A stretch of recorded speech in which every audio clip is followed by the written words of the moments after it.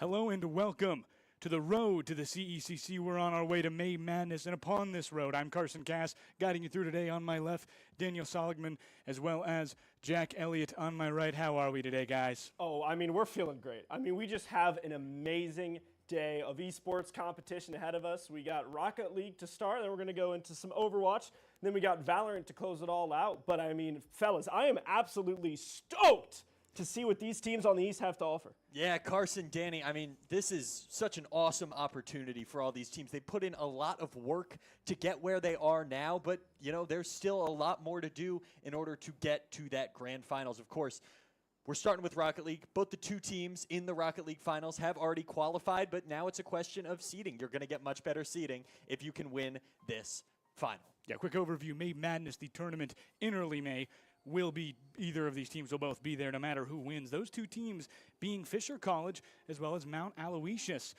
The Mounties take on the Fisher Falcons for the first time, I believe, in their career history, and we have got a very interesting matchup because we've got two teams who are entirely different in every way. Fisher, a more professional team, of course, and on the other end, we've got a college from a pretty rural area right near Puxatawney in Pennsylvania that might really make an upset here because they just play a different kind of way.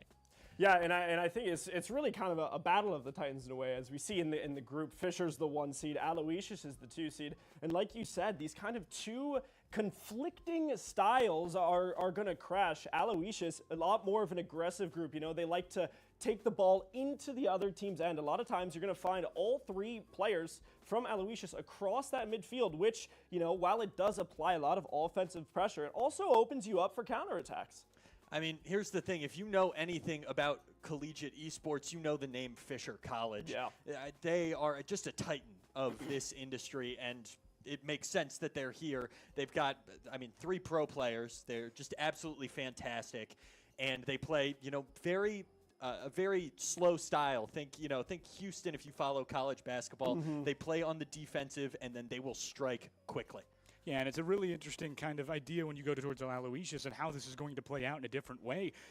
You have 3 players who are pretty high rank, but they're a very aggressive group. You see them often in the 3 in the offensive end kind of zone. They're going to play a very aggressive Fisher defense in their own very aggressive way. Fisher conquered Syracuse 4-1 with a sub. Syracuse, with the sub there. And that's an interesting thing to me. In Syracuse, we know a little bit more about it. We are here in the Marley Education Center auditorium, the studio of that education room, and we've seen a lot of Syracuse playing, obviously, here in upstate New York. This is a team that really does a great job on the offensive end, and Syracuse is way less aggressive, but when they get more aggressive, it can tend to work sometimes, and it might be the same thing for Aloysius here. We have to see if Fisher can temper that aggression and get a counterattack in the way they want to.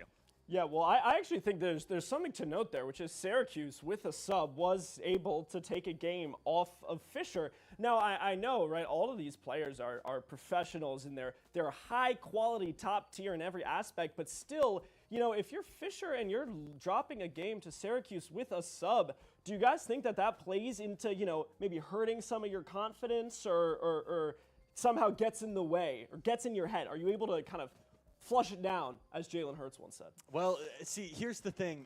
You still won the series 4-1. Yeah. So in that sense, I don't think your confidence is hurt, but the fact that you dropped a game at all is worth noting. Syracuse was down a player and still managed to take a game off of you. I think that's super interesting, and I think that's I think that's pretty telling as to I think there could be a little bit of worry for Fisher. Yeah, especially just generally because of how this team is different. You look at it in this way. You don't want to play teams that are different than what you have. Everything in sports is giving the other team a set of rules that you're going to follow and changing it up as often as you can. And right now, Aloysius has the opportunity to take those rules, throw them out the window, and entirely break down generally everything we can do. It's going to be very interesting to see Aloysius do this with a roster that they have. I'm interested to see what they can do in this situation. It's going to be all on the counterattacks for Fisher here. Yeah, and I do think that if you are the underdog here, right? Like if you're Aloysius and you're going into this spot against Fisher, a titan in the collegiate scene, being aggressive is a good way to throw that kind of supposed favorite off their game a little bit. If you can disrupt their rhythm, we know Rocket League, it's kind of like a dance in the way that they move around the field. You know, your rotations have to be rock solid. Everything has to be tight. And if you're Aloysius and you can kind of disrupt that synergy and that rhythm that Fisher wants to find themselves in, I think you'd find yourself in a pretty good spot. Here's the thing, though, Danny. If you're Fisher, you know that Aloysius, I mean, you've done your prep for this. Yeah. You know Aloysius is going to come out and be aggressive. And you also know that you are comfortable sitting back in your own half, waiting, being patient. You know, your rotations are going to be locked in. You're Fisher. Your rotations are going to be good. Your boost management's going to be fantastic. You're okay with playing on the defensive for most of the match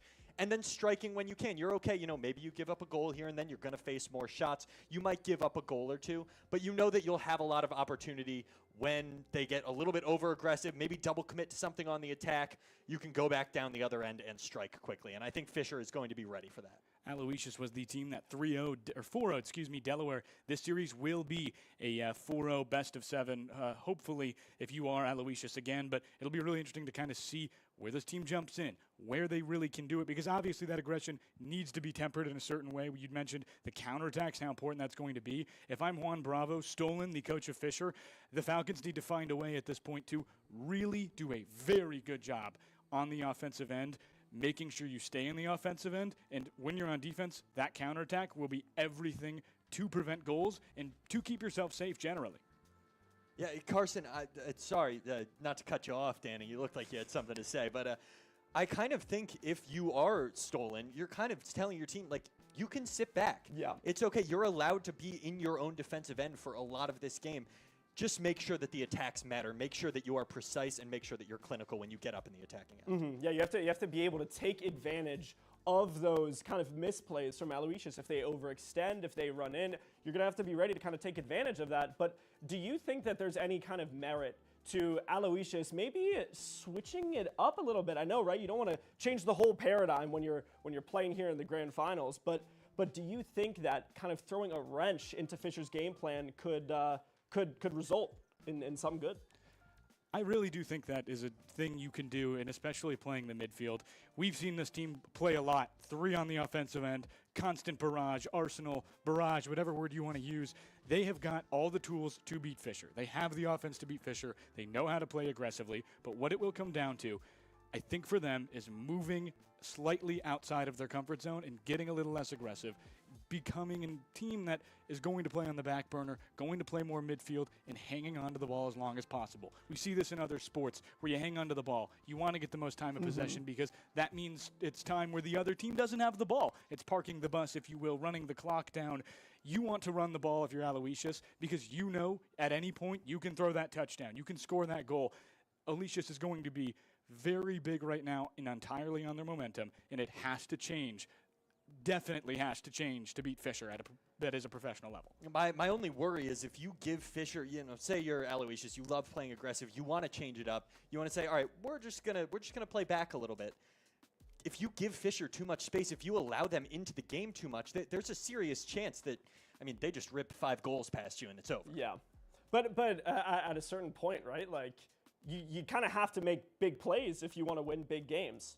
So is there it's a give and take, right? Because you want to not feed in to exactly what they think you're going to do, but you also you can't switch it up because you don't have that much kind of experience and time playing like that. And like you said, Fisher, I mean, they're killers. If you give them an inch, they're going to take a mile. Yeah, and I think generally when we think about how this team is going to play and what we're going to go through, I'm a little bit curious now as we jump into closer to this game time here around 2:30 Eastern. We are in the East Qualifier. Where do we think we are, and where are our predictions here in a moment as we're going to jump through it? I want to hear first where you have to go, Jack. Who do you think is going to be able to take this game?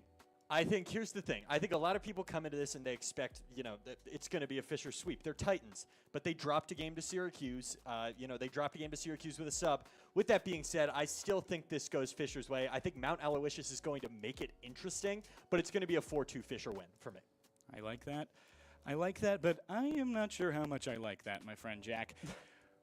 Fisher is a Python-like team. They have a strategy that is very slow on the offensive end. We talk about how aggressive they are defensively. They often double commit way too much, way more than you're expecting, I think, for a pro-level team. But I'm going to be honest, I don't see how Fisher can beat in a defense as aggressive and a team as aggressive as Aloysius. They have done such a good job offensively and such a solid job hanging onto the ball. I think they just outrun the ball. The Mounties from Pennsylvania will upset the Fisher Falcons 4-3 at the very end. Carson, that's a bold call. And I don't think I agree with you.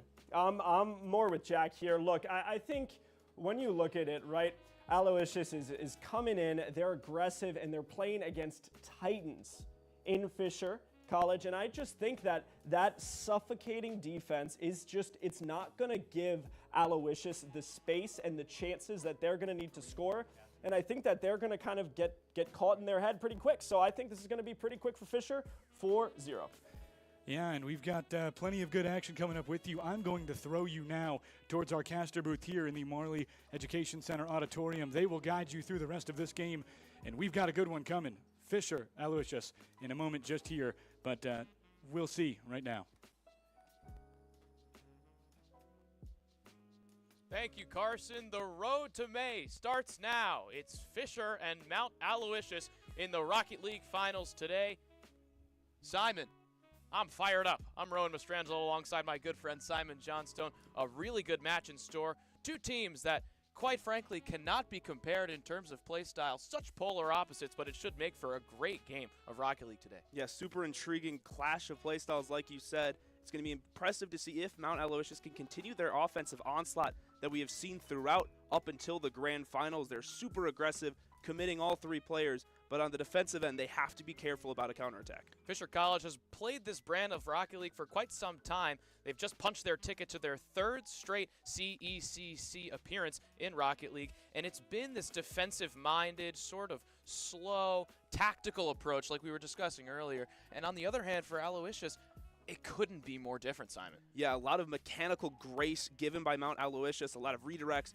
Very fast passing is something I picked up on watching their previous games. They're a team that moved the ball really quickly. They open themselves up to a counterattack, and that's exactly what Fisher's going to be looking to exploit here today. As we fly over Champions Field, it's tough to compare these two teams, with them being so different. Obviously, that's, what we kind of try to jump in to do, but when a slow-paced team goes against a team that is fast-paced, the game doesn't often balance out to a middle ground. Usually one team kind of determines the trend. What are you expecting to see with these two offsetting play styles? Well, it's going to be really interesting. I expect the ball to be a lot in Fisher's half. The ball is going to stay in the defensive side for Fisher. They're going to have to find really creative ways to get out of their defensive end and push it to the attacking side, and Aloysius need to continue to up that aggression on the offensive side. The longer the ball stays on your attacking side, the more likely you are to finally get one past the goalie. And I think we're going to see a lot of close shots and some spectacular saves here in the grand finals. Oftentimes, that's what we see when these two high-caliber teams just like this go off against each other. It's the Fisher College Falcons in at the top seed and the Aloysius Mounties in at the second seed. So a 1-2 matchup.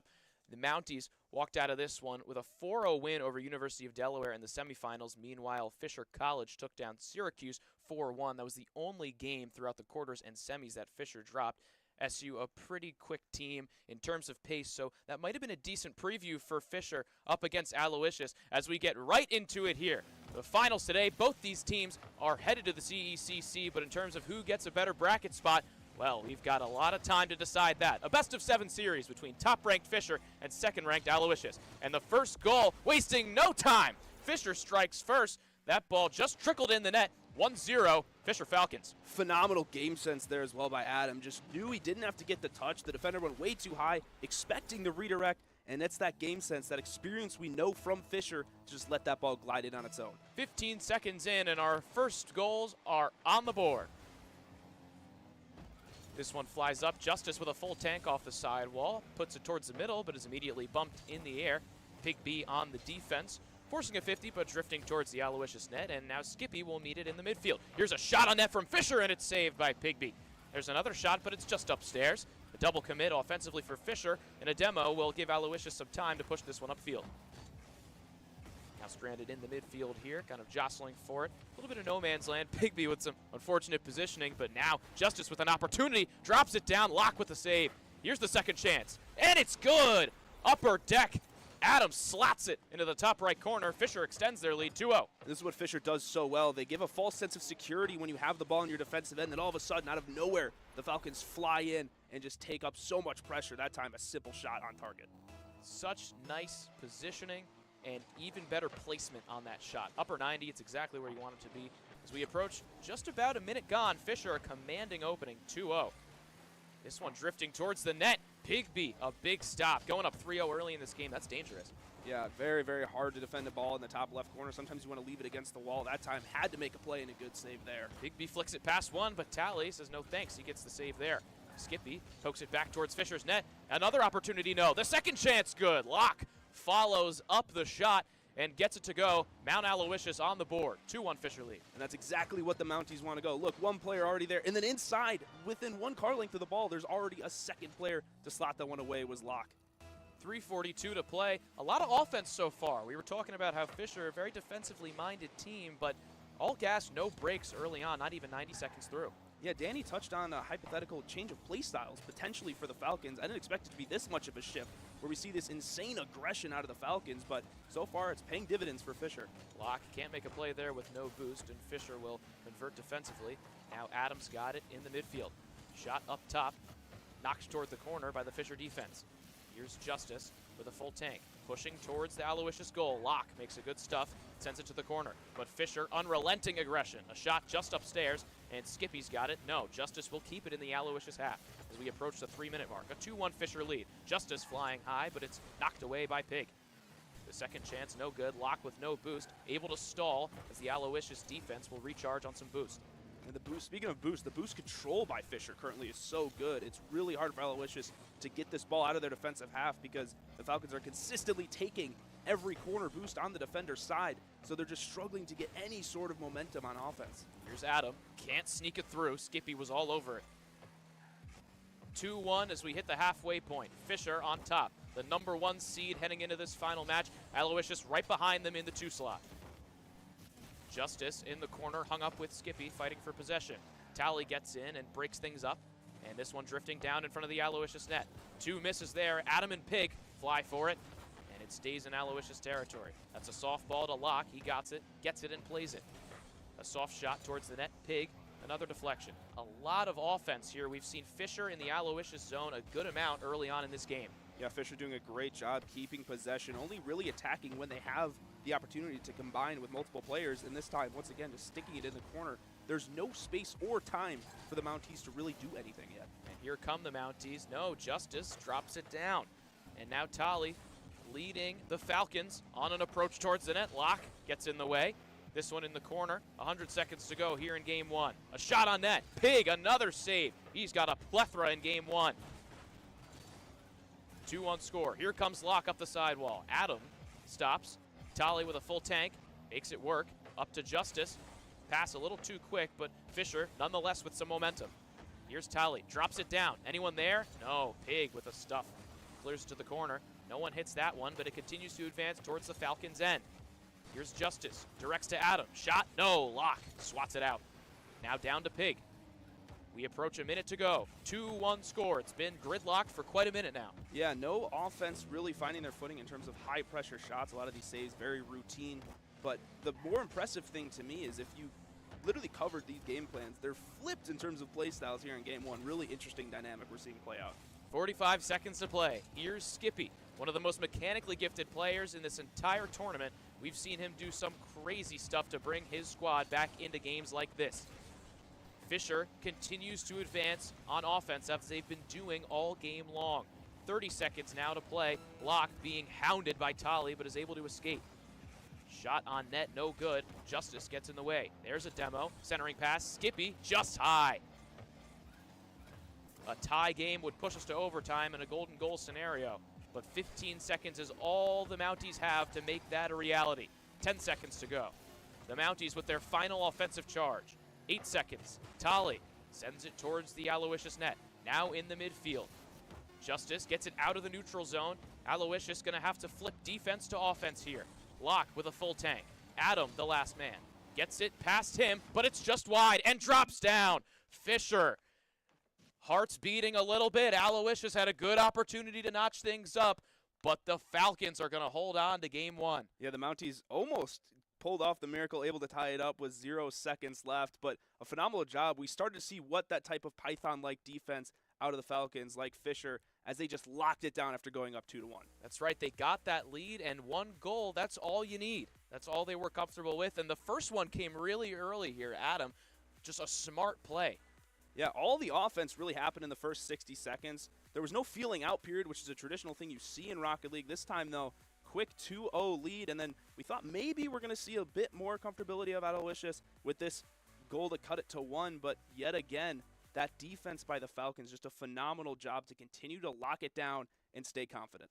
And you might see this and say, oh, well, you know, Fisher only scored 2 goals, but it's not their brand of Rocket League. You know, they're not going out there looking to score 5 or 6 goals. They get the lead, and let's hold it down. That's their mindset, and it seemed to pay off in game 1. Yeah, they looked extremely comfortable. They looked like the team that should be the 1 seed as they continue to play smart defense, and you just could see that even though the scoreline was just a 1-goal difference, the possession would have been huge in favor of the Falcons as we get ready for game number 2, as we've already kicked off, as the Mounties are trying to equalize the series at 1 game apiece, and they're likely going to try to strike early here.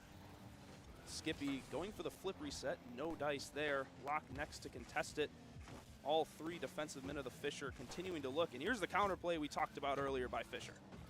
Skippy in net, such a great two-way player, can really do it mechanically, but also is consistently there with the rotations. Having someone like that, especially against a team as polished as Fisher, is going to be crucial if Aloysius wants to make a run. And this time Aloysius looking to play a bit more aggressive. Skippy trying to beat Justice, does so. Going off the wall now, going to try and find a center ball to a teammate, but Locke gets demoed from behind by Justice. We talked about the aggression they have for Fisher. They're always looking to try and blow up their opponents and make sure to turn a numbers advantage for Fisher, as this time center ball blocked away. Locke sitting on the wall trying to play a defensive mind, but once again Fisher holding that in the offensive third. Ball just floating in the middle. Justice gets a shot down low, but good save by Skippy. And now here comes Aloysius, numbers advantage in favor of the Mounties, but no boost. Once again, boost economy in favor of Fisher. Such good management from Fisher, but what I'm also seeing out of the Falcons is aggressive play. And we saw this in game 1, but once they get that lead, let's ease off the gas a little bit. It's a little more conservative. They don't exactly stick to one play style, but more so an approach to the game. Get ahead and then cool off. And right now, Fisher's waiting to do that, is get that first goal. Not if Aloysius can do anything about it. 0-0. This is a much tighter, more methodical approach than game 1. Yeah, we had 2 goals in the first 60 seconds, almost 2 minutes gone before the first goal to go through. Adam trying to change that, but a little too high on the double tap off the backboard, not to be. Pig B with it, trying to go over Tally. Good touch by Tally off the back wall, and good clearance by Fisher. Fisher once again just continuing to dominate in the air. Try to drop it down low. Good redirect once again. Fisher continuing to up the aggression, and what a pass there to find Adam sitting on the goal line, and a redirect puts the Falcons up 1-0.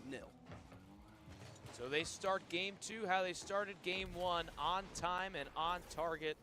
A really good passing play there from the Falcons, something that you don't often see here. A lot of individual play from Aloysius, at least, in terms of their offense, with Fisher working really nicely there for that opening goal. Yeah, Fisher looked like an interconnected group, 3 players playing as a team. Aloysius a little bit more individualistic, like you said, really trying to get something to set up, but that unity of Fisher continuing to shine through. We're likely going to see them just continue to lock down on the defensive end. 2.5 minutes ago, halfway through game number 2, Fisher looking to make it 2-0 in the series, but all tied up as Locke slots it away after a quick pinch on the side wall, and just a tough touch by Tally. Looked almost like a wall pass given right back to Pig B. I mean, look at how you see that demolition before the goal in that back right corner.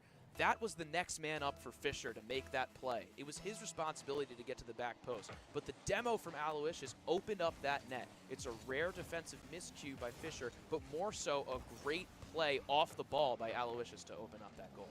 Aloysius able to answer now, all tied at 1 apiece, 2 minutes to go, and wasting no time getting back into the offensive third. Skippy tried to beat him. Instead, Pig B will lay it back off to him. Whoa! Couple demos coming through by Adam. Looked like a trade, almost Skippy the one actually to blow up a few players. And Justice and Adam trying to recover. Locke with the momentum, gets it by Adam, now on the sidewall. Demo comes through, so one of the Mounties goes away from the attack, and that is what Fisher needed to turn that possession around. This one is really much tighter than previous. A lot less errors. Beautiful play there. Yeah, just very controlled. It looks like Aloysius is settling in a little bit more. They felt a lot of pressure in game number 1 to try and answer back that 2-goal deficit. Now all tied up, 90 seconds or less to go here in game number 2. Locke back with it on the sidewall. He's got time. He's got a little bit of boost to try and do something. Musty flick into the corner. Tried to get it quickly to Skippy, but just a little too late. Adam on the corner. Pig B beats him to it. Another bump coming through by Skippy. And that pressure by Aloysius starting to be felt by the Falcons as that offense is getting turned up a bit for the Mounties. Our friend Carson was mentioning this earlier before the game. He's got a lot of faith in the Mounties despite Fisher's experience and just consistent play style. And it's really starting to cut through here in game 2 after the dust was brushed off in game 1. Yeah, good 50 there. Falcons going to have it in their back corner again. Full tank for Tally, but gets a demo through to Pig B.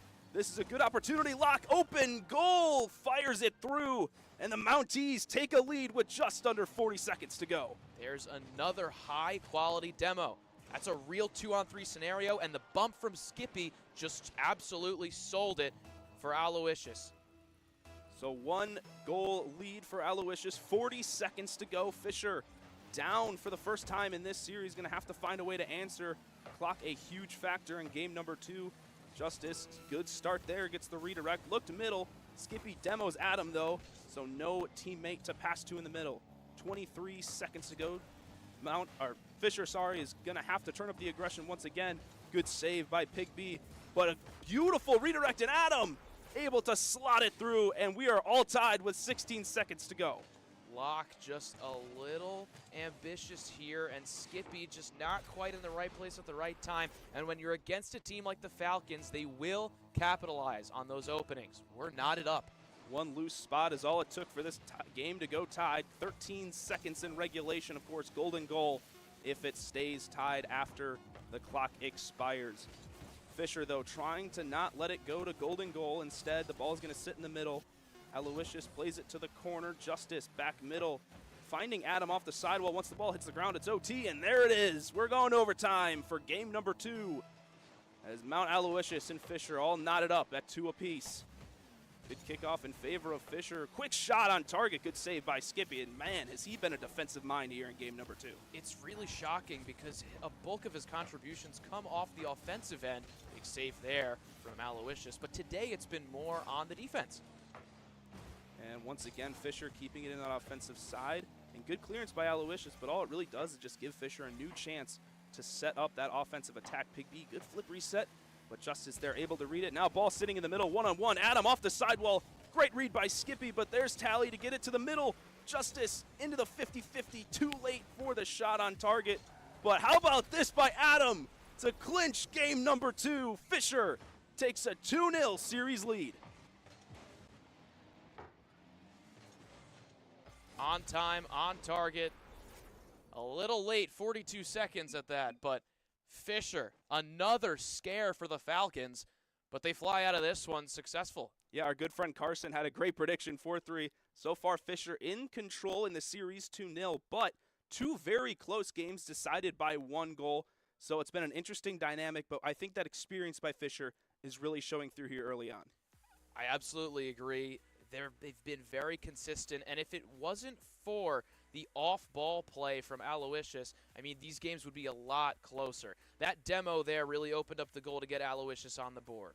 Then we have a goal here, a demo there, and a bump from Skippy frees up the net. Aloysius strikes again. We thought that Aloysius was going to run away with this one, but they just couldn't quite hold it together. Adam with that late goal. Then we go to overtime. Who's going to strike? At the 42nd mark, it was Adam, a wide open net. and they converted. Fisher, the veteran presence is really starting to show here, not letting those little mistakes and those little off-puts by the opposing team get to them. It's a really solid job from the Falcons so far. They lead 2-0. Yeah, Adam, Mr. Clutch there. 2 huge goals. He's the one that sent it to overtime and then eventually iced the game. Both of them considered open nets, but you still have to execute tough angles to slide it through as we get ready for game number 3 here. This is make or break here. I mean, going down 3-0 is really tough mentally, but also on paper. Winning 4 straight games is no easy feat. So if Aloysius wants a shot here, this is a must-win game when it comes to the mental side of things. 0-0, 10 seconds to play. Top-ranked Fisher sniffing the advancement here to a top seed in CECC, but they'll strike first again. Of the 3 games played, the Falcons have struck first every time, and that one just an unfortunate defensive miscue from Aloysius. So unlucky. The shot was actually off, hit the car of Skippy that immediately redirected it into the wrong side of Pig B. So an own goal there, but just brutal as, like you said, already hard to come back from down 2-0, but now in a goal deficit once again against a team that is so good at clamping on the defensive end. This one in Aloysius' end through the cloud of smoke. This one rises high above the net. Adam sends it to the corner. Now it's Locke advancing through the neutral zone. Tally meets him upstairs, but Skippy sends it towards the side. Now it's Justice who double taps off the sidewall, pushing this one deeper into the Mounties zone. Flying high, Locke can't touch it, but Skippy does. The pass to Pig. No, looks to go back to Skippy, but Fisher gets in the way. Trying to preserve their 1-goal lead, but Justice wants more. Here's Pig. Makes the save. Justice can't get the dunk. The follow-up from Adam, a lob towards the upper left, but Aloysius is all over it. Now here's Justice with a good amount of boost. Skippy and him meet in front of the goal mouth, and it's stuffed away. Now on the attack, it's Aloysius. Skippy, the flip reset, knocks it off Adam and in the net. Aloysius on the board, and Skippy showing the offensive prowess he brings to these Mounties. Phenomenal read there by Skippy, able to turn his car around after that flip reset to set it up to slot it underneath the goalie, and that's exactly what the Mounties need, that quick counterattack when they have the numbers to try and tie the game. About 120 seconds in, knotted at 1 apiece, and Justice looking to extend. There's a 50-50 ball, and Fisher gets to it first. Tolly puts the Falcons back up. Just phenomenal job bouncing back by Fisher. Good 50-50, and Locke just got carried by the momentum in supersonic mode, and nothing he can do to recover in time by Tally. 3:42 to go. The Falcons, a 2-1 lead over the second-ranked Aloysius Mounties. Here's Tally up the side. A ton of demos. It's like a 1v1. Now Adam in the midfield and Locke.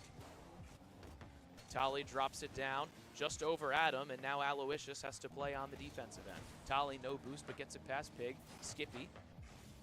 Here we go towards the center. A big shot there from Locke, but Adam just knocks it wide, and Locke will follow into the corner.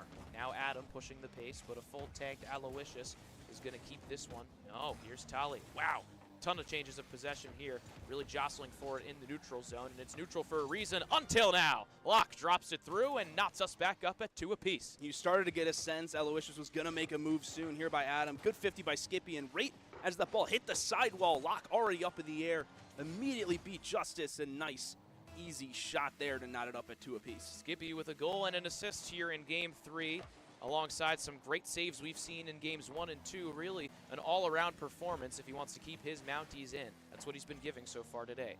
Adam drops it down in front of the goal mouth, and Skippy flying high with a full tank. Just whizzes past it, and Tally will collect. Now to the corner, advancing towards the Mounties zone. It's Pig with a full tank, but is immediately blown up. Now this one drops down, and Locke will take it up the sidewall. Adams the first man to it, just can't quite get it over him, is the Mounties. But this one in dangerous territory in front of the Fisher net. Pig will do all he can to stick with it. Tally clears it wide. Adam at back post. And Locke forces a 50, giving teams some time to collect. But now Aloysius back on the defensive end, as we've seen time and time again today. Yeah, these rotations are so crisp, and that time just an unlucky pinch gives the perfect setup to Justice. And just not what you need of your Aloysius. Another unlucky break for the Mounties. That's totally a right place, right time scenario. That 50, you saw Justice stop on a dime and make that play right into the net. Fisher with another lead, 3-2, 2:17 to go. The 1 versus the 2 seed, the winner of this final series gets a really advantageous seeding in the CECC Championship. This one now in front of the Fisher net. There's a shot, and it's good. Lower right-hand side. Locke slats it down. Both these teams do such a good job of clearing out when needed. Look at that bump by Skippy, and Pig B able to bump it off his teammate Locke and slots it in to a really well-played shot after the redirect, but overall a great play once again. Aloysius down but not out has been their motto this entire Game 3. It's been back and forth today. No team has led by more than one here in Game 3 as we just eclipsed the 2-minute mark, knotted at 3 apiece. Skippy upstairs with no boost, does all he can, and Locke will follow with a good amount. Adam now takes to the skies with a full tank and a flip available, but scoots it under Skippy. Now Pig, the last man, takes it up. Into the corner. No man's land. Tolly drops it. Still in the corner. Slow pace of play here for both sides. Adam now with a full tank and some high vertical. Tries to slot it under Locke, but he can't quite do it. And he'll look to push this back to Justice to keep this offensive possession alive here for Fisher. 1:20 to go. Dangerous territory for Aloysius, but the Mounties stall some time. Here's Adam with a shot on net. The fake redirect, but maybe it should have been a real one. Can't quite slot it. 1:10 to go now. Tie game. And just the boost numbers as well. Fisher continuing to stay up. They're always sitting above about half a tank in the boost. And for Aloysius continuing to try to just get anything on the ground, get those 12 boost pads to continue to fight up in the air. But overall, that slow offensive prowess that Fisher has to continue to put that pressure on is really being felt here. Big boom headed towards the Fisher net. Oh, excuse me, the Aloysius net. Here's Adam following up for Fisher. Just hits the crossbar. The second chance. Bar down. Justice puts his Falcons up for the 4th time today. 4-3 lead for Fisher. And just an unbelievable placement. He puts that anywhere else on net, it's probably getting saved. Had to get the bar down. Beautiful shot there. 39 seconds for the Mounties to respond. Again, the 4th lead for Fisher in this Game 3. It's been an absolute back and forth affair. 30 seconds to play. Mounties and Falcons going at it. With a Fisher win, the Falcons will lead 3-0 and be 1 game away from punching a great seed in the CECC. Wow, what a save that was. That was unbelievable. I thought that was for sure getting slotted in. But Locke just on the goal line able to shut it down. But the Aloysius Mounties need offense here with 8 seconds to play. Fisher leads 4-3. Justice keeping it in the Mounties zone. Now we're in the neutral zone. Skippy just keeps it from hitting the turf. Zeros on the clock. A goal or nothing here for the Mounties. Locke keeps it afloat with no boost. Skippy also with none, but is able to keep it above the grass. Locke pops it up. We are deep in the Aloysius territory.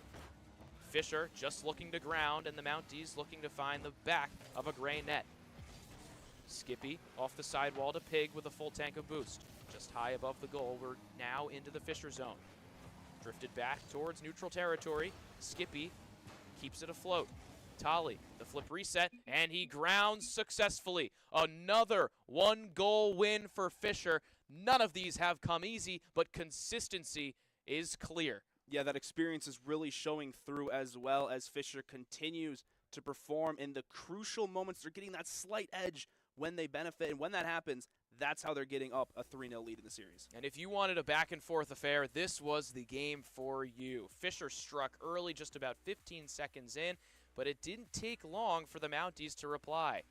Yeah, just a great job by Aloysius to keep fighting, never giving up. A good chance there, but it's what the Falcons have been doing all series. It's this ability to just, the second Aloysius almost breathes and they're like, okay, we're back in the game. We're maybe going to be able to build back into this series. Another goal is scored by the Falcons. That deficit continues to be felt, and it is so difficult for the Mounties to continue to get any form of momentum because of the offensive prowess by the Falcons. And then it was grounded, a 4-3 win for Fisher. The Falcons will take a 3-0 series lead against Aloysius. It's tough to come back from a deficit that low. What are you telling your team if you're Aloysius and you're up against a large wall? Well, the first thing is you have to take it a game at a time. You can't win the series here in this game, but you can lose it. So you have to make sure to stay clinical, stay to your game plan, and make sure to be efficient. as we get underway with game number 4. Fisher looking for the sweep. Alicious looking to stay alive here. Good offensive start by Pig B, but put away by Tally. Skippy actually switching to the Octane car change here in game number 4 for Mount Aloysius. Potentially could be the difference maker. We'll see if maybe it's a superstition or just something in terms of a game plan here for the Mounties. I mean, everything counts. You know, any change, any tweak that'll give you a slight advantage, you got to take it, especially when you're down 3-0. And something that needs to happen, it would be the first time this series, is Mount Aloysius getting the goal first. It'll be crucial for them to try and get that advantage. Tally on the offense now for Fisher. Fisher doesn't really need to do anything different. Their game plan's been working. That smart offensive aggression turning into just good defensive rotations has gotten them to this 3-0 lead. As once again, a smart clearance. Tally looking for a crazy redirect off back wall. Good save by Locke. And Simon, it's great that you mentioned that Aloysius could strike first, that variable. Aloysius hasn't led yet today. And constantly playing from behind, it really does take a toll on your morale, on your stamina. So if they're able to latch out to a lead for the first time today, it would be a scenario that we haven't seen yet before, playing from ahead. Yeah, and a big part of this in Rocket League 2 is time is such a factor. Having it on your side, being up with a lead, and not having you wanting the clock to work down, that's a huge benefit versus having to constantly check that clock. But they're going to have to do it again in Game 4 as Adam, the offensive onslaught, continues for Fisher as he opens up the scoring in game number 4. And unfortunately, or not maybe not unfortunately, but consistently, and the trends do not switch up, Fisher strikes first. Yeah, Fisher in a very, very strong position now. Just needing to play smart Rocket League from here on out. No need to put another one behind the net. But of course, they'll be looking to do just that. Mount Aloysius, on the other hand, going to have to play a style that they're comfortable with, which is all-out aggression, but now having to really render some results. Adam, smart redirect back middle. Locke is there for the clearance. Adam on the aggression 50. Pig B, ball going to get centered. Tally and Skippy race for it. Skippy the winner. And now takes it to the sidewall. No boost, so he's just going to flip it on forward. And all 3 of the Falcons are back. Justice gets to that just in time as that ball gets redirected out of the way. Tally now going to flip it over the first Mountie before Pig B's there to flip it up in the air. Justice into the corner. And the Falcons going to have to deal with a lot of defensive pressure here. They're going to be comfortable playing defense, but it is something to keep an eye on is can Mount Aloysius break through? They're going to need to, but right, this is where Fisher is the most comfortable. A 1-0 lead for some teams. I mean, we've seen a ton of collegiate teams have a 1-0 lead, and the feeling in the air is that, oh, it's just a 1-goal game. But you just don't feel that way when you're watching the Falcons. This 1-0 lead, it feels so comfortable from a viewer's standpoint because they're used to this. They are comfortable with this lead. We're starting to see Mount Aloysius send all numbers forward when they have any form of an offensive chance here. 2 back for Fisher as that clearance by Adam goes through. Skippy now, chance with boost, gets it up over Tally. Was looking to find Pig B, but no dice. As once again, Fisher continues to just sit parked on that goal line, making sure nothing gets through, keeping an eye on demos, communicating and rotating well. Mount Aloysius just under 2 minutes left to go here to stay alive in the grand finals. See, and as Mount Aloysius, you have a tough kind of approach here because you can't afford to make any mistakes. Otherwise, you lose the finals. I mean, look at the games. It's 3-0. But you need goals, and a lot of times those errors come from double or triple commits, but that might be what's necessary as Fisher capitalizes on an Aloysius hole. And that could be the nail in the coffin, the dagger to put this series to bed. Justice with the musty flick off the wall to Tally with a nice redirect. And now 2 goals separate the 2 teams here with 1:26 left in Game 4. 1:26 left of Mount Aloysius' tournament life, and the Falcons wasting no time to continue to turn up that pressure, keeping it on the Mountee side. Adam once again with possession in the middle. Pig B gonna meet it. Now Skippy, good amount of boost here. Instead, drives it right into Tally, who's gonna play aggressive, tries to get a quick shot on goal. Locke is there for the initial redeflect, but a Rule 1 it looked like. Into the corner of the goal, gives Justice an open net. And that could be the end of the grand finals here. What an angle from Justice. Came from the completely other side of the map and nodded it in the other direction. I mean, that is just unbelievable car control, unbelievable awareness of how angles work and where you need to strike the ball. It's the largest margin we've seen all series, and in a position where Fisher can put the series on ice. Pig B, though, going to cut the deficit to 2. 3-1 now as a nice 50 by lock beats 2 defenders. Pig B pops it over the last one.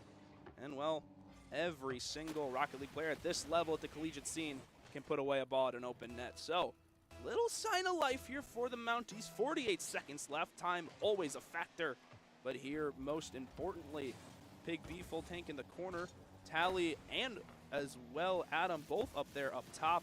Justice the only one back, but it's going to be all-out aggression by Mount Aloysius here on out. They have to basically go open net. They have to try and do everything they can to get any form of a goal to trim it to 1.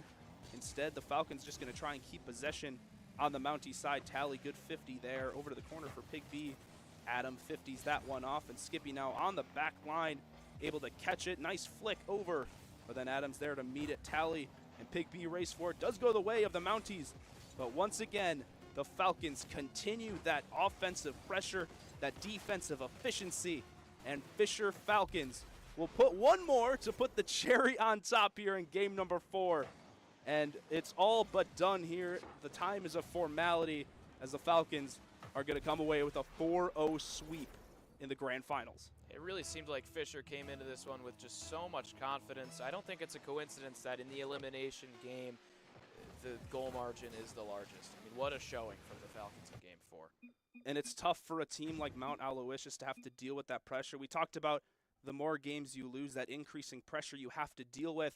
And that time, like you said, largest margin of victory in the entire series. And that's likely because of how much the Falcons have continued to add pressure throughout that series. It was such a dominant display from the Falcons, and it was the style of play that has got them into this position, into this #1 seed, and now into a very advantageous position in CECC. As we take a look at how this one went down, I mean, it was all Falcons from the jump. Yeah, and the biggest takeaway for me is they struck first blood every single game. The Falcons continue to put pressure on, and Mount Aloysius, a team that is so aggressive, were able to answer a lot of those first strikes. But at the end of the day, if you continue to take the lead, it's only a matter of time to take care of the series. Something we never saw was Aloysius getting out to a lead and playing from ahead. And playing from behind, you could say it's, the same. You're playing Rocket League either way, but that's just not the case. Playing from behind, it's a whole different mindset. And it does wonder me to see what that would have looked like if we could see Aloysius play from ahead. And we'll get to see that in the CECC. Again, both of these teams advance to May Madness on May 2nd through May 4th down in Texas, but only one will get that bye. It's the top-ranked Fisher who edge out #2 Aloysius, a sweep. And we'll send it back to our analyst desks in Jack, Danny, and Bear. Fellas, a great game, some great competition.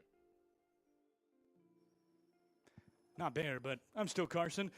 Quite a game. Out of a 4-0 win for Fisher, so my prediction, not too great there. The offense was there for that squad of the Mounties, but they just could not find a way through in any way. Just a general great job, I think, by Fisher there to play a bit more professionally in the margins. I want to hear your guys' thoughts, though. I obviously was quite wrong, but you were right, Danny. Yeah, I mean, I was just spot on, and that's quite normal for someone like me. I think that there were times where Aloysius looked good, right? Like in that game 2, bringing it to overtime. It felt like there were moments where Aloysius kind of had the momentum and were clawing back successfully at Fisher, but it always felt like Aloysius was fighting up, right? It never felt like Fisher didn't have control of the game. And I think we saw that. Fisher just always executed at the end when it mattered. They were 10, 15% better all around the board, and that's why Fisher was able to sweep. Yeah, I think there is very easily a world where my prediction comes true, and it's a 4-2 win for Fisher. Mount Aloysius was in the game in every game, in all 4 of those games, taking one to overtime.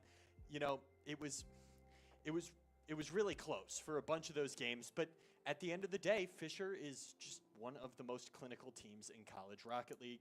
It's just Fisher did exactly what they needed to do. They kept it close, but they got just the right amount of goals. They supplied just enough offense, and they were just fantastic defensively.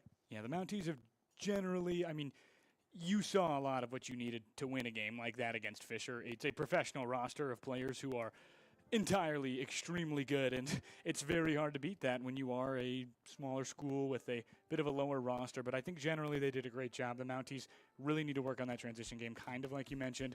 They really need to do a good job in the margins, finding a way to win in really any situation, and especially not giving up those open goals, not double committing. They were way too aggressive, and that can work in some states, but you have to know when the aggression is good and when the aggression will purely just make you lose. Yeah, I just thought, sorry. Yeah, no, and I think that just speaks to how kind of slim these margins of error are, right? Like when we're at this level, this is top level Rocket League, and when you're playing at such a high level, you have to be almost perfect, right? Because any slip up, any opportunity that Fisher has to kind of take advantage of the situation, they're just going to employ it, right? They're going to trust their skill, they're going to trust their fundamentals, and if Aloysius isn't perfect, they kind of don't really have a chance. Yeah, I would agree. I think Fisher absolutely has to be, one of the favorites to go and make some noise in the CECC in May Madness. They are going to be one of the favorites. They showed exactly why today. They play absolutely smothering Rocket League, and even though it was close, they felt comfortable the whole time.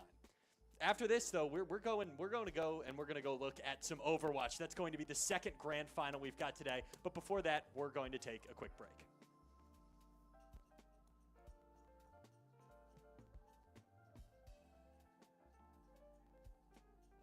The eyes of 20,000 fans here in Seoul and millions worldwide hang on every move, all glued to the biggest moment in esports, the League of Legends World Championships.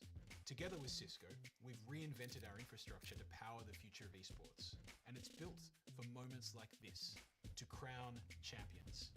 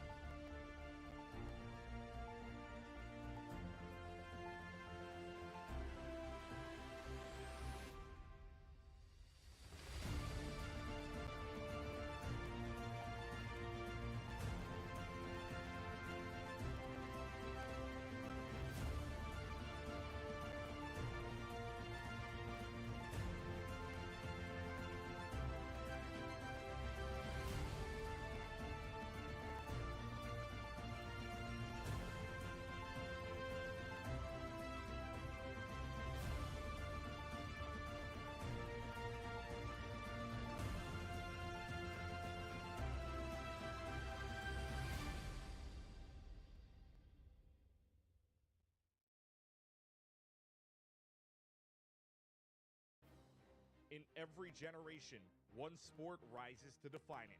For ours, it's here. It's faster, louder, and global. And it's rewriting the playbook of college athletics. From campuses across the nation, the best rise, not just to play, but to prove. This is CECC May Madness. Gonna make this nigh impossible for the Arlington team, and that up tilt will do it. That wasn't even close. Pop off Fisher College. Too strong. The champs are here. The world was against this team with the tournaments this weekend, and it wasn't enough! It's more than just 5 games. It's a proving ground where skill, strategy, and nerves of steel collide on the biggest stage in collegiate esports. Not to say no Beyblade involved in this situation, but There it is! so bad, Level so 3! hurt! And Blue is your champion of May Madness. The one character that somehow made it through qualifiers and into grand champion status. This is where publishers, brands, and fans converge in a celebration of competition and culture. For partners, this is premium. That is more than enough time. Concord, you might have let it get a little scary, but it doesn't matter. You get the job done. Concord are your CECC 2025 champions. It's a rich multi-platform media with live event campaigns that connect directly with the most engaged fan base in modern sports. This team dissolves at the end of the semester, but it's a hat trick of history that will end the program. go away as CECC champions. They are part of history then, now, and forever. It's a front row seat to the passion, loyalty, and influence of the gaming audience. They just have one remaining. Geese is on 3 and make it 4. Maryville, one team, one family, one trophy. Your winners of CECC 2025. Here is where legends are made in real time, and here is where moments become history. This is where brands that believe in esports become part of the story forever. It's more than just a competition to crown champions from various game titles. It's also the culture and connection to create the largest collegiate LAN event in North America. Thank you to the teams for bringing your unending passion and dedication to compete. Thank you to the conferences for bringing the best in collegiate esports to play. Thank you to the sponsors for supporting our event to bring collegiate esports forward. And thank you to the fans for your unwavering support for your teams and collegiate esports. This is CECC May Madness, and we're just getting started.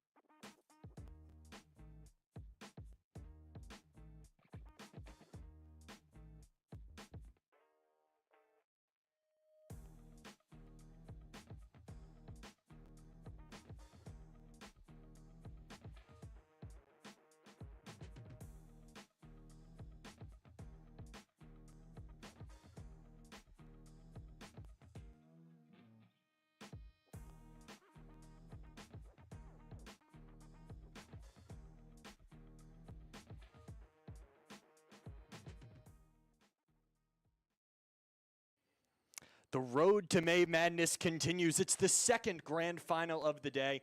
This time we are taking a look at Overwatch. It's St. Clair versus Fisher in what should be an absolute barn burner. Now, it's important to remember, if you know anything about Overwatch, there was a pretty massive update in the past couple weeks.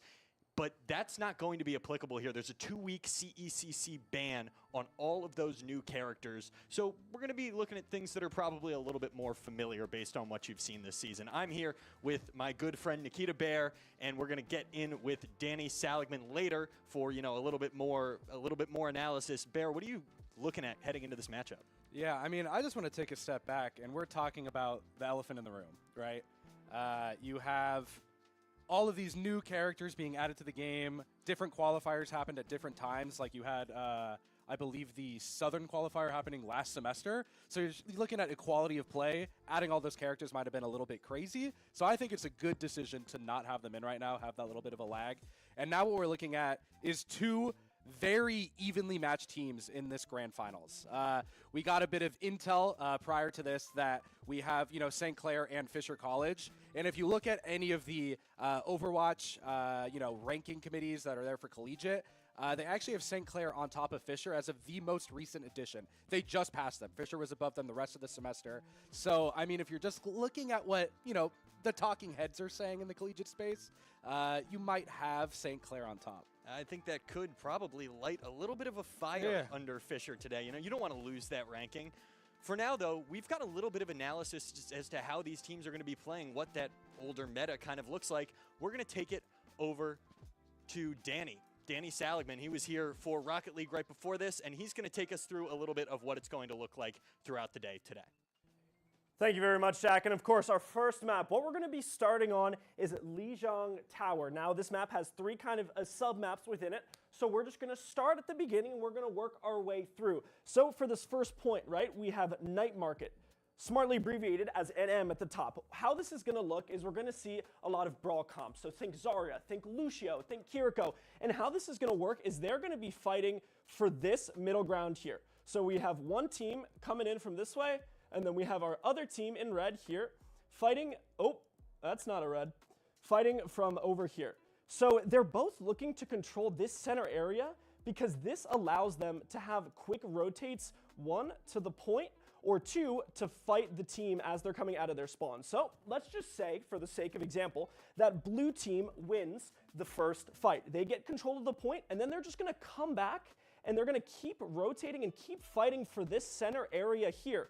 Over here, you're going to have some of our more hit scan DPS players. You're going to have your Cassidys. You're going to have your Sojourns. They're going to be fighting here, trying to kind of fire shots in towards the middle. You can have your flankers, right? Your Tracers, your Genjis. They're going to be kind of going around here. But really, the name of the game is in this center spot right here because you have it. You can rotate to point quickly. You can rotate to the choke quickly. So, gentlemen, right here is where we're going to want to focus.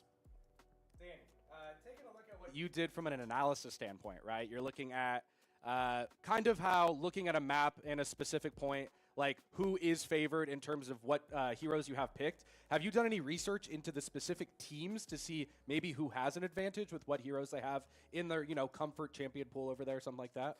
Yeah, so we have done a little bit of looking into that. And as we've said before, we are kind of playing on an old patch. So, these teams, they're not really scrimming this meta. They're not kind of putting all their focus into stuff like this. So we're going to see some very kind of basic team compositions. We're going to see Zaryas, we're going to see Kirikos, Lucios, and as we were saying before, right, these teams are very evenly matched. So again, there's not going to be, it's kind of who can just execute, who can come out and play better. But this second map, Gardens, is where things start to get interesting. So the places we want to look at for Gardens are this area out here, and then this white room in here. Now, this spot, they're going to be fighting for that if they're playing dive comps. So think your Winston, you have your Zarya, but you have your Genji and your Tracer, right? Characters that can move around, get around fast. If they're playing dive, we're going to be fighting around here. If they're playing brawl, so again, we're going to be much closer together. Again, you have Zaryas, but you have your Sojourns, maybe your Echoes. They're going to be fighting here. So these teams, right? If we go back to our blue, they're going to be coming, they're going to be fighting here. Red on the other side, going to be coming in from here. And then, of course, we have our flankers. So we have our Tracers, our Genjis, our Sojourns. They're going to kind of come over here and look to kind of pinch in. And so the battle here is who can control this white room first. This is going to be the key because once you control that area, you can pretty easily just segue that into control of the point and you can hold up, right? So let's say red team wins this first fight. They take control of the point. They're now going to play on this bridge. So they're going to fight, or excuse me, not that bridge, the other bridge. They're going to go around here. Oh, if we can get that undo.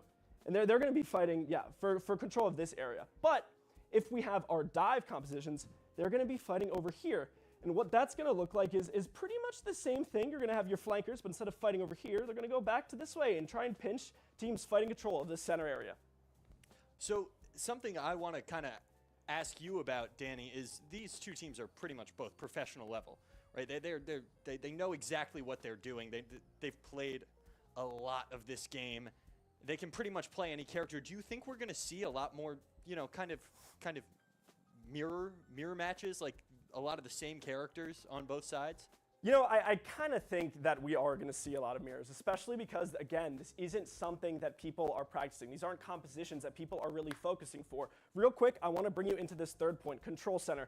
The name of the game is similar. Both teams are fighting for control of this area. They're going to come up. They're going to fight for here. But this ledge up here is our win con. If you can get your hit scan, so your Sojourns, your Cassidys, if you can have them with control of this spot, shooting down, firing shots across the point, you're going to be looking really good.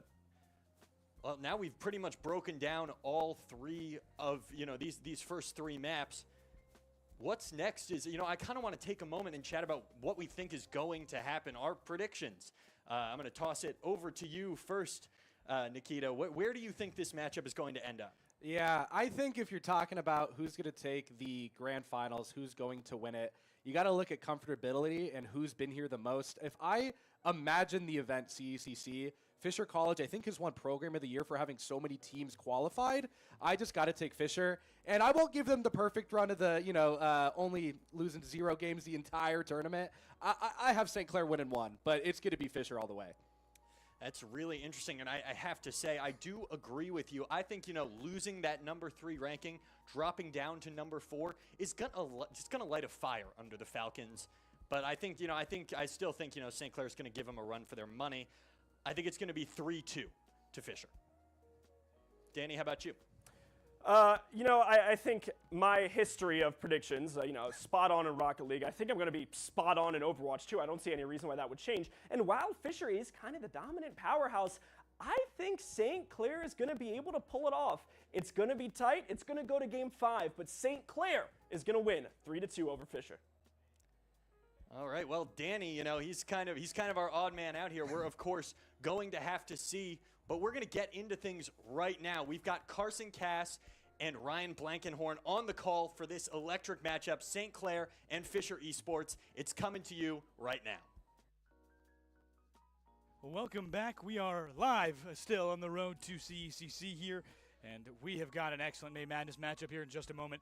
I'm very curious to see how this is going to go overall generally, but those predictions are in. I like those predictions. I want to hear what you and me have to say at this point, but I think it's got to be St. Clair in my mind. Yeah, I mean, here's the thing, Carson. At the end of the day, both these teams have been battling it out all year, right? Not just 2026, but 2025 to 2026. They've been back and forth this entire time. It's always been Fisher St. Clair, Fisher St. Clair.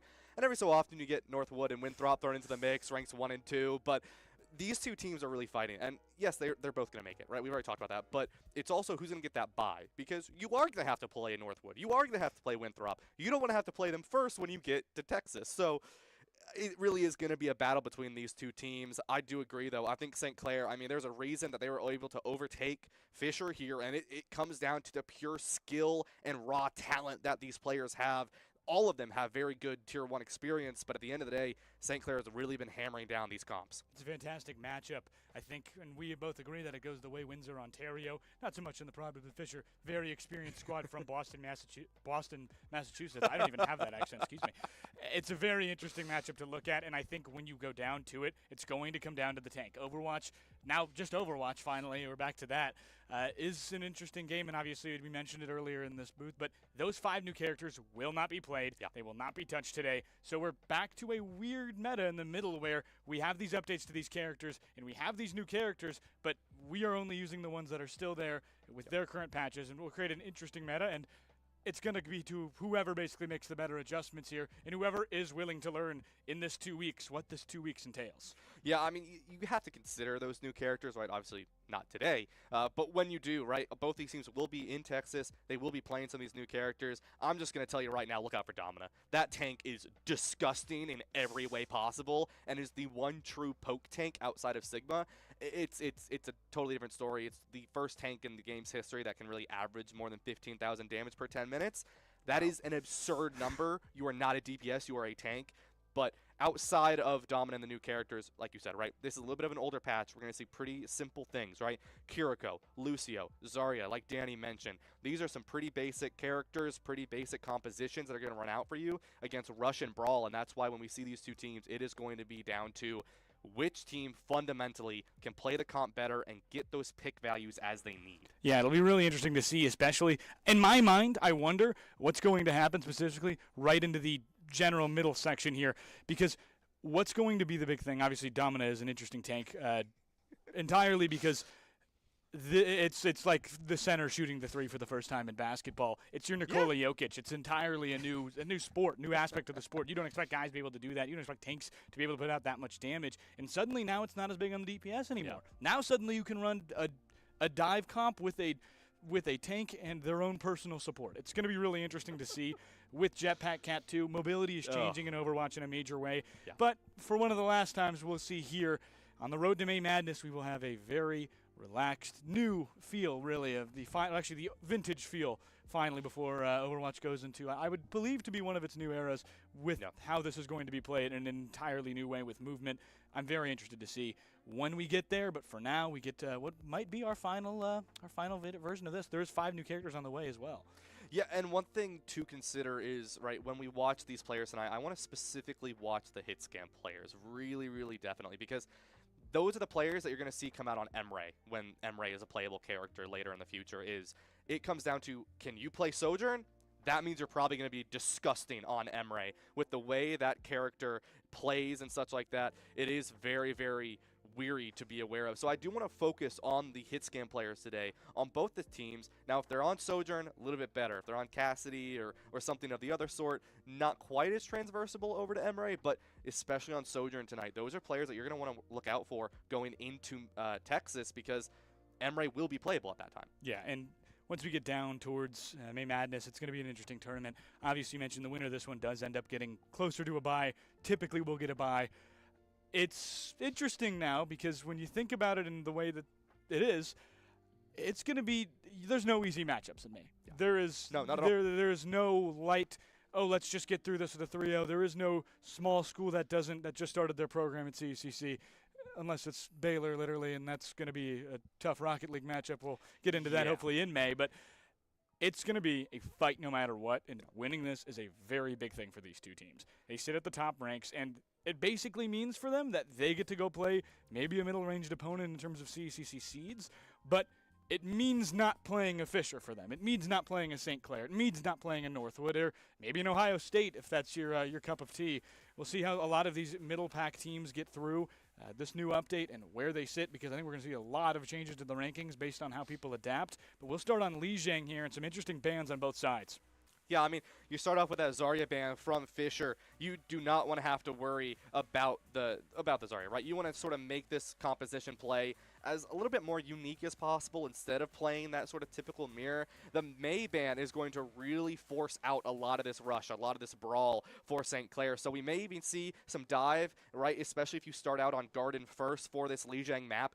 Dive is very, very popular, the D.Va, the Winston. So St. Clair very much could walk out on a D.Va or a Winston composition early on. Haven't seen too much Hazard, but then again, with the Zarya ban, Hazard gets a little bit more value, especially into potentially the Ramatra. Now, Orisa is in the game, but now we're getting a little bit too much in the weeds. Yeah, and we'll get more into the weeds when this one starts here. The Falcons and the Griffins, or Saints, excuse me. Their mascot is a Griffin, who is also the Saints. It will be really interesting to see. Lijiang is going to be an interesting map.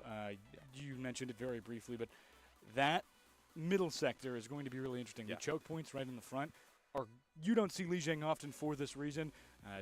Every single map has a very tight choke point and a very tight hallway, or 2 hallways, I should say, that kind of have a back room. And it's going to be interesting here, especially with the lack of Zarya. It's going to maybe promote a bit of a poke tank like Sigma. Yeah. But again, you mentioned Orisa. That's totally possible here. It's going to be where these teams want to play. They're pretty much proficient and excel wildly in both or anything, any kind of meta, as we see a new one taking shape. But this is going to be, I think, a brawl or a dive no matter what. Poke is going to be difficult, but there is a way it works. Yeah, and that sort of thing, right? On Garden, with these 2 bans, you have Dive, the ability to run that pretty confidently. I wouldn't be surprised if both these teams walk out on something more dive style, especially with the May ban coming out from St. Clair. On Control Center and on Night Market, however, that's where we're going to see a little bit of fluctuation between these 2 teams, where we might see a little bit of difference. Kiriko and Lucio, almost positive, will be your support line. Those 2 characters, right, the name of Overwatch is speed, is tempo. You have that control. You have that overall control of the game, and that's where you're going to be. And here we are, right? We see it. Kiri Lucio on either side. Wow. Hydron, character to really be aware of here on the Cassidy, not the Sojourn. Juice, the other hit scan here, going to be on Sojourn.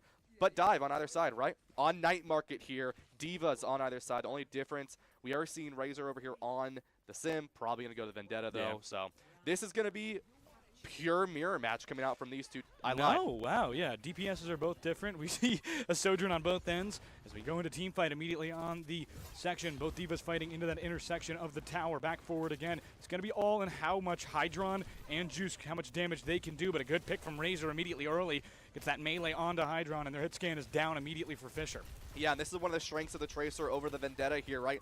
The Tracer overall, a little bit of a weaker DPS, but in general has a lot more pressure and a lot more neutral control than the side of a Vendetta, and that is something to keep in mind. Even though the Vendetta has very good power against the backline, they don't get as much overall neutral pressure, and St. Clair gets the first cap. On board with Iron here, and what you're going to see as this team kind of loses that first point is how much time can you buy and how much can you avoid, really, the kind of stall picks that you're not looking to make sure are on the other end. Talisman immediately there with the Vendetta, and it's a good push for Fisher. They're into it. They have gotten some more space, done a great job forcing these supports back as well as the DPS. Tracer going to come in on that other side, and Vendetta doing a great job to keep them off.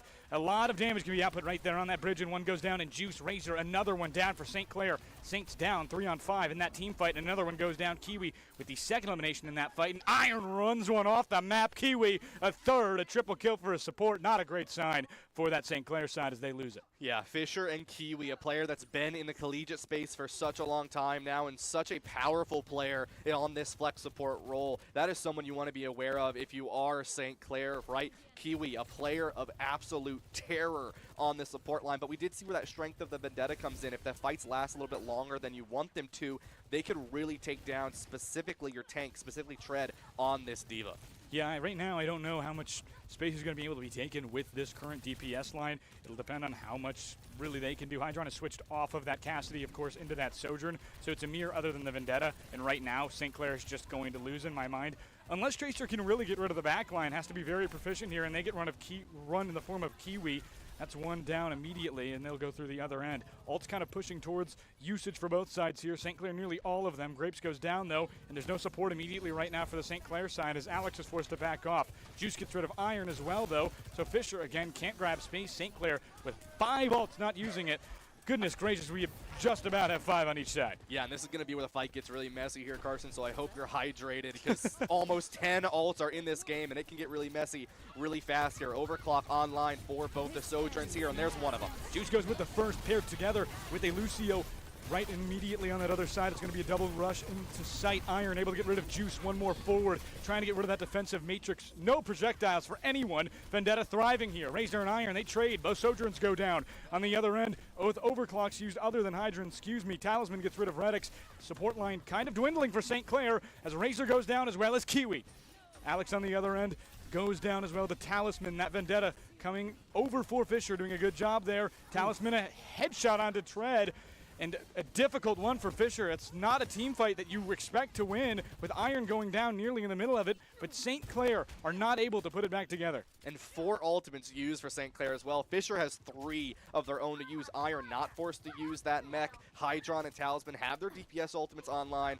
1 pulse bomb is all it takes for St. Clair to win this fight, but they've got to look for a connection. Razor is all you need to look for to win this fight. Here comes the Vendetta in, but not able to find the connection. Very tight spot here. Hydron going for it. Grapes gets one off the map. Juice goes off. Redix goes down in the fight. Fisher, great job here. They might have this point controlled. Not final fight territory just yet, but they can stall it out. One more on the other end. Tracer barely survives. St. Clair all respawn. 15 seconds. Final fight territory, absolutely, but can Fisher stall enough? St. Clair only 1 ult on their end. It's going to be Razor trying to maximize a pulse bomb value, but Iron as well has self-destruct here. Curious to when they're going to use it. Defensive matrix used to stall on that other end. Forcing one off. It's Lucio! Oh! Great job. Overtime they managed to touch. Still has self-destruct. Razor gets rid of Grapes, and that's another one down on the Fisher support line. Up to Kiwi going down for St. Clair to win this one, but Talisman goes down. Iron gets rid of Razor, doing a lot of work for this side of Fisher. Forward again, Iron gets rid of of another Diva. They are able to back out and get healed. Overtime still, and St. Clair will take back point. They jump right back on, though. Self-destruct still active for Diva. Curious if they'll go down and use it. They do! Trying to stay alive as Iron. Self-destruct goes off. They get the recall! And one goes down. It's the mech, of Iron. Again, forward. Talisman gets rid of Tread forward. And point getting captured now for Fisher. The Falcons might have it here. The last stall. Redix goes down. Alex another. Overtime again. Can they find a way to touch? Tracer forward. Overtime. Trying to get a little bit more of a stall here for Razor. But this could be round 1. Iron gets Razor. And it will be. Fisher takes round 1 of the control. So, yeah, that's the first round of the first game, Ryan. I mean, Carson, that was just beautiful from both teams. I mean, I want to just really focus on what Fisher just did there. They did such an incredible job, right? What they ended up doing is They pulled back, right? They played safe. They didn't use that self-destruct. Iron stayed alive. They were really patient. They didn't over-invest. And when their team got back, they stabilized. They got themselves back into the fight. Iron went in full-fledged, then used that self-destruct to stay alive. Razor not able to get that Tracer Pulse Bomb to connect onto Hydron was the defeating factor for St. Clair on that point. Iron, the patience, the whiff on the Pulse Bomb from Razor, and Fish are able to take that, but not without a hardcore fight. Defensive matrix going up for both. Trying to stall here as we jump right into it. High ground essentially for this Fisher's Falcon squad as they move generally pretty slowly into this cage, but immediately St. Clair going to try and put this together and try and just build this fight. And the problem is right now is Fisher's just doing a way better job on the back line, forcing space for themselves. Tired, goes down to just under 100 health there, is able to get healed. So Push not fully dead, but Fisher will have control of the point for the first time. Whether they fully capture it will be up in the air, and they will. They push that Diva off once again. Talisman doing a lot of damage with this Vendetta, and I have to say that's what's, I think, winning the game right now for St. Clair. Yeah, this Vendetta. For Fisher, I apologize. Yeah, this Vendetta has so much power on the Brawl, and it's something to be aware of. Even though you have more neutral control with the Tracer, your Brawl power is really, really low, and this is going to be important for St. Clair to secure that top left area where we already see Juice is set up and ready to go. That is the win con for St. Clair. Vendetta being the win con in the Brawl for Fisher. Very different concepts of this fight here. Right into it, 25% immediately for Fisher. They've done a good job kind of just stalling and making time work. Not exactly the best team fight. Iron had to back off to heal a little bit more, but they'll go back up top. Talisman going for the back line there immediately, putting big damage onto one. Contested onto site. St. Clair nearly gets a full clear, but again, they do a good job. Fisher, just a fantastic job staying on point, making sure that they do as much as they can, and Hydron goes down on that Fisher side. Now St. Clair finally has the ability to jump back onto site here. Tread another one. It's going to be the Mech of Iron. Grapes goes down as well. Support line nearly gone, or fully gone, excuse me. Skiwi went down earlier. Iron goes down as well. And it's a good start for St. Clair. They get their first team fight win on the second round. Trying to even it. Keep in mind, you explain this format a little bit more for the fans at home who are maybe not familiar with Overwatch, because I don't think we did a great job initially. Yeah, so goal here, right? Best of 5 series. They need to win 3-0 to take over the actual game. Best of 5, so 3 out of the 5. And then, of course, on Control, it's basically a mini best of 3. Or, yeah, mini best of 3. They need to win 2 of these points to take the victory. But here come the ults. 2 ults immediately right into this one. Redix drops that, as well as double Kiriko rush from Alex and Kiwi. Their rush will run out first, which will be pretty bad for Hydron. They go down as well. Kiwi as well runs out of space into that back, into the wall. Radix goes down as well. No support for either team as Grapes respawns and tries to head back onto site. Alex goes down as well for this side of St. Clair, and Fisher really running them out of time here, trying to get rid of the Diva. They do. Self-destruct goes off, doesn't get enough value. That St. Clair was hoping. A bit of a desperation play to keep that one on. I'm not sure I like it. Talisman with 2. Razor, goes down. Redix another one, and just a phenomenal job from Fisher to retake site. They take it back and take the lead with it, 56-55 at this very moment. Yeah, St. Clair once again using so many ultimates but not able to capitalize on the point control. They got themselves up to that 55%, but once again the stall from Fisher, the patience from Fisher was such an incredible job. They got themselves back on the point. Vendetta ultimate online, looking to see if they can find someone early. Razor falls really low over in the white room, and once again St. Clair, no ultimates to their name, into an overclock. Overclock right immediately. Right click is going to be able to get a few headshots here, a few value pieces. Oh. There's one. Redix goes down, and that support line now without a viable really support to move into the flex. Alex is able to do as much as they can here, but what's going to happen essentially, Fisher will just be able to keep walking forward, so they have to back off, take a moment without their tank. Tired coming back onto this left side here and immediately getting as much value as they can onto Iron. A lot of this is just kind of 2 tanks fighting and being healed while one of them decides to go in the back line. Talisman able to defend theirs just a bit better. Juice and Alex, they get 1-2 together of that Fisher squad. Now immediately on another end, of that St. Clair squad. 2 for Fisher as they push back onto site. Another ult here out from Grapes. Gets that Lucio down. Tread gets rid of Hydran, and Tread goes off the map. Is just run over. Overtime here. Fisher has the opportunity to go up, and they will. Nobody there to touch on time. The Fisher Falcons take game 1 of this 5-game series potentially. Best of 5. Yeah, a lot more dominant on Control Center from this Fisher squad. I will say this. I think if we went to Garden specifically, I think St. Clair takes that. But at the end of the day, Fisher played this so well, and it did come down to this Vendetta, right, Carson?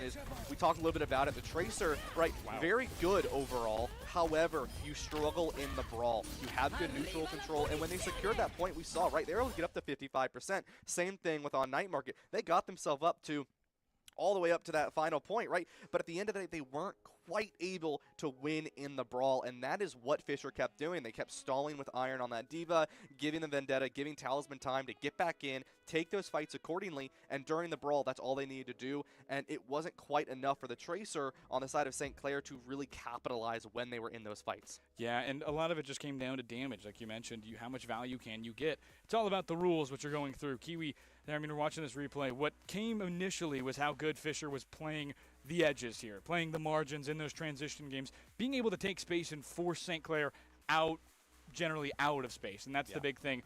We have to find a way, if you are on the side of St. Clair, to push together better as a team and use your ults in a more concise manner. You can't have 5 ults and somehow get almost no value out of it. You need to choose a better time, and sometimes it's when they're not ulting, even if that means a team fight loss, because they have to use those ults to beat you. You need to make sure you maximize what value you have, and not a good enough job for St. Clair, but that might just be the map. It might just be the choke point. Yeah, I mean, it is just so powerful. Another thing as well, the way Talisman is playing with Iron is incredibly well coordinated. They're always together, they're always playing safe, and they're always with one another. We see a lot of collegiate vendettas throughout the entirety of the nation. They like to go in that backline. They really put a lot of pressure on the supports, whether it be Kiri Lucio and on a Brig or whatever you may be running. It's a lot of pressure on that backline, but they're normally alone, right? Sometimes they get a kill, sometimes they don't. What they're doing is they're playing really well with Iron, really well with that D.Va, so that when they go in, it's not just being annoying, being a nuisance like most Tracer players in the backline. It's getting a kill. Iron is in there, and they are securing those kills and getting that value and giving them the win, because then they just pinch together with the rest of their team, and the rest of the fight is history. Vendetta is way better at getting those eliminations by themselves, and that's what's been going on entirely for this Fisher squad, is they just had the better person in the backline, the better character in the backline. Tracer does a good job of making that difficult for supports to stay in the fight by adding extra damage. But that's not what you need right now. That's not what you need against a D.Va. The D.Va's always going to be able to be there and save your Tracer, or excuse me, save your supports from your Tracer if you really need it on that boost. But Vendetta has a high enough TTK where you will have to address the Vendetta, and you have to address the Vendetta immediately. And if you don't, if you take too long, Vendetta's going to get rid of your entire backline in what it feels like moments of a second, and somehow they already evolved again. She outputs so much damage, it is unreal, and especially in this weird 2-week section where we have that ban of the 5 new characters, Vendetta looks really strong, and she is really strong in fairness for our weird meta right now, but we'll balance out a bit more once we jump back into it. But I don't think there's a way you win if you're playing Tracer and they have a Vendetta. Yeah, they're very different fundamental plays, right? With that Tracer, you're playing more for the mid-fight and the neutral, while on the side of Vendetta, you're playing to brawl, you're playing to attack. And the way these two teams are playing, you can see that's what they're doing, and there are successes on either side. But right now, Fisher is just controlling it a lot more, forcing those brawls. You have players like Iron on that tank getting in, forcing St. Clair to take those fights when they don't really want to. And even though St. Clair is able to get on point, once that brawl happens, once Fisher is able to close that space, it doesn't matter how good you are with the Tracer, you need to take the brawl, and that's where the Tracer starts to fall a little bit further back, and you have to be hitting those pulse bombs too, right? You have to force out those cleanses, you have to force out a lot of the utility from the side of Fisher, because if not, then you definitely aren't going to win the brawl. Yeah, Tracer targeted D.Va twice with the pulse bomb, and that's just not, it's not the right move there. Obviously, you're trying to get rid of the tank because in this version of Overwatch, the tank is everything. The tank, you have no tank, there is a serious, your chances of winning team fight drop 45%, I'd probably say. But the biggest thing is that Vendetta doesn't have to sacrifice what tools they use. It's going to be entirely around what Vendetta can do and constantly do. Tracer is way more situational than Vendetta. Vendetta is kind of your very large Band-Aid over any cut. It doesn't really matter. She can output enough damage to levy really any situation she's in, and she's a problem you have to address. And if St. Clair doesn't address it soon, there will be nothing left for them to play for at this point. We talked a little bit about how well Fisher plays in these medians, on the run, if you will. They need to find a way to stop that and stop Vendetta in the backline. Yeah, and, you know, moving into the next map, I we saw the Zarya ban, we saw the Mei ban. So obviously St. Clair, they don't want to play into this like hardcore brawl. They want to get rid of that Mei if possible, right? They like playing dive. Obviously this is St. Clair's map pick, so pushing themselves over into Esperanza. And I mean, I got, you know, I was getting there. I was going to get there. Vendetta being banned from St. Clair. The Lucio ban from Fisher. So I don't mind this here, Carson. I mean, Fisher knows that St. Clair wants to play into this dive. St. Clair knows that Fisher wants to play into the Vendetta. This is going to be very targeted the rest of the match. I mean, these two teams are fighting each other for 3rd and 4th place. Not only that, they're also fighting for a bye in Texas. They want this at such an incredibly high value. And so with St. Clair banning this Vendetta, this gives them the ability to play the Tracer, but they don't have the Lucio anymore, so you might see something like that on a Brig come back out from this team. 3rd and 4, I might mention in the country. That is not yes. just in this tournament. This is the level of playing we're seeing. There are pros on these teams. There are guys who will go on to go compete for completely different things that are massive pro events, and these guys play that level. And it's important to watch that. You're watching collegiate esports right now, for those of you the uninitiated. But collegiate esports, in a lot of essence, you see guys who are as good as pros or are the pros you are talking about. Fisher is a great example of that. They've got such a talented roster, and St. Clair is the same way. Yeah. This squad out of Ontario has to find a way, though, to play their dive without Lucio, and by that I mean it's legitimately just playing Brawl Asari. I think that's the only way you can. Dive is not possible, I think, at this current moment without a Lucio. Yeah, I mean, like I said, your only really option is, right, run the Winston with a Ana Brig or a Brig Kiri. We're going to see, Brig Kiri coming out from St. Clair with that Tracer and that Sojourn Diva, something you want to see from St. Clair. Fisher on the other side, going with a Juno and a Kiri with a similar composition on their DPS line. They're playing for speed. Grapes on this Juno is going to have the speed compared to St. Clair on that Brig, playing a little bit more brawly, actually. A bit of an evening matchup here as we jump into this one. Darker on the other end. The sun is obviously down. Hydron in that long distance range going to go back onto the Sojourn. It plays a little bit better here. It's going to be easier to get cover distance, and that's the big thing now without any sort of Lucio is now you're seeing a Brig, now you're seeing a Juno. How does that play into each other? And I got to say, Juno did get nerfed, but Juno is still very good. Have to address that if you're St. Clair. That has to be your primary target if you are Razor or Juice. Talisman able to get one in the form of Redix. That's one down for the St. Clair support line. Treads goes down immediately with not enough. Alex, goodness gracious. An absolute haymaker onto Hydron. Tread goes down. No Diva mech back up. Grapes gets two themselves. It's Alex. Juice as well who goes down. And only one goes down for Fisher as they take that bot and they move it closer and closer to forward spawn, which might be reached before next fight. Goodness gracious. Yeah, and St. Clair going to switch over to that Juno as well, match the speed. We talked about it earlier, Carson. Speed is the name of the game, speed and tempo. And without that Lucio, you have to run this Juno here. You can't play that brawl with the Brig, especially with this double Diva here, but Ultimate's online for St. Clair. Pulse Bomb, and the side of Fisher, you have the self-destruct. Fisher already used their Pulse Bomb. Talisman threw it back out and nearly is going back to having it. How fast that recharge truly is. Iron could be using it very early here to try and gain an advantage. They're a few meters away from that ideal forward checkpoint spawn. Again, Iron backline, no help, but just throws out the self-destruct, gets rid of one. Juice goes down, self-destruct goes off. They get their mech back. A fantastic play. Tread on the other end, not doing well. No support there because they were fighting the other tank. Tread and Alex go down. Redix again goes down for that St. Clair squad who tried to reply to their Juno with their own. And Iron just getting rid of it. Fantastic play from the Fisher tank. I mean, Iron on this Diva has just been unmatched the entirety of this game. They have just been going back and forth at such an incredibly good job. And now they're going to look to continue to fight out against this against this St. Clair squad. Ultimate's online for St. Clair, though, but forward spawn there for Fisher. Right into rushes here. One from Alex, one from Kiwi. It's a match. Tired and Juice go down. Match goes towards St. Clair so far. It's Hydron and Talisman, who go down. Redix another, Tread another. Wow. 4 immediately. Iron, no support, goes down. And a team kill for the Saints.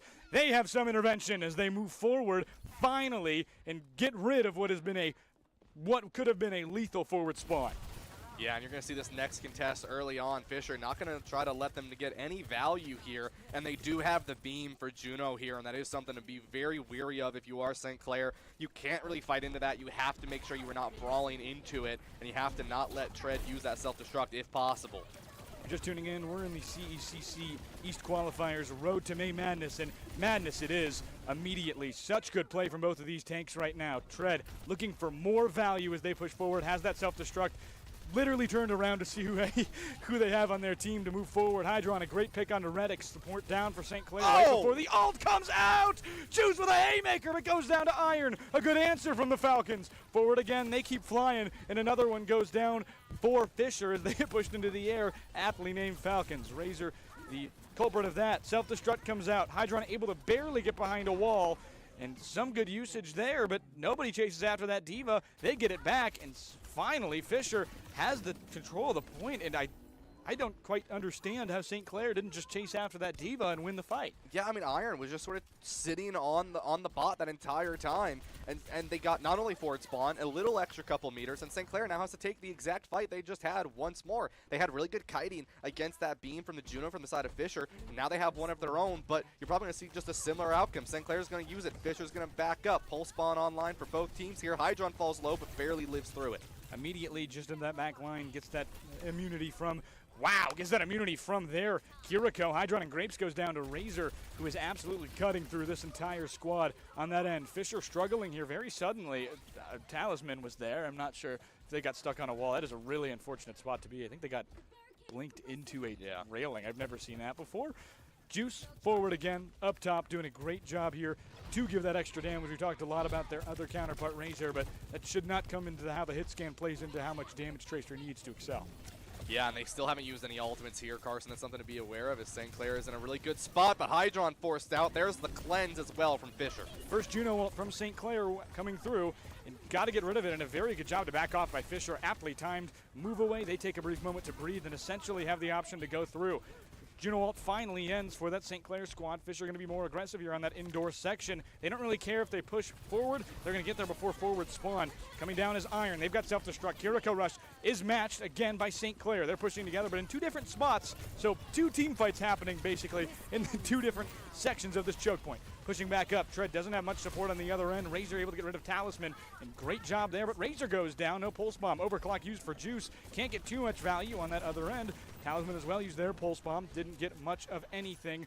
Forward again. They go back to this point, and forward spawn will be claimed by the St. Clair squad as they're now just under 20 meters from tying this game, but the fight continues as they back up. Tread, Defense Matrix trying to stall a bit more. They chase each other back up. Both go into their support line. Iron leaves relatively soon, and that's going to be an interesting play here because now on the other end, you can isolate two in that section. Tread, a 1-on-3, somehow gets one, gets out with the self-destruct, but we'll get rid of it, get it down the other way. Iron got rid of Juice. Grapes went down in that fight on the other end. The same thing we were watching happening in the other way on the other side. Diva fights are so interesting because there is two team fights happening at all times, always. Yeah, I mean, that's the thing with both these teams is it's always a back and forth. Redix falls down, and these fights never end, especially when you have bridge control and forward spawn for one of these teams. You see it just going back and forth. Forward spawn is still available for St. Clair as Grapes finds two. Talisman finds the final one as Kiwi follows. But St. Clair, they have forward spawn. They're going to be able to take this fight back once more here, and they're going to look to kite out Grapes early once more against Fisher. It's telling you how important Juno is right now to the St. Clair team. Yep. It is a mirror comp, obviously, but what's going on for both of these teams is it's all relying on how much healing can Juno do. And oh my gosh, a Tracer duel. We don't get these too often. Recall on the back end, and both Tracers have better things to do, I believe. They both have pulse bomb. We'll see if that plays into this fight at all. Iron forward might have to use the self-destruct. They can't find healing immediately because of this weird angle right now that they have to go into this side. Forward spawn again for Fisher, so if this fight lasts long enough, they will find a way forward. Jump into it, Defense Matrix. Iron will continue to stall. Yeah, and I mean, Iron, once again, on this Diva, they're looking for anything they can. Sometimes they go in for those kills, but most of the time, Carson, it's just to stall. It's just to be annoying, in a sense, being a Tracer in the back line, as I like to put it here. But once again, St. Clair, there goes the beam from Redix. This is exactly what they need, mirrored into Grapes. Wow. There's the shot! Hydron finds one, but Kiwi straight it out. What a shot by Hydron. Just going to be exactly what they need, but somehow, even without the support ult, Fisher can't hang on. A great job by Alex to recover the team. Self-destruct comes out, mech reclaimed by St. Clair, and they will get rid of the forward spawn push. They have about 14 meters with 1 minute and 40 seconds remaining to find a way to tie this game or maybe win it. It's very hard to tie. It's very hard to tie and push, but We'll see what they can do. They might have their final opportunity here if this team fight lasts long enough. Fisher forward again. The Falcons doing a good job, kind of being pesky in that other end. Razor nearly goes down, but two Divas fighting back towards that objective, back towards the robot. Double Kiriko rush. They match each other. Forward again. Kiwi gets rid of Razor. Back on that other end, we see Juice coming in to try and reinforce here through that rush. But two, Hydron gets another, and Grapes goes down as well. A trade either way. Redix goes down.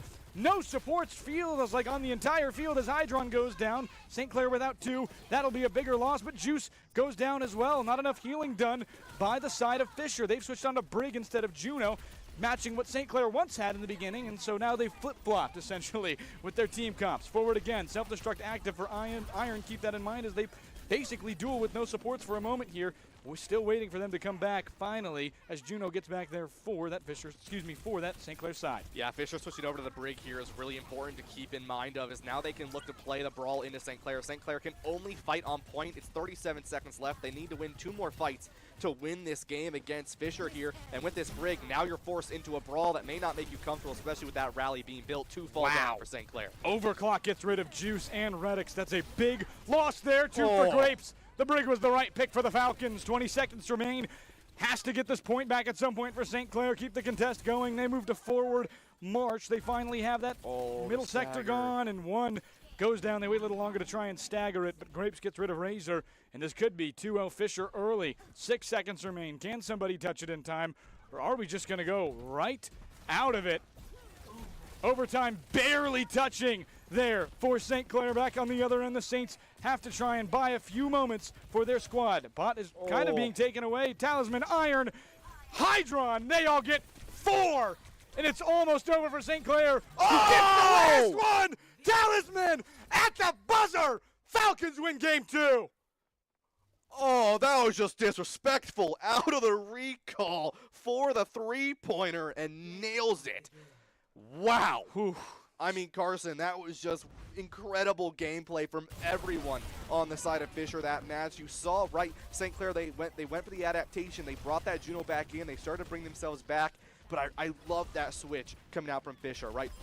When they went into that Brig later down the match, right, you saw an early fight, right? You knew that it was going to be a brawl. You knew that St. Clair had to fight on that point basically for the rest of that game. There was really not going to be much more splitting coming out from those teams like we saw earlier on in the match when they just got that forward spawn. There were a lot of splits, right? There were 2, 3, 4, 5, 6, 7, 8, 9, 10 fights happening at the same time. You know right when you get to the end, it's 2 more fights. You have to win those accordingly, and that's what we saw from that team, and we take a look at some of these amazing replays. I mean, Iron played so well for this Fisher Falcons squad. Just a complete blender.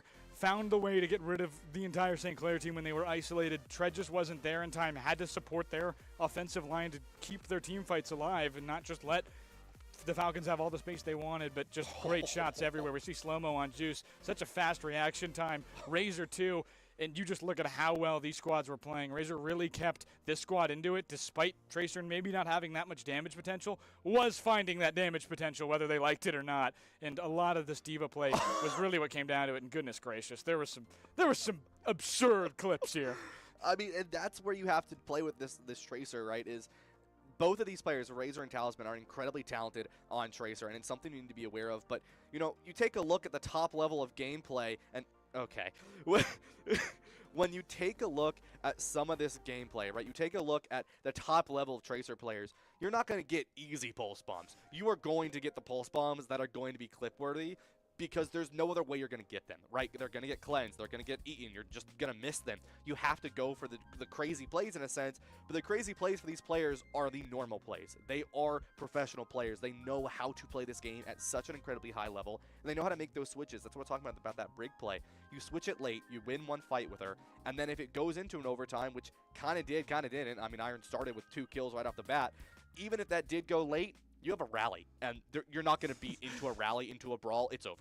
Yeah, and for teams around this area, as these new heroes come out, obviously we have 5 right now. I believe the other 5 will be there in time for May, won't they? Potentially, yes. Potentially. We'll have to see. But stay along for the Overwatch ride. It's going to be an absurd one in the next few months, but that's part of what we're seeing. we're seeing a dying meta right now, and the interesting part is how well these teams are playing it. And in next week, there's going to be an entire new game. We might have Fisher out of the top 10. We might have St. Clair out of the top 10 if they can't find a way to adapt and survive. But these players are so good, and that's what you're seeing. This is why they stay at the top, and this is why what I said is completely relevant. They adapt, they overcome, they survive. You see it in this entire section. The Falcons had a great job the entire game, just finding a way to win. Making sure we do the right things in terms of value, making sure Iron doesn't go down in those long-winded 1v3s. I mean, that's knowing your tank and knowing how to play it well. A lot of diva we've seen today, and that's not something you see too often right now, but it's what they do well, and it's worked very well for both squads. St. Clair, though, I have to imagine at some point here, when do you decide enough is enough and you try something different? Because it's been so much dive and you just got matched on the dive and then you got beat. It was close. Razor had a great job on Tracer when there wasn't a vendetta, eliminating them at every turn, but got to find a way to do something different here and catch the Falcons off guard. Boston, Massachusetts right now already going crazy right now for USA hockey, and Canada might lose again. You know what? Yeah, but yeah, I mean, I'm kind of glad about Canada losing earlier today, personally. I mean, we're two guys from upstate New York right now, so kind of have to, right? You kind of have to. But I mean, yeah, I agree, right? And if you are St. Clair, right, you still get to pick that next map. You got a lot of choices, right? But if you're St. Clair, I think your best option here, take a look at hybrid, right? You can go Paraiso, you can go Kings Row, you can go Midtown, you can go Eichenwald. Strike out Paraiso, strike out Eichenwald, probably strike out Midtown. Kings Row is probably your best bet if you want to counterplay that dive. The Zarya can't be banned again from Fisher. Play the Zarya, right? They obviously banned it for a reason. Show us why, right? Bring St. Clair back onto the playing field with that Zarya. Only worry is the vendetta, and that is something to keep in mind. I also want to mention, if my sources are correct, these teams haven't played each other at all this year. Wow. Now, Fisher, one of other Fisher's teams has played St. Clair, but that was in the fall playoffs. If I'm right, if my sources are correct, these teams have not played each other, maybe in scrims, outside of those potential matches in nothing official. And so this is the first time they're meeting each other, and that is something to keep in mind, right? There really is no scouting outside of what you may have seen in other matches and other tournaments, but when you're playing there, when you're in the match, when you're playing in that grand finals, that is where things really make a change, and we've seen a couple targeted bans. Now, as we get into Game 3, are you going to see another targeted, or are you going to see more comfort into, I don't want to have to deal with that?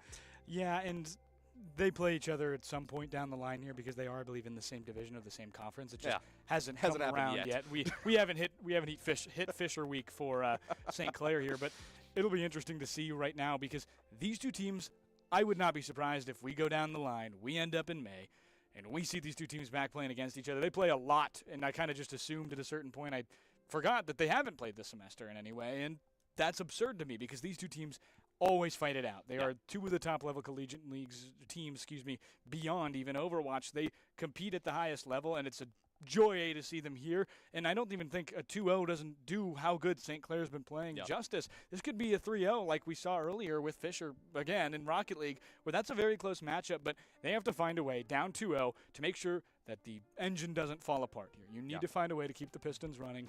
Find some gas if you are St. Clair, and it's got to be that Zarya. You're right. I think it's going to be in the Brawl comp.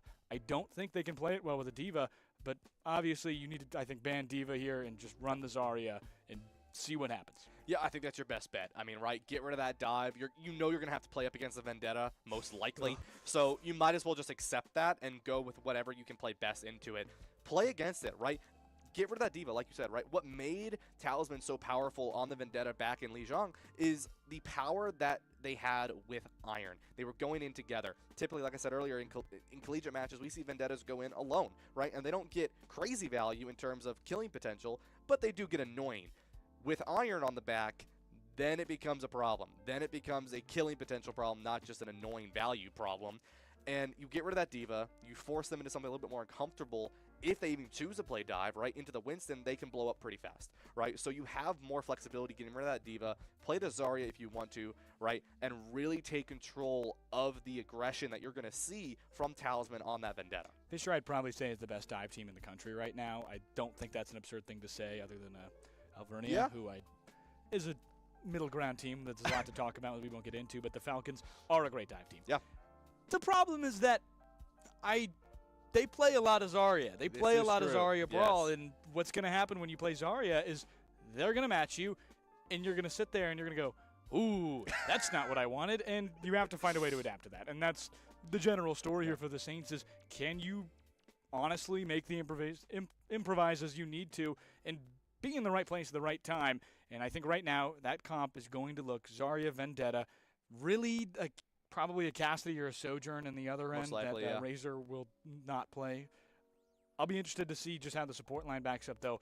Kiriko Lucio seems like meta right now, but maybe a Kiriko ban here. If you're the Saints and you're just like, I got to screw something up, I got to do something different, we have to just get rid of this Kiriko just to hurt them. But we'll take a look at bans in just a second, and wow, that is not what I thought I was about to see. Okay, I mean, this is the other option, though, right? We didn't fully talk about it, right? St. Clair's choosing to go against the pure brawl and rather, I can't even say a Sigma matchup. They have a plan. This is what you were talking about, though, right, Carson? Is if you're St. Clair, you got to throw something out there.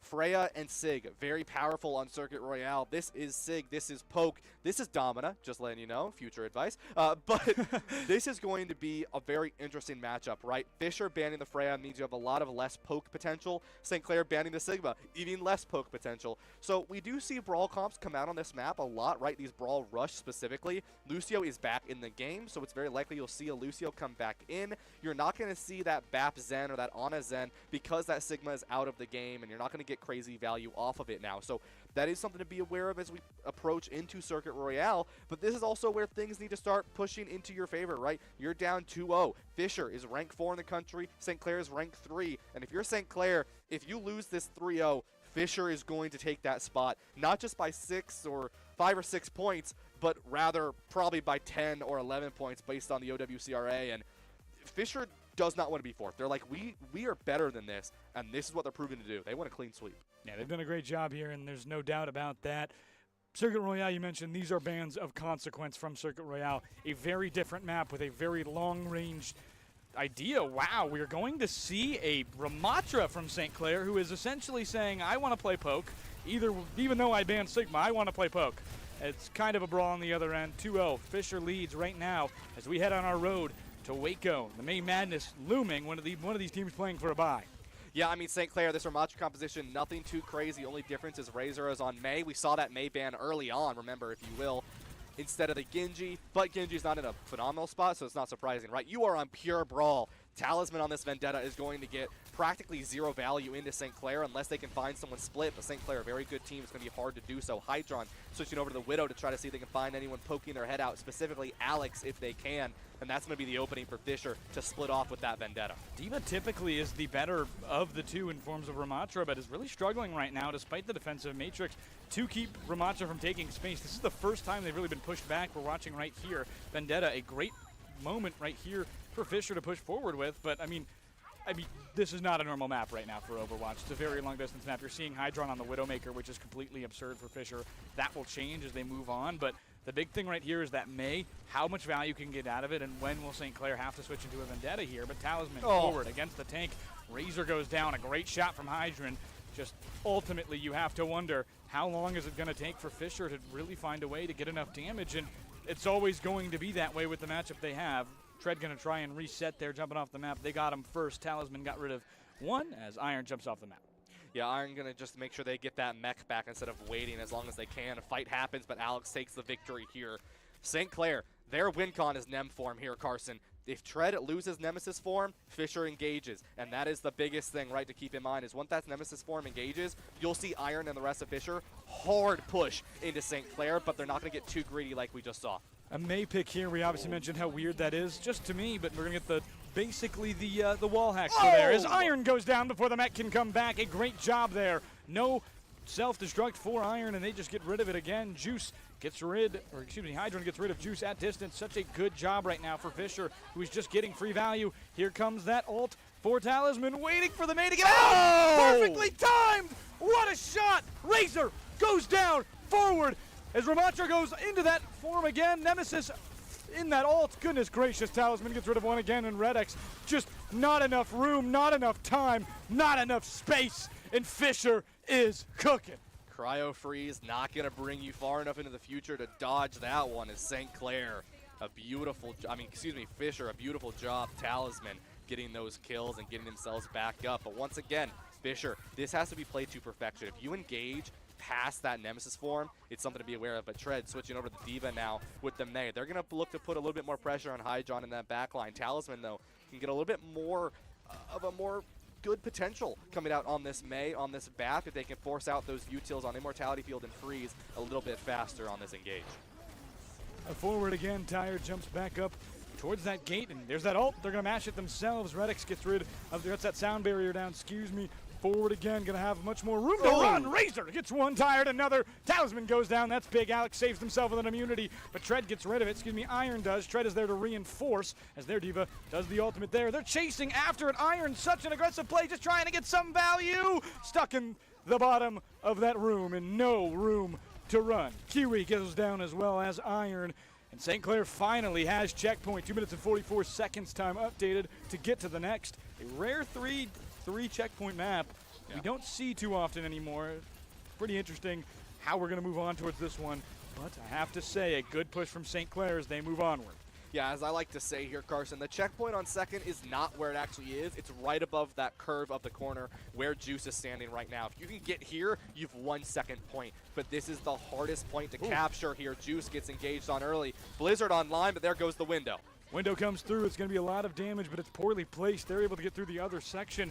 Tread able to get only one in the form of Grapes. They are still fighting through it. Fisher doesn't decide to move at all. Self-destruct with the Mei ult. Juice can't go anywhere. Tread gets one in the form of Talisman, and it's a good job. St. Clair should have free space to move forward, and that they do. Kiwi, they're finally up on top of the hill. They basically won this checkpoint already. One on site, and goodness gracious, a great snipe from Hydron keeps them off site. And St. Clair, they lost one, but not enough. Hydron did a good job to try and push it forward as they back up now, and Iron just trying to delay the inevitable here. Yeah, and you're thinking to yourself a little bit, right? Maybe Hydron should switch off this Widow, right? And there is some validity behind that argument, but the thing is, Hydron on this Widow forces Tread to engage back because the rest of this team respects how Hydron plays on this Widow. Just barely surviving there, but Talisman finds two. Razor finds one as well. Both tanks go down. Forward, just a small brawl here. Grapes gets rid of the immunity field. Razor able to get rid of Iron as that second tank. And Hydron, a great shot onto Razor as Talisman gets Juice. And St. Clair dwindling again here. Alex stuck in the back line. Nobody there. Tank able to reinforcement. Alex goes down, and Talisman goes down to Redix as a response. This might work out the way. And we talked about how it's basically over when you get up here, but St. Clair just not able to get enough room. Fisher playing it as if the point isn't there is exactly what you're supposed to do. Takes such a smart team to know that, and the Falcons, they're brainiacs right now. Yeah, and like I said with this Hydron deal, right? Hydron gets free value on this backline. You can't have Tread engage onto them, because if you do, you have no frontline presence. So Hydron staying on this Widow is one of the smartest things that Fisher can do, and it gives Talisman so much value ultimate online. Overclock Juice, able to get one. It's Grapes. The immunity field goes down to Kiwi, and they're forward again. Razor another. Kiwi goes down. Fisher just absolutely getting lawnmowered. One more for the other through the end. They get the second shot off. Redix gets rid of Iron out of the mech. And finally for St. Clair, they keep it alive. Second checkpoint, 1:40. This will be a time crunch in every which way to get to the end. Yeah, now it comes down to a really impressive brawl. You already see Hydron switching over to Sojourn now. He knows, he's like, nah, I'm not going to play the Widow on this point, as you should. It's very difficult to find the value here. Curious to see if either team is going to look to control coast on either side. Talisman falls low, but it's going to be saved just in time by Kiwi. Iron out of mech. The Mei is so powerful, going to be taken down by Tread. St. Clair looking to push us forward. They're halfway down. A minute left here, Carson. Rare Mei freeze, and a lot of space will be taken now without the D.Va of Fisher up. Iron will be able to get back, though, obviously on that defensive end. Tread forward, gets back up, really doing some damage numerously, but finally has self-destruct as Iron comes back to play. Fisher has their tank back into it as they go back up to coast, and will hit by the pool as they try and find a way to go forward. They'll back up once again. Excuse me, Fisher will back up, though, as they are getting into the other end of St. Clair. Forward again, back once more. Tread has no mech, trying to find a way to get it. They finally do, and point is, nobody's on point right now. Nobody's looking at point for Fisher. They've walked all the way into the final room. I missed it as well. Juice able to get two, though. Grapes goes down. Could this be it? Did St. Clair just steal it? Iron right there. Could go frozen here. They will go down in the mech. Nobody there. Iron trying to hold it on for a moment. Nobody was watching point. But can Fisher keep it alive? Kiwi gets the ult down. They get rid of one more. Struggling. Trying to find a moment. 3.2 meters, 10 seconds. It moves another few feet forward. Touch. They get it. How did St. Clair do that? St. Clair. What an incredible. I'm not going to lie to you, Carson. We can see everything. We can see all 10 players in the lobby, and I miss that. I mean, you're yapping over here on my right side, and I'm watching the game, and I'm thinking, all right, what are we going to talk about next? I'm not even looking at the point. I was so focused on that coast fight, because the coast fight, that is where things were happening. That's where both the teams were playing, and that's what you wanted to focus on, right? Coast and pool is where most of the teams typically like to fight, right? They just go back and forth, but normally there's never anyone on the point. They curved around that corner. They got past this window that we're taking a look at right now, and they got right there, and they were 4 or 5 meters away. They get the cap. They have 8 seconds to it. Now, not really a big issue on Escort. Both teams are going to have time if they cap it, but still, they got so much value. They got, I think, 20 meters for free getting to that point. 35. Oh. That would have had to be. Wow. And, I mean, that's not, or 25, excuse me. That's absurd. I mean, that is one where legitimately you engage them so hard at Coast with only 3 players that somehow everybody in the room just completely forgot what was going on in every section. I mean, that is a rare win. I mean, I don't know whether to call that. It's not a C9. It's not. No, it's that's not. not what it is. But, like, it's just, you're playing foe there. That's deception. That's awesome. Exactly, right? And that is the thing, right? It's not a C9. It really wasn't. It was good play where you got all the focus on the coast and you let someone sit on point and you got so much value, and St. Clair was able to capitalize on it. Fisher will try to go coast to coast here as they lost up in the top of coast last round. See what they have to do at this point. It's going to be really difficult to move on forward here. Talisman with a good slash immediately right into that end, but the May is there for that reason, to basically stop Vendetta from moving forward, and they're able to back up here, get some more safety as they go back up top. They missed that upper section as Hydran up top with their iron really, their hard iron tank forward on the other end. Tread just gets rid of Grapes. Nobody was there to help and just mowed them down in the other top. Forward again. They try their best just to get away. Nobody can stop Tread right now as St. Clair has become a wrecking ball. The Saints forward doing a spectacular job. They've gone all the way back to the section of the start. They'll back up once again, though, for St. Clair, and that's exactly what you need. But Fisher here, close to some ults, especially Kiwis, will be key here because there is no Kiriko on the side of St. Clair. Yeah, there's no Vendetta on the side of Fisher, though, and that's going to be good progress for St. Clair to take this fight. Maywall basically gets rid of Talisman right there as they just dived into it, and there was a Sojourn with a right click there, or excuse me, a E right there, and just caught him in that vortex. Forward again, Razor. Beautiful penguin skin there as Juice nails a shot from distance. Hydran goes down. Now disadvantage again for Fisher, who can't seem to get out of their own end here. The Saints back forward, watching Vendetta go into that corner as they just, wow. I mean, it is such a good job right now from St. Clair to hold this angle and make sure no value comes through. Iron has no way to get into the back line. They basically try to go all the way up with the Vendetta, but then they just back off. You just saw it right there. What a job by St. Clair, giving space when they need to and forcing them to play their game. Window comes up here, trying to do more damage. Talisman's gone beyond the window. Kiriko rushed forward to try and basically walk past it. Low health for Tread. Teammates are there, though. Juice able to get one in the form of Grapes. That's a big loss for Fisher as they've lost their movement.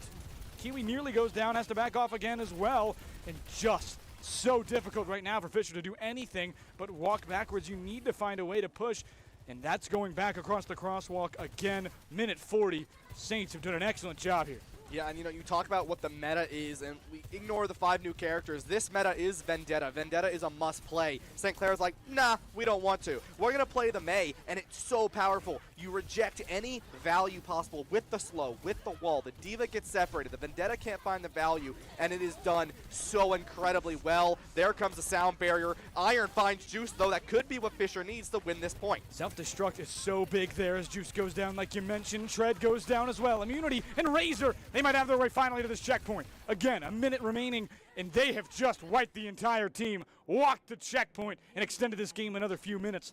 3:30 to go up the hill now for the Fisher Falcons, and what a job there, truly by Kiwi, to keep that team alive. Yeah, I mean, Kiwi and Grapes doing their part on that support line. The fruits of your labor, if you will, of the support line of Fisher, doing such an incredible job to start that fight off and then going for the rest of the team as they find those kills, right? Supporting their team as they do in their specific role. St. Clair has the window online, and there it goes for Alex. That's a very good job there by Alex. Good placement every time, other than that first one was not ideal, but It's great right now. Fisher has kind of been forced to go walk all the way down the hill. Card is left basically right in the middle, and they've done a good job to move forward, calm themselves down. Now they back up, give themselves more time. 2 minutes 45 on the clock right now for the Fisher Falcons to reach and reap the reward of the next checkpoint. Back up top, Kiriko Rush coming out as well. As Talisman's ult, a well-placed wall, and they nearly go down. Razor sacrifices themselves for the good of the team almost. Talisman goes down. Great job by Tread, but Iron gets rid of Razor and the DPS out of the equation for both. No ult from Razor, which would have been helpful there. Tread, with that self-destruct, is going to try and buy the time as it's gone up the hill. A lot easier right now for the Falcons, but how can you get this at distance? Fisher needs to play a closer game than they are right now. The Saints just need to play a bit further. Juice with the overclock, trying to get some. Can't find what they need to, just getting really blocked by that cart, Point is just, that is a really rough overclock to lose to point somehow. Yeah, I mean, use the card as a shield, right? That's what you do on that corner, because you're already at disadvantage with your head sort of peeking before the rest of your body, and that's where the fight comes in. There goes the Blizzard, but the beat is there in return. The freeze! What a job! Talisman down! Juice also goes down, though. This could end up not mattering in the other end. They push forward. Self-destruct coming out forward there, but Tread nearly gets behind that wall, nearly misses it. Iron gets rid of Razor, so no support now on that offensive end for the St. Clair side for just a moment. Juice forward coming back. Hydron getting rid of Redix. That's the big loss right there, is that middle game. Immunity, they're staying on it just barely. Baptiste just keeping him alive barely right at the end. A minute 22, a great shot by Juice, but it will be in vain. They run all the way to the site. And now 2 minutes and 40 seconds, a full minute longer than St. Clair had to get to the end. But we'll see. I don't know how many outside coast fiascos we're going to have here. Yeah, and St. Clair's going to be able to full engage back onto this fight. They're not going to be reset. That's why you see Fisher going fast with Talisman and Iron into this engage, into the spawn, so they can find anyone if possible. But Talisman, that's what we're talking about, right? In the brawl, that is where the Vendetta is going to shine the most if you can stall out that fight long enough for the Vendetta to really get good value, and that's what we saw. Right into this team fight here, Razor gets rid of Talisman, who I cannot believe I'm saying this. The May is pretty much diffing at this point. That Vendetta, who has just not been able to get as much value into the early team fights as they've needed. Fisher, though, despite that, has been doing a great job. Razor, again, another one, has a brace here as Kiwi goes down. Juice gets another in the form of Grapes. And the Falcons are struggling here and might be down to essentially basically the same situation St. Clair was in with the card in the same spot. Back towards that middle end, you have to imagine just what can Fisher do at this point with a lot of ults. What are they going to do? How did Iron get out of that? Goodness gracious. Now the self-destruct back into play. Here comes the Kiriko Rush, matched immediately by St. Clair's sound barrier. Forward again. One goes down. Hydron with the overclock. Iron punches Juice. Immunity goes down again. St. Clair back foot here, trying to find a way to scramble, but they are not going to be able to go down. Goodness gracious, Talisman and Grapes 2 more. And a fantastic job from Vendetta as soon as I say that they were struggling. Iron not only survived that, which was the downfall of St. Clair in that fight, but is also on a 20-player kill streak at the moment. Iron did not die. An incredible job. Got the mech back. St. Clair was aiming, right? Go for the baby, right, and stop them from doing anything, and then get yourself in a good spot, but they couldn't get the value.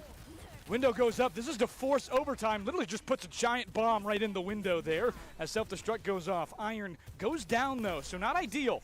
Juice gets rid of Hydron, and a very good job from St. Clair, but that's a lot of utility used even in the one overclock there. It's a bit of 1-to-1 on the ult, but self-destruct is way less valuable than his DPS ult in this situation. Juice will hang on to the boost that they get, try and move back forward, and a good job from Fisher to at least prolong it at least a little bit longer. 30 seconds to force overtime for the Falcons. We've pretty much entered final fight here. Yeah, and this Blizzard is going to be do or die for St. Clair. If they can find Talisman with this ult, it's game over. St. Clair will take Circuit Royale, but it's going to be close as Juice goes down first. Immediately into the other end, they basically forced them back into spawn here. Razor alone goes down. That could be huge. Fisher forward again. That's going to be the ult from Vendetta as well up top. Coming through, Talisman backs off again, contested technically, but who's there to help Tread? Can they stay alive? They back up all the way up top, lose the mech, coming down overtime to force overtime. A meter away, but here comes the freeze. Is it too late? Expiring, forward into it. They contest a little longer. Immunity goes down for St. Clair. Falcons push forward again. Juice goes down. That is a big loss immediately. Forward again. They are doing a great job to get that space, but is it enough? Overclock here for Hydron, trying to find anything. It's a hazard pick to try and keep it alive. Tread gets rid of Grapes. Forward again. Frozen on Iron! Is it enough? Could it be? Still a contest. Hazard has to back off. Nearly goes down, but a good ult from Lucio to keep it alive. 4.19 meters. If they get off this, this is over for the Falcons at this point. Has the self-destruct on point. Window comes up. Matched by Vendetta. They push it back onto site. Forward. Juice gets rid of Kiwi. Talisman goes down. Falcons dwindling at the line. Can they keep it around? Iron forward tries to push them off. No mech onto the site alone. That's could be it. St. Clair stays alive. 2-1 series. Oh, St. Clair stopping the rest of Fisher from doing the sweep. 2-1 right now. Talisman getting the play of the game, but Carson, this May is the difference maker. Stopping Iron from the engage with the wall, freezing Talisman on their engage with that perk. This is what makes the May such an incredible pick into this composition. And now it's 2-1 right now. You're looking to pull a reverse sweep, but now Fisher, they get the first ban and they get map pick. But they can't ban your May anymore. Absolute cinema. And that's why you keep the May down there. Vendetta somehow got diffed on that end by May, and that's something confusing, and that's Circuit Royale. It's a lot of hallways that are narrow, and that worked really well for that May, and I cannot believe what I just saw. Right down to the wire there. May comes all the way in. You're hearing me lose my voice because it's that I've never seen something like that where the team is managing to hold with this cobbled together team comp of how fast can I get to site, which was the team comp there. Not quite dive, but Hazard did a great job there. Immediately blocked, perfect placement with their wall, blocked the entire section there. So Fisher was left kind of having to wait into that corner. The blizzard came out and it was basically freeze yourself or wait, and that staggered them essentially. A fantastic job from the Saints at the line to keep themselves alive. And if you had Fisher in 3, that's gone. But goodness gracious, am I grateful that that team lasted that long. And you know, if you're Fisher right now, you're thinking to yourself a little bit. And the reason why, Carson, is, you know, what ended up happening is you sat there. You gave 25 meters to St. Clair. You gave them the win when you did that.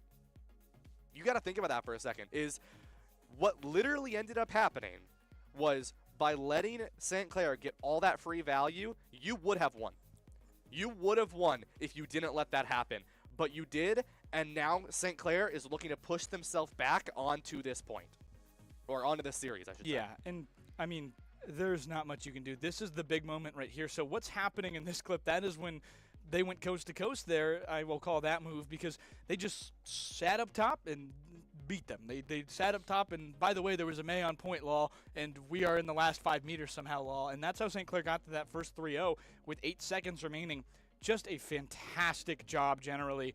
So much value gained out of that May. This is another big moment there where that freeze was huge by that blizzard, and just nothing that this Fisher squad could do would have prevented how well this May played and how many options they shut down as we watch the end here. There's a lot to dissect here, and a lot of it is just playing so well with what you had. Yeah, and I do want to mention, right, if you're wondering, you're watching right now and you're thinking, why isn't Razor playing Vendetta? You got Razor Vendetta for 3 seconds at the end of the game to stall point. You got it. That's all you're going to get. Okay? But, I mean, you got the May. I mean, you got May. Say. Why play Vendetta when you can play May? Goodness gracious. No wall that they could climb would have gotten the Falcons back in at the end there. That is a fantastic job by the Saints to keep their season alive. They're both in they're both in the May Madness at this point, so that's a good feeling. But keeping the bye alive, and that's a big bye. We talked about it very earlier.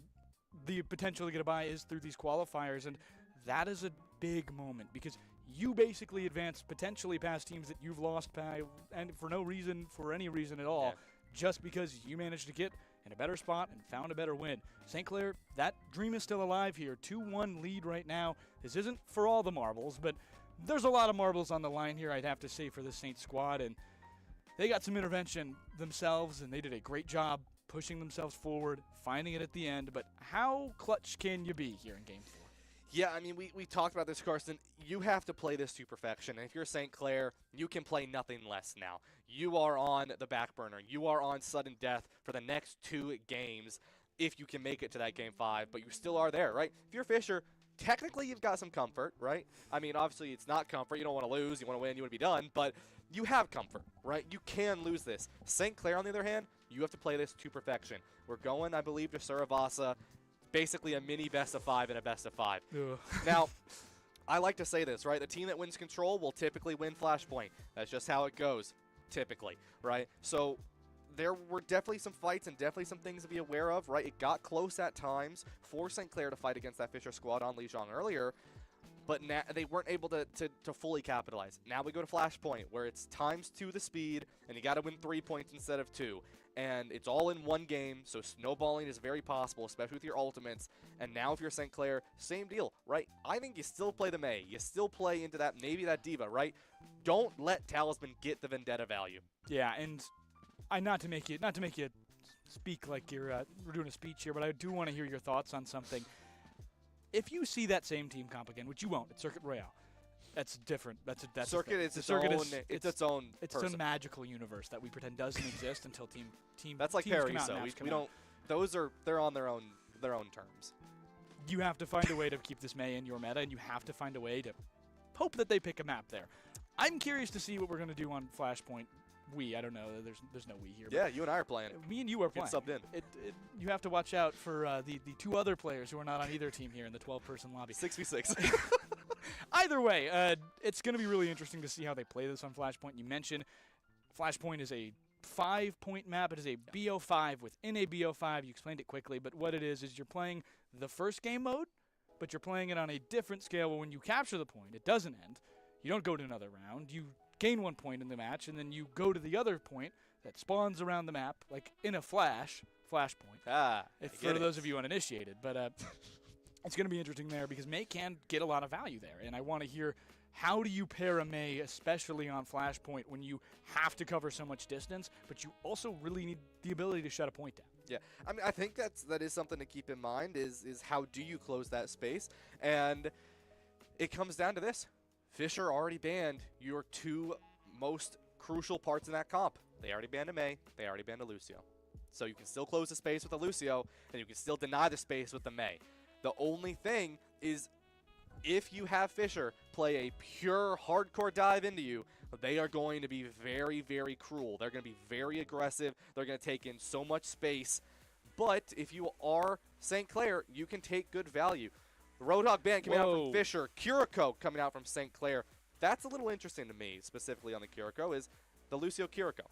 So Roadhog ban there is I don't want to ban anyone. I pretty much... It's safe. It's safe. It's St. Clair is not going to play Roadhog. Yeah. But I don't want to ban somebody I play because there is a lot of overlap. And the Kiriko ban there, that's what we talked about before Game 3, of throwing something out there that really makes it hard for the other team to win and that you think you have an answer for if that were to happen to you.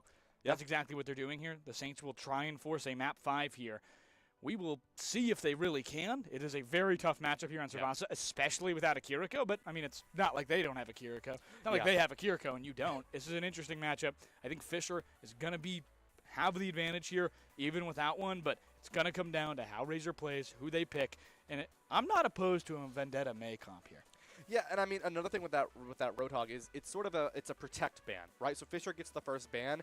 If you ban a role, the other team cannot ban that same role. So by banning the Roadhog, they actually protect their Diva, right? So St. Clair can't ban that Diva, and they don't have to worry about it. You're going to see probably a Juno come out for the side of Fisher. Whoa. Big surprise. There's the Juno. There's the Brig. They're playing Brawl with the Vendetta. St. Clair, on the other hand, they're playing hardcore Brawl. They're playing what they played on Circuit. Yeah, I mean...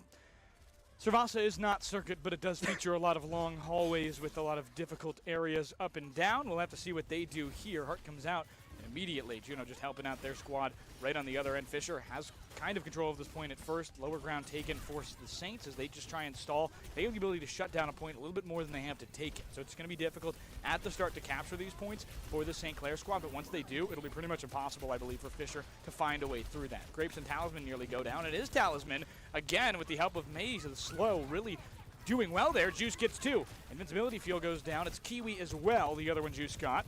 forward, back once more, has that charge, misses that shot, and the juice is working. They have control of point. Tread gets rid of one of the final one of Grapes, and that's going to stagger a little bit here. Well, as Hydron going down, a great job from St. Clair, perfectly played.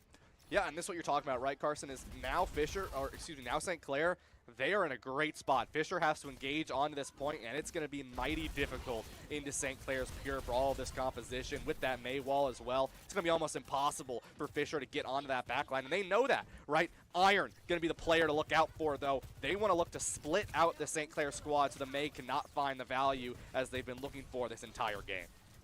They push forward again for the St. Clair squad, who have done a good job locking down these points once they've had it. But it's going to be a struggle here. Iron kind of forced to back out. That's exactly what you need to do. Make sure you find on the right end. Overclock here for Juice. Already has 2. Suddenly found a Vendetta who just got run over by the other Hydron as Juice goes down. Tread is able to get rid of Talisman, though, and that's kind of an even Steven matchup here as you push forward. Tread has that self-destruct as well, though. Keep that in mind as we move forward. That's a pretty big one, as there's no ult that can go down. But here comes that Blizzard. Grapes and Hydron goes down because of it as they try and run out of it. Forced to miscommunicate and move around the wrong way. Iron able to get rid of Alex, but it's really only just a pick and consolation. They find one more in the form of Kiwi as well. A great stagger, and St. Clair has the first flashpoint. St. Clair has the first flashpoint, but Grapes is on Lucio. Fisher playing a composition that I like to call the Lightning McQueen. It is pure rotate on speed. You do not give St. Clair any breathing room. You have Grapes, you have Kiwi, you have Juno Ring, you have Amp Speed. You just run around and run around and run around and run around like a carousel till St. Clair gets dizzy. That is how this comp works. This is something that did not happen in Game 1 and why Vendetta got banned, but suddenly they found a way to address it. The Saints are finally looking at Talisman when they go into the backline and are isolating them perfectly, using their abilities and their resources to get rid of them because they know that that's what they have to do. Iron might go for the self-destruct here. No, it'll be the window, but Iron's just behind it, but there's nothing they can do. Stuck into that other end, they have to push forward. Hydron on the overclock, doesn't find anyone, doesn't know that there's a BAP behind, and the BAP gets rid of Hydron. Tough look there for one there. Alex is able to get one more. Kiwi goes down. Kiwi got rid of the immunity, but just not enough in time. Razor gets rid of Grapes, and Fisher goes down again on this flashpoint. Halfway through, they'll have one more fight to try and get it. There they go. good boop from Red X is, I mean, goodness gracious. You're seeing how good the Saints are playing right now. Yeah. And I mean, Kiwi switched over to this BAP, but no support ultimates, no tank ultimate, no Hydron ultimate. Fisher just has the Vendetta coming up online. St. Clair is feeling nice and comfy because you're likely going to have Razor build at the same time as Talisman. I know what's wrong with it. It ain't got no gas in it. And it's the lack of, right now, momentum for this Fisher squad. The Falcons trying to basically win this and fight on with this when they don't feel like they can win. Every fight has just been total shutdown at a certain moment. They need to find a way to gain some momentum. Overtime. Good look here for Fisher as they start this one out. Here comes the ult from Talisman. Able to get help from the Maywall, but misses everyone. Had to force it come down because of just no time involved. Talisman doesn't make it out. They missed the dodge. They missed the dash, and they can't go out. Talisman goes down. Red X able to get the boop there. One more. Red X gets rid of Hydron, and Lucio is cooking on the side of St. Clair right now. The Saints are doing a phenomenal job. Overtime on this 1 point. The game will not end if they don't capture it. Keep that in mind. It's best of 3, best of 5 here. Razor gets rid of Iron in the other end, and the flashpoint goes the way of the Saints. And goodness gracious, they have no answer on the side of Fisher in Boston. Yeah, and they're making a change here, Carson. Iron on the Mermatra. Whoa. Talisman off the Vendetta onto the Tracer. They're like, fine, you want to play against our Vendetta? We'll play Pure Brawl. No ultimates, though, for Fisher really yet. St. Clair can look to use something early to secure this point, and it's going to be brawl on brawl. Only difference is St. Clair can actually play the splits a lot better than Fisher can right now, and that's what gave Fisher so much strength early on in this series on Lijiang. Not sure I like the Ram pick here. We'll see what they can do, but in the backline, Ram is just not able to address that. Juice, another great shot on the Grapes, going for another with the overclock. They get 2, going for 3. There they go. There they go. Talisman not credited the elimination. Anybody not credited the elimination of Talisman should have gone probably the way of Juice, but I mean, that's just not an answer, unfortunately. They get the point there, and Fisher, I don't think Ramatra doesn't have the movement to address what Trade is able to do right now. We talked about how good Iron was on that Diva earlier, but that's worn off. They've done a good job addressing those issues, playing on these smaller maps, and playing as a tighter-knit group as a team, and that's what St. Clair had to do, play a bit more in a brawl sense when you weren't actually doing the diving, and they've finally done it. A full brawl for St. Clair, as we mentioned, might work, and it's worked very well so far. Yeah, and another thing to keep in mind is they had to build these ultimates, right? They've given 50% to free for St. Clair because they had ultimates use. This is what I was talking about right before we started, is the snowballing of the double boop! The snowballing of the ultimates here. St. Clair is going to fall down, but they're stalling this point as much as they can. Juice! Bada bing, bada boom! There goes the shot on the Hydra. It's not often you see a Lucio playing as a tire iron, but so much of these games have been Lucio damage. Weirdly, St. Clair has to back off that point. Red X forced to run away. It was Grapes who found a perfect boop in the other end to just throw 2 off the map. D.Va nearly had the mech back, and solely because of Lucio, that is an entirely different team fight, and Fisher wins that fight. I mean, you are talking about how much each player can make a difference when there's one less player from 5 to 6. We've been talking about that for years at this point, but it is such a big thing. Razor with that Mayall, gonna toss it down immediately. There's one lost in it. What a job! The boop gets rid of one. Off to the site, Alex and Tread. They get rid of Kiwi and Iron, and the main source of any damage for St. Clair is basically gone with Ram off.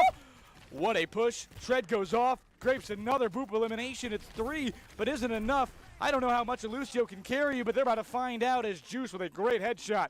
Overtime here. This will end the game if they can capture it. Recall there for Tracer. Good expectation from Juice. Off the other end, 3 on site. They go down. Clock expires, and St. Clair is forced to game 5. St. Clair hasn't just forced a game 5, Carson. They sweeped into going into game 5 to look to do a reverse sweep. That is what we're looking at. St. Clair is locked and loaded. Juice making some mighty good plays this past round. I mean, this is what you want to see from this team. This is what you want to see from the side of St. Clair. This is how they're going to get to this point. That's how they're going to win. That's how they're going to end up taking the victory, is by forcing Fisher into uncomfortable positions. They forced Fisher off Vendetta. We've seen Vendetta 4 maps in a row. This is the first map Vendetta was forced away. I mean, forcing somebody off of Vendetta in this comp without the 5 new characters is completely crazy to me. That is such a difficult thing to do. St. Clair has just played this game better as you throw your pen at me. Just a fantastic job by St. Clair, and especially, you look into it, that May play, goodness gracious, ice in their veins has been clutch all day, and pun intended, that Blizzard at the end there just won them the game. Just flat, I'm going to pick you right here in the perfect spot, and nobody's going to get out of it or survive. Their Ram went down, no more damage. St. Clair had nothing left in the tank. It felt like down 2-0, but suddenly they've come all the way back. I cannot believe how good it's been. Yeah, and I mean, one of the biggest things to consider on how this May played in is, right at the end, they threw the Blizzard in, and they trusted Redix to boop the Ramatra back into the freeze, and they got the kill. I mean, this was dominance from St. Clair. This was not just a map win. This was dominance, and this is what St. Clair is looking to play. They're like, fine, we get it. We don't play Vendetta, but we don't want you to play it either. And that is what they've been doing the entirety of this Flashpoint. So much good pressure, so much good forcing of the side of Fisher, forcing Talisman off of that comfort of Vendetta onto Tracer. Talisman, we saw, was very good on Tracer, on push, on Esperanza, had some wonderful shots, but such a good job from this St. Clair squad, forcing a map 5. Fisher, they did do that sort of protect ban, so they can still have the D.Va. They can look to protect ban again in case it needs to, but if you're Fisher, you kind of just... St. Clair kind of just played exactly what they wanted to play, and now you have to make a major change. What do you ban? What do I ban? I put you on the spot. You get nothing. I'm going to ban... Well, if I'm Fisher, right? If I'm Fisher, right, you've already banned the May. You've already banned the D.Va. So, or not the D.Va, sorry, the Zarya. So you kind of can't play that. If I'm Fisher, unironically, this may be a hot take. Ban the D.Va. Tread has forced you off of D.Va, has played D.Va into you twice now. On both maps they've won. Ban the D.Va. Make it a little bit more uncomfortable, because we've seen the adaptation coming out from St. Clair. We haven't seen it from Fisher yet. Fisher's been sort of rolling down through this game, through this series, until they've just now lost. I think they need to make a major change. Ban the D.Va. Make both teams adapt into something they're not fully comfortable with. All about comfortability and the rules that you give these other teams when you play them. Yeah. How well you play your own rules is very important, and banning D.Va, I think, does exactly what you're hoping for. I'd probably ban D.Va, but I don't know if I'm being just influenced by what you just told me. You're a pretty convincing guy, Ryan. And thanks, Ben. It's a pretty convincing case. I mean, if you get rid of D.Va, you get to basically clean slate this and go, hey, we have to do something different. They have to do something different. I trust our guys. We're pros. We've been in this space for a long time, and they have for the Fisher squad. We know what to do here. I think I have an idea. Somebody there, someone has to know what to do and what to call at this point, because a diva ban forces you to use what you believe to be a higher intelligence in your squad to adjust, and you have to find a way to do it, and I would count on yourself. Fisher banning diva is counting on yourself and finding a way together as a team to look inward and say, we are better. It's a confidence ban, and I think it gets the momentum going, maybe just a little. Yeah, I think the other ban you could theoretically do is Kiriko, right? Because, I mean, Kiriko not get banned? Kiriko's banned. Kiriko was banned from St. Clair. I mean, Yes. from Fisher. Oh, from Fisher. Oh, yeah, So yeah, sorry, excuse me. That's the only other way you can really make this work, or, right, make some changes, right? Oh, there goes the I'm done. pen. I'm done. So it's May for Fisher College, which is the right choice. It is the right May. Maybe not on Kings Row, though. I don't like that because May then becomes completely useless past that first checkpoint. Really, it's impossible to get a May with that much utility down the wire, I think, in Kings Row in a way that Fisher College couldn't beat already. That being said, what else do you ban? No Zarya on Kings Row is very big for St. Clair. Yeah. That basically just says, we get to play diva. We will force you to play diva, or we believe we can beat you. Tread has been great, has been a tread. Making everyone else in the tread marks, it feels like, has just been absolutely unbeatable, unstoppable at a certain point. And that Mayban was really interesting to me, but I don't know how to feel about it other than, yeah, Razor is playing May really well, and maybe just getting Razor off the May could be enough. Yeah, and I mean, Razor's been a major problem on the May. Now, I thought they couldn't ban May again. I was wrong. That's on me. But, you know, when you think about it, now you still have Alex could play the Baptiste, right? That is still something very, very possible because Fisher knows that if they ban this May, they can sort of force a mirror again, and you have Talisman play the Vendetta, you see the Tracer come out from St. Clair, and that really hasn't gone their way at all today. So when you had the May in, though, it was very, very different, right? That's when Fisher was in a very uncomfortable spot.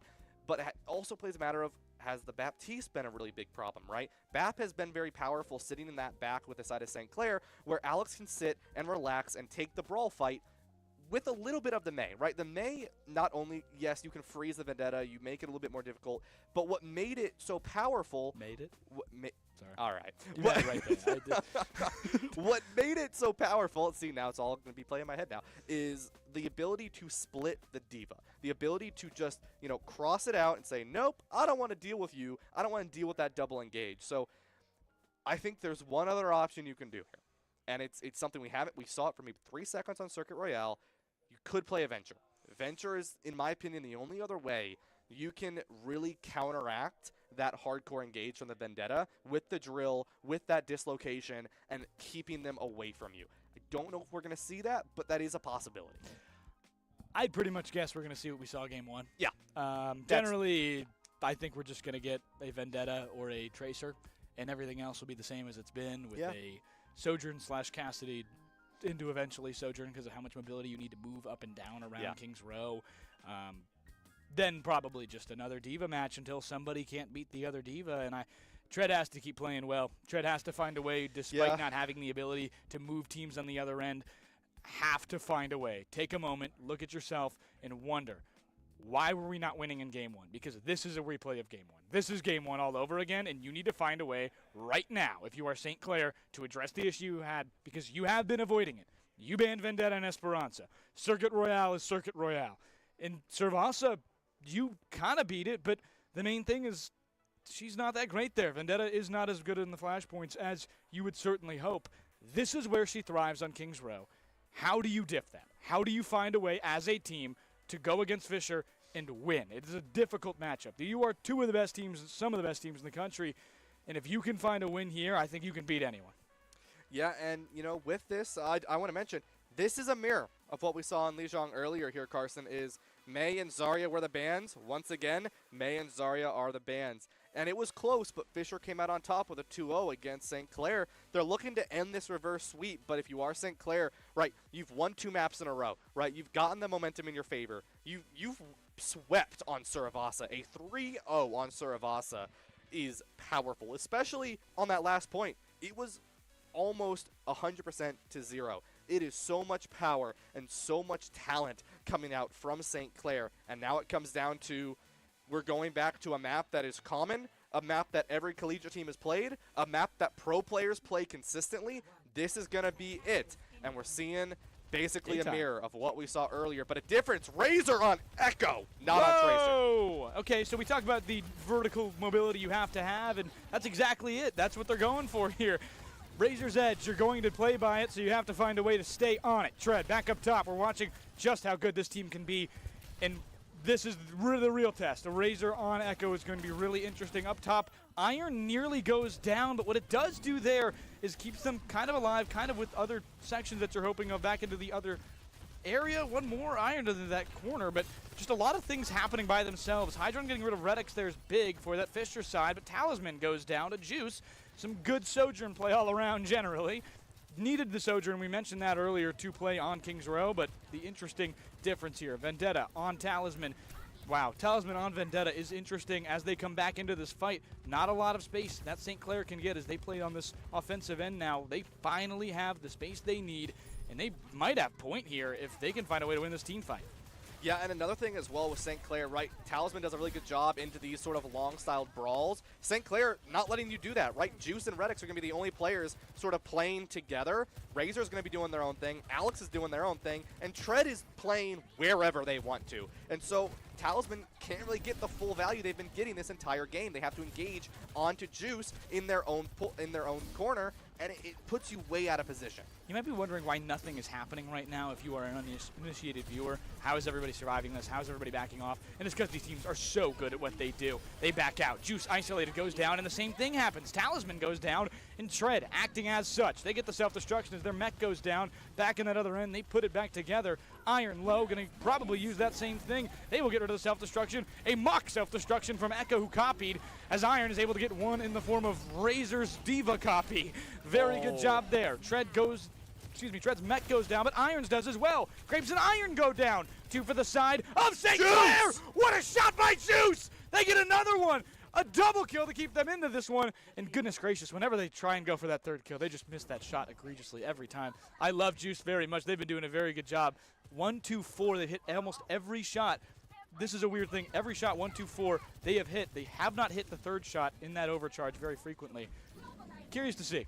Strikeout on 3, but you hit it on 1, 2, and 4. There you go. That's as long as the first 2 are balls, that's a home run, my friend. Exactly. You know, I mean, we're playing baseball now, Carson, but St. Clair getting their push out. They're going to be held on Archway, one of the most common holds to have if you are on the defensive side, if you can make it happen. Hydron with an overclock into Redix. Hydron 2! Juice and Redix, what a shot! They go back up top, and an immediate swing in the momentum from Fisher. They look for a third. Iron Razor. Iron gets Razor, excuse me. That is just a thing I just said. That was a noun. Forward on the other end, they do a very good job to find their way through. Fisher just cuts into the action. St. Clair can do nothing but watch. Juice, again, will have this ability to get the overclock here soon, but I'm not sure Fisher's going to be able, or excuse me, St. Clair's going to be able to find a way to push forward too heavily past this checkpoint without an ability like that. Oh my goodness, Juice. So good right now. Grapes goes down, going for another one. Barely misses Kiwi on the other end. Tread is chasing after Hydron, and Razor gets rid of Iron. Back forward. Again, Razor. Talisman goes down. And just before the overclock kicks in, I'm wrong. Razor, another one in the form of Kiwi. They do a great job despite the lack of ultimates there. Yeah, and this is what we were talking about, right? How is St. Clair going to play into Talisman on this Vendetta? I thought they were going to play a little bit more for the disruption, right? Run the Venture, and they can do some really good sort of stopping pressure on the engage from Talisman on this Vendetta. But instead, why not just play a 4-on-1 deathmatch? That is what, or excuse me, a 3-on-2 deathmatch. That's what St. Clair is doing. You want to engage on Juice and on Redix? Go ahead, but you'll be way out of position to do so. Juice able to get another one on Hydron. Just cooking right now for both sides. I mean, if you are a Sojourn right now, you are winning the game for your team. Talisman trying to push forward with that ult, and it's just poorly timed. There's nobody there, and a really rough use of utility there. I mean, that's a big resource you just missed out on. And now St. Clair backed off properly. They'll have forward. They'll use a Kiriko rush. They'll respond on the other end. Fisher with their own. Falcon, St. Clair, but their wings might have just been clipped. Hydron just goes down. Self-destruct for Iron will force some time to be waited by St. Clair, but not enough. Razor going in. That's going to be a good sound barrier from St. Clair to keep them forward, but responded by their own from Fisher, just matching it at every turn. Echo, it's 2 Divas right now and 2 self-destructs. So many tanks are basically playing a different game right now, but Tread gets rid of Talisman. Didn't see the self-destruct coming down, and a great job for St. Clair there. good luck in their end. Talisman down basically means there'll be less support on that back line, and you're seeing it, Grapes and Kiwi go down as Iron goes down as well. It's Razor, Tread, and Hydron doing all, Juice doing all the damage. Tread jumps off the map to reset. They push into the end here. They touch the checkpoint and all of that, and they're moving forward still. This team fight has gone between checkpoints. Yeah, and Razor, one thing to mention with this Echo is the perk they chose to go with is the one that starts them halfway to ult. So oppressive if you use it correctly, because then you can just pop that bomb so incredibly fast on that copy to the Diva. So powerful. Razor now on the Tracer, mirroring Talisman. St. Clair feeling nice and comfortable. Fisher needs to find a way to put a stop to this, but it's so hard as it's a full mirror from these two teams. If I was playing basketball, Juice would have 47 points in the third quarter right now, just hitting every shot from anywhere. Really good on that right click. As soon as I mentioned that they had been hitting their third right click, I think it's been 1, 2, 3 to infinite numbers at this point. Doing so well on that other end. Hydron just used their overclock, didn't get much out of it on that other end, but just waiting to kind of get this team fight started. A big miss there as they lose their charge. Forward again is Iron, who has to back off immediately as they get stuck in between a rock and a hard place, that being Tread. 2-2 as they push forward. Somebody has to give at this point in Game 5 for all the marbles. We're in our first half here on the road to the CECC in the Grand Finals of 2026 qualifiers. Kiwi responded by Redx as a sound barrier. They go down during that Kiriko rush, though. Hydron goes down as well. 2 down for Fisher. Is it enough for St. Clair to just walk all over him? Forward again, back up top, tried another one. Iron goes down. Grapes next. And Fisher has no reply for the Saints. They move forward in the very end here. The Canadians have found their way backwards. A good self-destruct to get a little bit more time. Hydron nailed by Juice. Goodness gracious, what a shot. 3-0. Start another one. It didn't matter, but gosh. Whew. 3-0 win to start here for St. Clair on the offense. Can the Falcons reply? I want to quickly mention how Redix played there at the end. We saw the Tracer sort of hiding. Juice was looking for them, but Redix went to mark them, and they weren't able to touch the point. It was so crucial for Fisher to touch this point, right? They're like, all right, we have to take a fight, but more importantly, we need to make sure it's under 1 minute. And here's why, Carson. If Fisher caps this, but they cap it with 0 seconds, they are in a do or die scenario where St. Clair can win, and all that Fisher can do is draw. So very much still in either team's court of play on this angle. But, I mean, St. Clair, they're feeling comfortable. Talisman forced off the Vendetta onto this Tracer. I mean, St. Clair is in a really good spot. Everyone on that team is a well-oiled machine at the moment. They know what they want to do. They know how they want to play it. And they've now forced Fisher into an uncomfortable spot on their own end, on their own turf, if you will. And St. Clair looking to secure and make sure they do not lose that third spot in the country. Ryan, yes, as Carson? we jump through this, it really feels, if you were up this morning early, 8 a.m. Eastern time, watching the gold medal game for hockey in the Olympics, this is what it feels like. We got Canada here on that right side in the form of St. Clair. We got America on the left, and goodness gracious, this is a really interesting matchup at this point that we've gone down to. Overtime will have to be forced for Fisher to stay alive in this one and try and find a win. But for now, they'll have to just do that to even find a win. 2-0, since they went 2-0 themselves. Goodness gracious, just a good job for St. Clair. Yeah, they're looking to hit this reverse sweep. St. Clair on their way to do so here. So it's going to be very, very important between these two teams. I mean, it has been a long matchup and a long history between these two teams, and St. Clair is looking to take the victory if they can. Right off the rip here, what you're seeing is a good stall, basically from Fisher, but it's going to be kind of not enough. St. Clair's going to have the ability to put themselves back up. Maybe they won't. Razor goes down. Kind of a mistimed dash into sight there. Grapes was just ready for it. 1 M1 click from Lucio, triple headshot, can take 75 health off of you at minimum, and that's what happened right there at half and just went down immediately, and Razor's going to go back to the Echo. Went with what works as 1-3 now. Fisher, by the way, if you're unfamiliar with the format, has to march their way all the way back to the end here to tie this one up to bring it to overtime. Immediately St. Clair trying to stall from that upper angle that Fisher really didn't utilize. Yeah, and you see, I mean, it's a game of rock, paper, scissors here, Carson. St. Clair back on the Echo because Talisman is back on the Vendetta. And immediately you see those swaps come in, and this is where Fisher was struggling. And now Razor has more of a map to play with now that the cart has been given over to Fisher. And they have this control on the archway, and it's going to be important for St. Clair to secure this next fight win and bring him down to 4.5 minutes. Immediately into the matrix there. It's a good job by Iron to try and defend their team, but oh my goodness, Hydron, what a shot. Redix goes down, and immediately some big loss of support from St. Clair. Tread pushes forward, might be ill-advised, but Alex still able to get Talisman, who was not able to, despite being alone, get enough util usage or resources down to get any of the supports. Kind of a mixed bag there as Razor Hydron, they trade, but Alex, Juice, and Tread go down for St. Clair, and Fisher wins a team fight. They have 2 players left. They win with a couple losses, but they get 2 corners for free here, right? St. Clair can engage. They're going to have to engage on this final third corner, and it's going to be close to the edge of point because of all those staggers that happened late on to the point. Fisher now has two corners that they get to play with, and they're playing on this final 4 minutes to do so. Very, very good spot for Fisher here, and some ultimates to use. Juice popping the overclock and the double support ultimate. It's going to be 2 for that end of Fisher. Nobody there other than 1 Kiriko ult for St. Clair, and they're still just unable to do anything. Talisman, Grapes, Iron, they all get 3. Oh. Goodness gracious, what a slash! Triple for Tread and a team kill on the back of Vendetta. And it's going to be 5 minutes for Fisher to capitalize on this point here, and if they do, they're going to have a mighty advantage against St. Clair going into this capitalization. They want to end this reverse sweep potential for St. Clair, but they've got to get to this 3rd point to do so here. St. Clair, Razor on this Echo, needs to find their way back into the game. They need to find that value back onto Talisman and not give them the free play that they've had on the back line into the St. Clair squad. 2-3 right now. Fisher has to get to the end here to force overtime once more. We'll remind you as we go, but Razor switches into that Devo with the Echo ult. Going to have a self-destruct here in a moment. Curious to see how long they'll use it. Nobody really addressing it. Fisher just trying to run away, but chasing down is St. Clair. They're trying to get some more util out of what they have as a double. Razor again, they respond. Going to get that self-destruct out. They back out of their ult, basically throw it at the other team's spawn.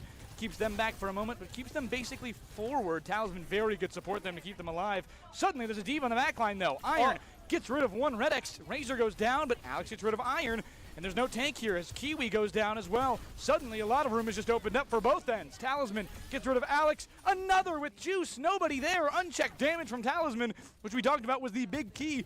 Didn't have it in the first half, but they finally found it. And 4 minutes, they're nearing the end. St. Clair will have to do so much if they capture here in a few moments, but we talked about it very early. This could be entirely down to the Vendetta pick and how you can reply, and Razor has switched to Vendetta. Yeah, we haven't seen this basically at all today, Carson, and now you've got 4 minutes to showcase that you can be them. Juice falls down early, though. Immediate job here. Talisman on that ult has really gotten no value out of it in the first 2 usages. Sound barrier from St. Clair as a response. They chase him down. Tread able to go over Hydron, but Razor goes down. Kiwi as well, though, and suddenly the support line is a bit thin for both sides here. Forward again, as they just have to back off. Fisher does a very good job to take that. I like that pick. I like that, not using any utility there, not using resources, just sitting, waiting, and basically getting into a team fight a lot quicker as you wait for your last 3 to come back. St. Clair, though, will have a response here. Juice close to an ult, and 2 other ones close with Tread. Yeah, it really comes down to which team gets that first pick. Fisher has the ult advantage here, and they're going to use one early into 2 on the side of St. Clair. We're down to the clutch here. Oh! Double Kiriko out. What a shot by Hydron. Talisman gets rid of 1, and Alex. Hydron again! 1 more for Grapes as well. That Lucio has done so much damage, and suddenly, at the very end, Fisher has managed to keep it together, and we have overtime. And as we jump into this one, 241 to 113, it'll go up a minute, or will not go up a minute because both teams are not at 0. Yep. This is interesting. We are at the very end here. St. Clair, disadvantage. Since 2021, I was 14 years old, by the way. Don't tell me that. There has not been a team other than Fisher that has won the East Regional for CECC Quals. They have the opportunity to prevent a 4-year dynasty over this entire league right now that would extend to 5 if they lose. Saints have to find a way to do anything here to put themselves together. This could be a very big one here. We have to imagine that it's going to be a bit scary down the road, but St. Clair has the opportunity to do what many have deemed impossible for some time. Yeah, and I mean, St. Clair, they have a 1.5 minute disadvantage against Fisher, right? Minute 13, 241 here. For reference, the way that these teams have been playing, if we take a look at this from a numbers perspective, that's going to be about a 1.5 fights more for Fisher on the attacking side. That means probably 2 more ult rotations on average than St. Clair will have. That is important to think about. Both teams get full perks here on the overtime, so that is something to be aware of, as Razor is going to be someone to really capitalize on those perks as they've had in the past. But now we have a mirror comp, and here we go, Carson. I'm Carson Cass, Ryan Blankenhorn beside me on the color commentary. We have got overtime in Game 5. Fisher, St. Clair for the East Regional. Back forward immediately. Hydron has to kind of watch as that Diva is forced to back off. And a bad start for Fisher. It's all about doing more with less right now for St. Clair, who's got less time, as you mentioned.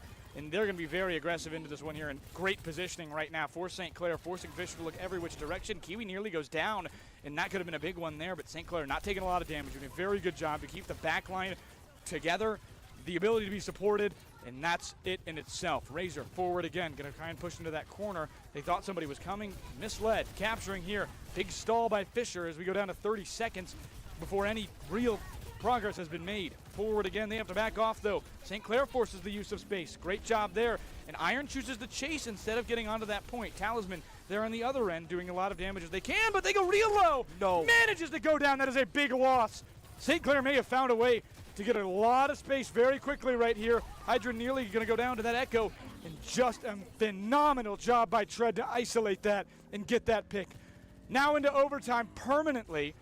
However, that being said, St. Clair, they have the point moving, something that might not happen in 2 minutes and 40 seconds. The farther St. Clair gets, the more Fisher will have to do to match them or beat them. Forward on this point. Yeah, and this was the hardest hold for St. Clair when they were on the defense. They didn't get through this archway. This may be the victory for them if they can do so. So, already St. Clair in the archway against Fisher has that defense ready online, but Razor, first ultimate, ready to be used. So this is really hard to get through. Goodness gracious, Hydrant just nailed him. It's really hard to get through this site unless you have window or defend on window, and they're not defending it at all, and Hydrant may have just saved them there. They'll go back into that other end. Talisman in the back line entirely. Hydrant just stuck at this point. Big damage. Talisman gets rid of Heretics. That support line could go in just a moment, but the Kiriko rushes down. Here comes a self-destruct. Overtime. They're kind of forced back onto that site again. Hydrant in the margins. Back forward. Talisman not on site. Kiwi gets rid of the mech of Razor. On that other end, Iron gets one more. Talisman gets rid of that ult. Kiwi another one in the form of Juice. Hydrant gets rid of Tread. They run. They hide. But nobody can stop Fisher right now in the point. They'll have to match it. But that's a good start, but I don't even know if I can consider that. They got quite a deal of space with only 30 seconds. Yeah, I mean, here's the thing, Carson, right? That archway has been notorious in every professional and collegiate league. Holding that is the play. Holding that is the win con. And you look into this fight now. If St. Clair can hold for even a minute on this first hold, they have a chance to win this, and it's going to come down to how well they play this. If Fisher gets one stagger, they get one singular stagger on the defense from the side of St. Clair after they cap the point, it's game over. Fisher stops the reverse sweep, and they continue their dynasty. But St. Clair, they can still win this. They can play this to perfection. They have a lot of play and a lot of soul and a lot of heart behind this. St. Clair, they've already started on a great way to get their 2-3, to get this reverse sweep against Fisher. They want to do the unbeatable. They want to do the thing that every team has wanted to do for the past 4 years. And it comes down to the next 2 minutes and 41 seconds. The name of the game is perfection, something that Fisher is, not too accustomed with. They've been perfect, it seems like, for the last few years, generally on every end. They've won some national championships in some games around here, and for a great reason. They've been a great team all around. Let's see how Fisher plays this. They've got extra time, but they shouldn't necessarily use that to their advantage in the sense of waiting. They need to find a way to get on site fast and force St. Clair to get more desperate. Back on that other end, Tread forced to push back with the rest of the team. They're giving some space up, but the important thing for St. Clair, all they care about is the end right there. They need to make sure that they play well as a team, stay together as a team, but they're going to go as aggressive as they've been all day. Tread following the supports back up top. Iron going to have to match that on the other end, but the entire team up there, so much mobility that St. Clair has right now, and they're not even going to worry about the point until the very moment here as Iron just kind of forced to sit and watch, isolated from the rest of their team entirely. They're moving too fast. St. Clair 2 ahead as Lucio nearly goes down. That would have been a huge pick for that end, but they're still Tread into that back line. Talisman low as they go back into that other end. Redix, good support here, has done a very good job to keep this backline push out of it and not really any way of getting there. Iron, a great pick on a Juice, and that could be just about enough to really get a point going, getting a push going. And that other end, Razor stuck in a corner, goes down immediately. Hydran, one more. Redix forward again, one more on the point. This maybe is another team fight. They capture. They have the ability to move it. They will have the opportunity basically to get back into this fight. They will have the time. I mean, this is what I was talking about, though. Tread, not back yet. That stagger may have just won Fisher the game. Because now St. Clair has the longest spawn to get here. This could be it. They need someone to touch on a point. I don't think anyone's going to be able to do it. They have no one fast to get on the point. Carson, there's 3 stacking cart. This could be it. Since 2021, Fisher has not been defeated in the East qualifier. That will remain true today. The Falcons, their wings remain unclipped. They win the East qualifier in Overwatch. What a game. Goodness gracious golly. Spectacular every way around, in every which way for the Falcons as they win here in Game 5. I mean, this is what we saw earlier, right? I mean, it was a close series. It's a close matchup. You predict a very, very close game overall, and that is what we saw from these two teams. You move into that final fight. You move in to Kings Row, and it comes down to playing to perfection. You notice it, and it was a little quiet, right? Is what ended up happening was it was so simple. It was so calm. Fisher got a couple ticks for free, and you saw, right, St. Clair didn't particularly care about it, but then they chose to invest. I thought they were going to back up. If they backed up, if they played safe, they would have ended up winning that, or at least had a point to contest on Archway. But they went in. They went to engage, and because of that, 4 of them died. Fisher capped one more point, one more tick of the point, and there was no one to contest. Perfectly executed from Fisher. They looked a little scary there on game number 3 and game number 4, but they locked it back in. They got themselves back in. They didn't need the Vendetta, I want to notice as well. Talisman back on that Tracer, and they ended up winning that series, preventing the 3-2, preventing the reverse sweep, and securing their dynasty for year number 5. Yeah, I mean, that's half a decade Fisher spent in the driver's seat of the East. Ooh. It may end here soon. We've got a lot of programs coming up in the ends, but for now, the Fisher Falcons of Boston, Massachusetts beat the Canadians here. St. Clair goes down 3-2. It's Game 5 overtime that we saw it to the end, but they just couldn't do a great job, or a good enough job, to get there all the way. Alex and Juice, 2 players that did a phenomenal job, and that I have to give credit to, especially on the offense. They did great work, but just not enough on that other end for St. Clair to get it. Really tough on that spawn. That game could go totally different if it's different than overtime and you spawn in a different area. Just difficulty in every which way. Yeah, and I also want to mention, right, at the very start of the game, I said watch for these Sojourn players. Hydron and Juice both had incredible moments of incredible plays and incredible value. And these are the 2 players, I'm telling you right now, Carson, look out for them. When Emre is playable, these players will be swapping over to that character. The way that they can, the way that Emre works, right, you can scope in and you can unscope with the same speed, same movement speed. You have a grenade jump. You have so much utility on Emre. It's basically Sojourn and Soldier had a hybrid of a person, and that is Emre. And watch out for Juice and Hydron, because these 2 players are going to be locking in Emre, and it is going to be scarier than what you've already seen today. Half a decade on the region, half a decade, of success on the East Regional for the Fisher Falcons. They will move on to CECC with a bit of a bigger grin, I would say, into the Main Madness fiasco.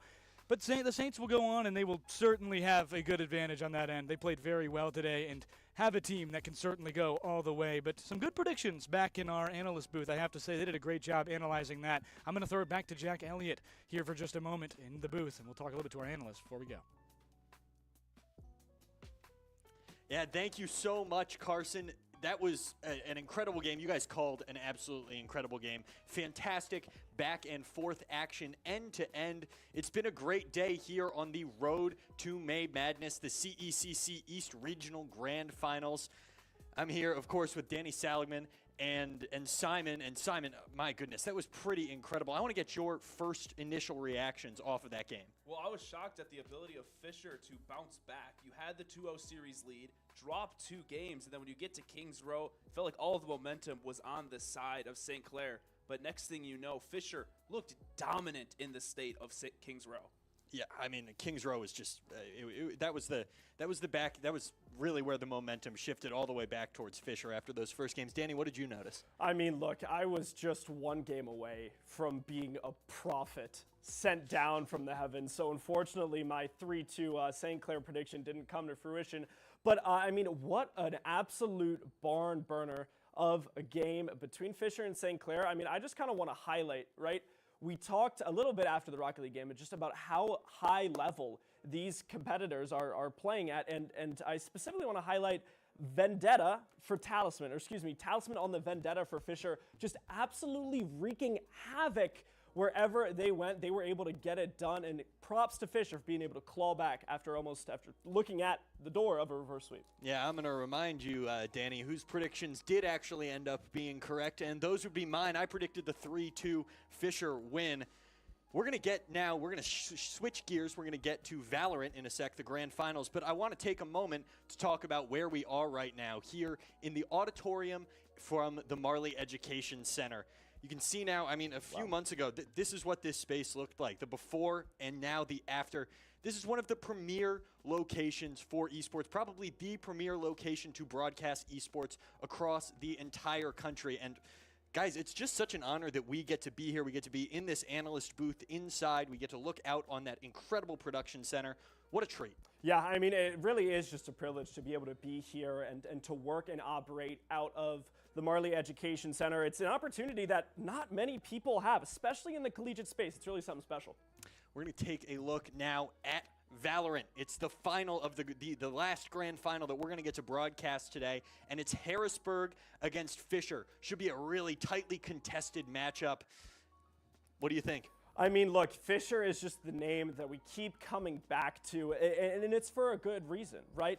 They just run an insanely talented program. All of their players are top-notch. But, I mean, we forget, or we might not forget, but Harrisburg is coming into this match as the 1 seed, right? So Fisher had to come back as the 2 seed, admittedly on the other side of the bracket. But still, Harrisburg did have the seeding advantage. They might be favored in some people's eyes heading into this matchup. Yeah, and to bounce off of that, another thing I noticed is both teams coming into the semifinals coming off of a 2-0 sweep, taking care of business in the semis, a heavyweight matchup. Rankings, 1 spot between the two, 12th ranked and 13th ranked, respectively, between Harrisburg and Fisher. So a really good contest here today. All right, and now I want to know, Simon, we'll start with you. What exactly do you think is going to happen today between these two teams? I think I got to stick with the school that we've talked about all throughout the afternoon, and that is Fisher, who have taken care of business each of the last 2 contests. I think they're going to keep the trend going and sweep Harrisburg 2-0. Well, Simon, I can't exactly disagree with you there. Fisher has been the star of the show today, and I'm going to also take Fisher, but I think Harrisburg will get a game off of them. 2-1, Fisher, my final prediction. You know, I'm still a little bit annoyed that Fisher messed up my epic, insane prediction in that Overwatch match. So as a form of revenge, and because I think Harrisburg is just a team made up of people who are quite like that, I think Harrisburg is going to surprise both of you and win 2-0 over Fisher. Well, Danny, the last time that you made a prediction that kind of went against the grain, it didn't exactly go well for you, but we'll see if you can get it right this time. We've got all the action coming right up for you. We're going to send it over to Carson and Gunjan in just a moment here. We're super excited for that. You guys take it away.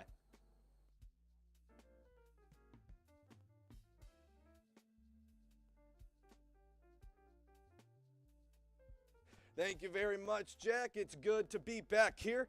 I switched over to the right side this time, so a little bit of a different one today. But I got Gunjan here on the desk with me to help me out on Valorant tonight. Gunjan, how you feeling, man? I'm super excited. I think Valorant, we saved the best for last right now. Yeah, it's going to be good to see what ends up happening here. We've got Fisher once more. It's our 3rd matchup today where we get to see Fisher. And I mean, earlier on, right, they had the victory of 4-0 in Rocket League. Then they moved on and they took a reverse sweep, I should say, 3-2 over St. Clair. Now we've got him again in Valorant. Yeah, and it's super exciting because they've been incredibly dominant. They went 2-0 versus Fisher College White, their brother team. And then their second matchup, they went against Rutgers, and they just kind of demolished them 2-0 as well. And they've been playing a really exciting style because we're seeing a lot of double duelists right now. Yeah, we have. And one of the biggest things is, there goes my Stingray. It's okay, it happens. Right, with that double duelist composition, I mean, we talk a little bit about how, especially on Bind, right, there's going to be things like Yoru, and there's going to be things like Waylay. And when you have those characters in the game, there's so much that you have to offer, right? You have such a high scalability to play Initiator, in a sense, without playing Initiator, especially like characters like Waylay, where you can get in, engage, and take that full value. Yeah, it's one of those situations where it leads to very explosive matches, especially when the players on Fisher College are just playing so well and at such a high level. They're one of those players right now where if you look at the KDA charts for the playoffs, it's basically just Fisher College all across the board. So they're playing really explosively. They're playing very aggressively. I think Harrisonburg does have a chance because I think in terms of standard play, they're playing it really well right now. And especially one of the players I want to highlight, Hosu on Harrisonburg, he's playing incredibly well right now in terms of just being dominant for that team. Yeah, absolutely. I mean, these players are going to be bringing it down to getting a kill and getting that value early on in these games. All these players, very, very talented players, right? I mean, we've talked about that. I mean, all day today, right? These are some of the best players in the nation. Yep. And when they're the best players in the nation, when they're the best players in the country, you will see, sure, some more typical meta things, but also you see a lot of really good value on how they play, right? The sort of the niche and the unique, right? Other than meta. Yeah, other than meta. Well, I had, like, my brain stopped working. Other than meta, you're going to see a little bit more unique things, right? Yep. Sure, Yoru and Waylay are going to be very popular, right? But you might see a little bit of a change, right? You might see a raise. You might see something different like that. Yeah, one of the champs I did want to highlight was also Vito. I believe he might have shown up a little bit as well for Sentinel play. So it's going to be interesting to see just kind of how the meta is evolving. In terms of the tournament meta, again, you mentioned it, Yoru has been very popular just because of Fisher College, as well as Vipers kind of ruling the meta right now, pretty much played in every single game that was going on in the entire playoff bracket. So it's going to be interesting to see kind of what we see, especially because these two teams are the number 1 and number 2 seed. They both did really well in the bracket stage and the round robin stage as well. So these are kind of the two heavyweights competing against each other. And Fisher College is kind of trying to go on a run right now because they just won in Overwatch. Let's see what they can do in Valorant as well. Yeah, I mean, Fisher's looking to get a 3-0 best-of-5 sweep in the CECC East qualifiers today in general, let alone in the other two games they've won. They're looking to get a clean victory for Fisher College. They want to celebrate for more than just 2 victories. Fisher has been, I mean, they've been a college that has always been up there as one of the best teams in collegiate esports, and they're still to this day one of the best teams. There's a reason they're here. They've already, I mean, you know, we've skipped over this a few times, but they've already qualified for CECC, right? I mean, this just being in the finals here for this qualifier has put them into that series and has put them into Texas.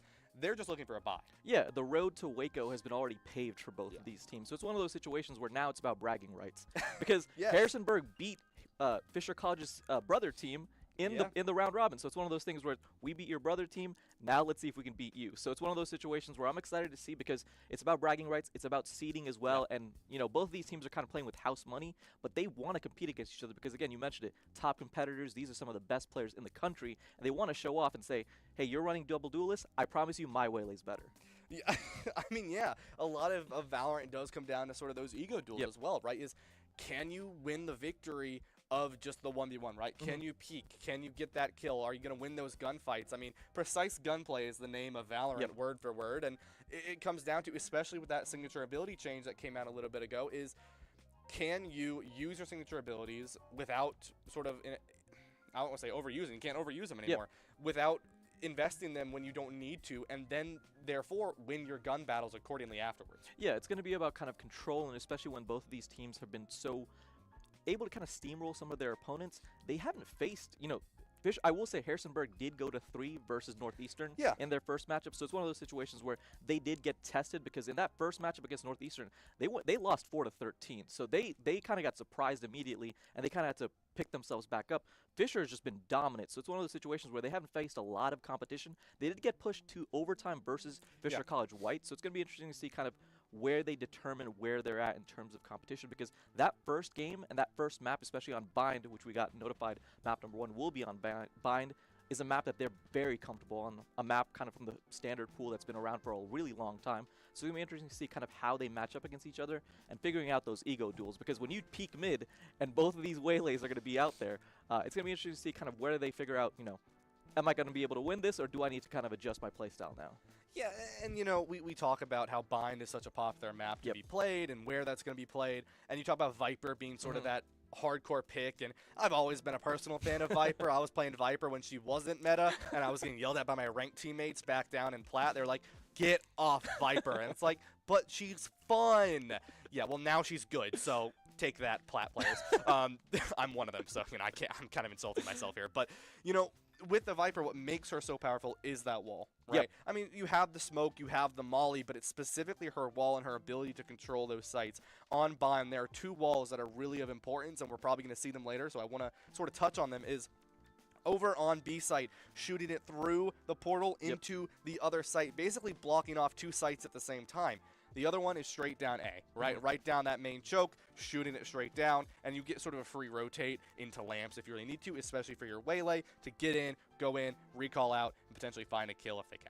Yeah, it's going to be interesting to see kind of how they use that. I think both of their controller players have been really good on both their sides. Again, one of those situations where they are really steamrolling their opponents. So a lot of times you look at their KDs and you're like, it doesn't do much. But again, it's about setting up your star players. And both of these teams have star duelists. So it's going to be interesting to see kind of whether they kind of come in, especially when it comes to how these comps work out. Because again, double duelist is very explosive. And it's one of those situations where they don't have a lot of utility, so it's going to need to work that first time, because if Harrisonburg can hold on, they can kind of stem the initial wave, they're going to be able to hold those sites really well. And another stat I wanted to offer to you, Ryan, was that Harrisonburg right now, when it comes to post-plant situations, they're the best.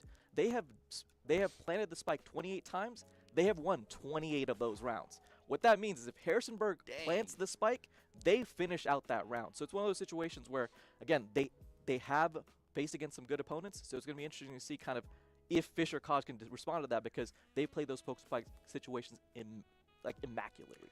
Yeah, and we talk about Fisher a lot. I also want to bring up Harrisburg, right? A team that has used to be very, very up on the top, right? You saw them in every title and everything. Then they sort of, that new generation came in, right? That new group of players came in, and it took them some time to build back up, right? I mean, you take a look at Fisher, 5-year dynasty in Overwatch now.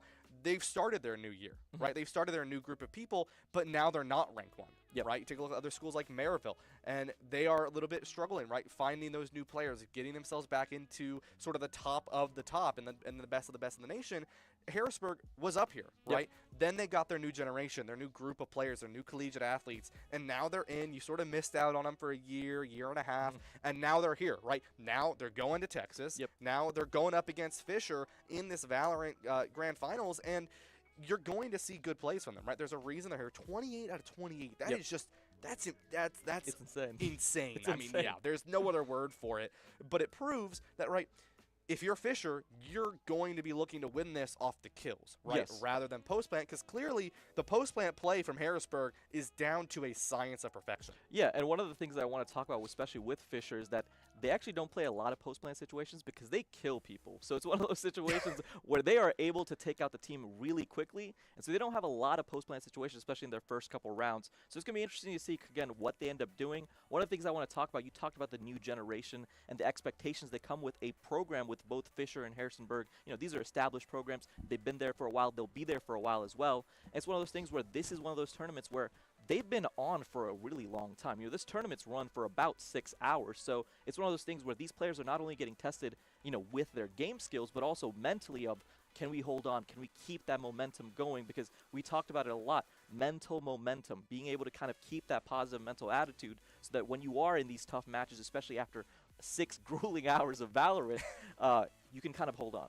Yeah, and we take a look here at these teams, pretty sort of what we expect to see, right? You take a look at over here on this right side, on the attacking side, right? Brimstone, Viper, Yoru, Fade. That's typically what we're going to see. Cuz will likely hover that waylay here in a second. That's what you're going to see, right? This is just typical for these teams. Take a look on this left side, on the defending side, a little bit of a difference. You do see the Viper, the waylay, the Brim, the characters you sort of expect to see. Instead of that Fade, you see the Sky. This is not uncalled for, right? Some players like the Sky, some player like the Fade. It's pretty universal. Either way, it works on either side. Biggest difference here, right? Typically, you have that Viper serve as that Sentinel player. Chamber being played not crazy, but it is something to be aware of, is having that chamber in instead of having that Yoru in. Gets rid of that double duelist, but gives you more sentability on that Viper chamber, sort of holding those points a little bit better. Yeah, and that's something that Harrisonburg has just liked to do overall. They aren't a team that likes to play the double duelist, so it's going to be one of those situations where they're going to be able to kind of keep it standard. These are picks that they've played throughout the bracket, so nothing experimental happening. One of the things I wanted to highlight to you, Ryan, is going to be Sogo's Yoru pick. He's pretty much single-handedly bumping up this character when it comes to all statistics as well as play rate. And my note for him, watching or just looking at kind of the stats for the first 2 rounds, was Sogo, Yoru, go.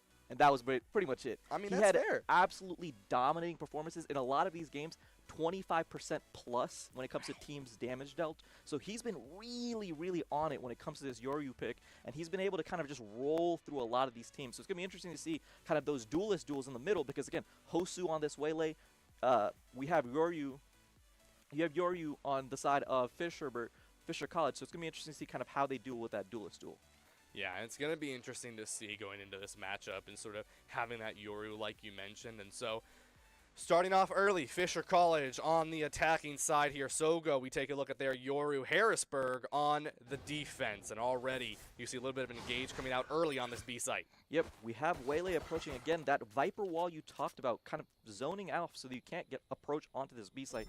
A lot of members from the side of HU sitting onto site as well, because, again, walking through the smoke, trying to see if he can get anything. He recalls back immediately. Again, they just try to get information and see if maybe they can play a little bit around the mid as well as into the apartment side. Yeah, and this is the safe play, right? You play a little bit further back, you get some recon if you can, but that's where the sky comes in, right? Those flashes and those hits from that stun, right? Those are what you need to be aware of, because if you get hit by them on Waylay, you are basically done for on your engage. Dog looking to come in as well as a TP from Sogu, and this is where you need to be wary as flashes start flying. Sogu goes onto site immediately. Woda takes out Cuz. Blast takes out Woda immediately on the trade. Again, Sogo takes out Taunt immediately. And East site should be controlled for the side of Harrisburg. The HU Storm take out and get the immediate plant off. But it looks like they're going to go for actually a rotate onto A site immediately, Ryan. Yeah, I mean, you've got 4 players, right? You know that the majority of Fisher is over there on that defensive, or excuse me, Harrisburg are over on that defensive side. Get that spike down, and you get yourself in a good spot if you can get this down here. Jeffy looking to take out some. Again, he sees the 2 members walking in from spawn as well. Jeffy taken out by Ian immediately as well. Again, 3 members on site. Blast taken out by Huso as well. Again, 2 members on site. Again, a 2v3 duel. Oh, Sogo takes out Ian. Easton takes out Sogo. And this is going to be a win for the side of Harrisburg. They take out the defuse as well. Going to give over the defuse ulti point over to the side of the Waylay. And again, Harrisburg comes out to a 1-0 lead over Fisher College.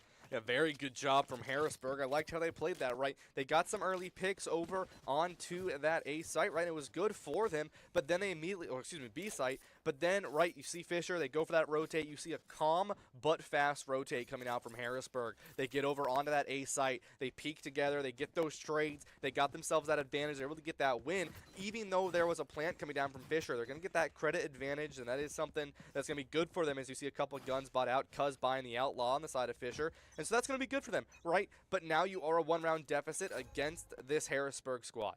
Yep, Harrisburg currently just running kind of a standard lineup. Again, 2 on site on A, 2 on site on B as well. The Viper wall does go down, trying to see if Fisher College just try to go in. Again, a quick recall as well. Again, players on mid, not too much here, but again, this might be a quick move. Oh, Cuz takes out Ian with the rifle right there. That's going to be a big pick for the side of Fisher College. They should put onto this A site.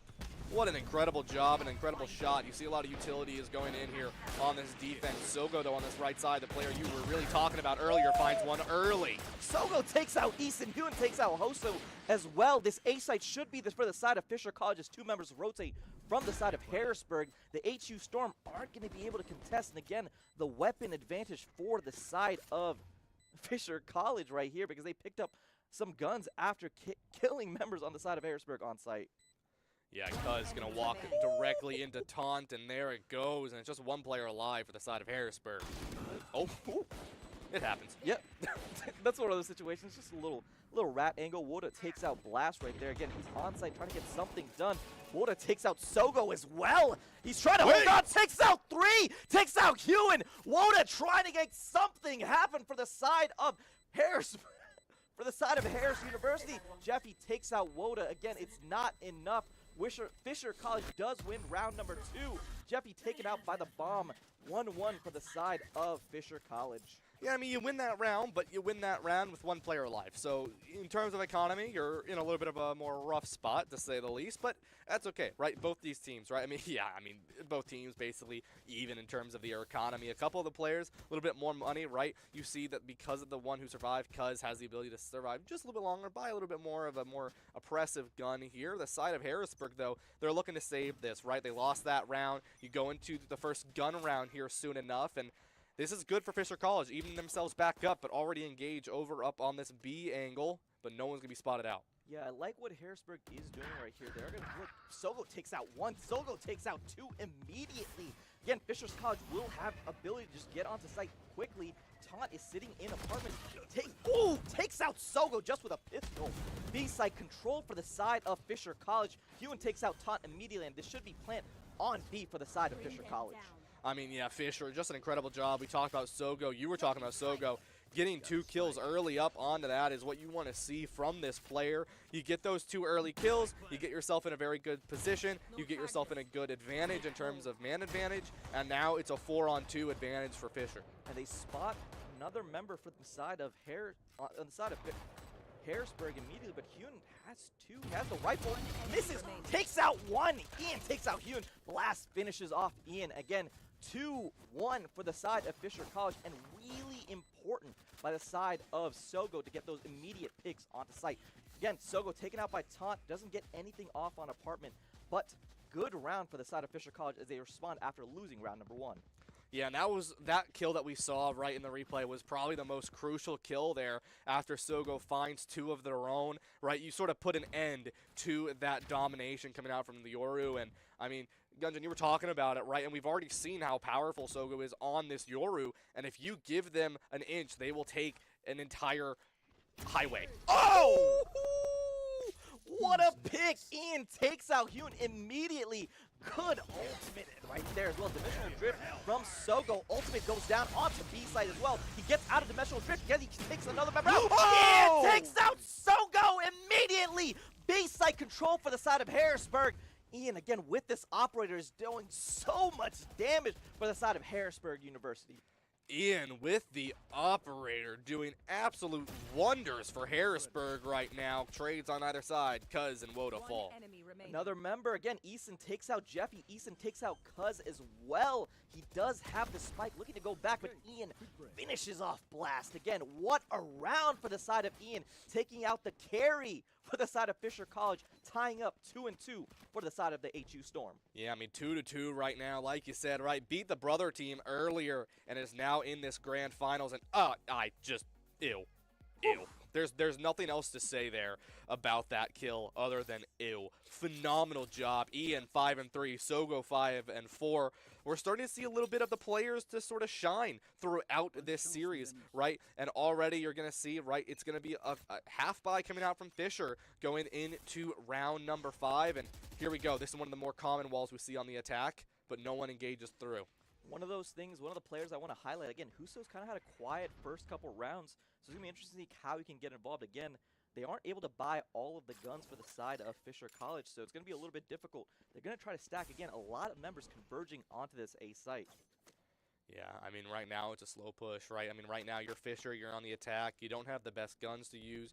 You want to see if Harrisburg is going to get aggressive, right? You want to see if you can get any good value from them. At Harrisburg, there's a reason they're here in this grand finals right now, Gunjan. It's because they're patient. It's because they are not going to give you too much value. They respect the value, and they respect the gunplay from the side of Fisher. They're going to just play it safe. They're like, fine, you're the ones who have to engage onto us, so we don't need to do anything. Yeah, and one of the players, again, for the side of Harrisburg. Oh my god, Huso takes out Sogo through the wall right there. What a play from the side of Harrisburg right there. What a play. Yeah, I mean, there you go, right? That's what you want to see, right? It's slow, it's patient, but it gets the value where needed. Harrisburg now 30 seconds to get on to any site they so choose.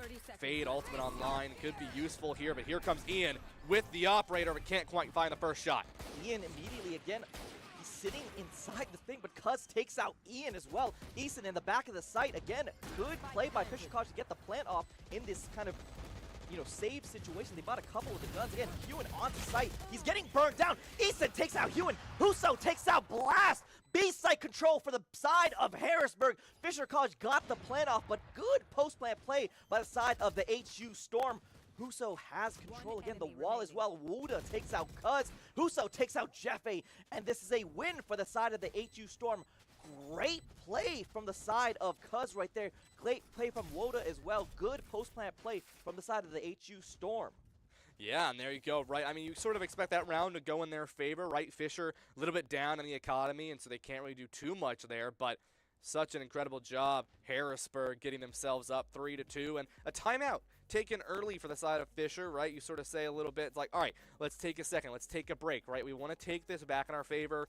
We want to talk a little bit about how we're going to get ourselves back into this game, back into this series, and that's what you want to see from this Fisher squad, right? I mean, it's already sort of back and forth between these two teams. Harrisburg, sort of one of those up-and-comers that's, was on the back burner and is now getting their new generation of players back into the swing of things and putting themselves up on top against Fisher College. Fisher, on the other hand, right, a team that we've seen quite frequently. You have players like Sogu who have just been such dominant players for this team. They've been here for a while. They get themselves back into this series, back into this game, and they're going to be here once more. But now it really is the matter of the old age and the new age. And Harrisburg, such an incredible job right now, Gunjan, really taking the advantage, really being patient. That's something that a lot of collegiate teams nationally struggle with, right? You have a team that's playing safe like Fisher just did on that attacking side. And they're like, we're not going to do anything. We know we're on the attack, but we also know we don't have the gun advantage. We're going to wait for you to get a little antsy and a little aggressive. Harrisburg was like, nah, we're good. We're going to chill here. We're going to let you walk into us. We're not going to give you any satisfaction.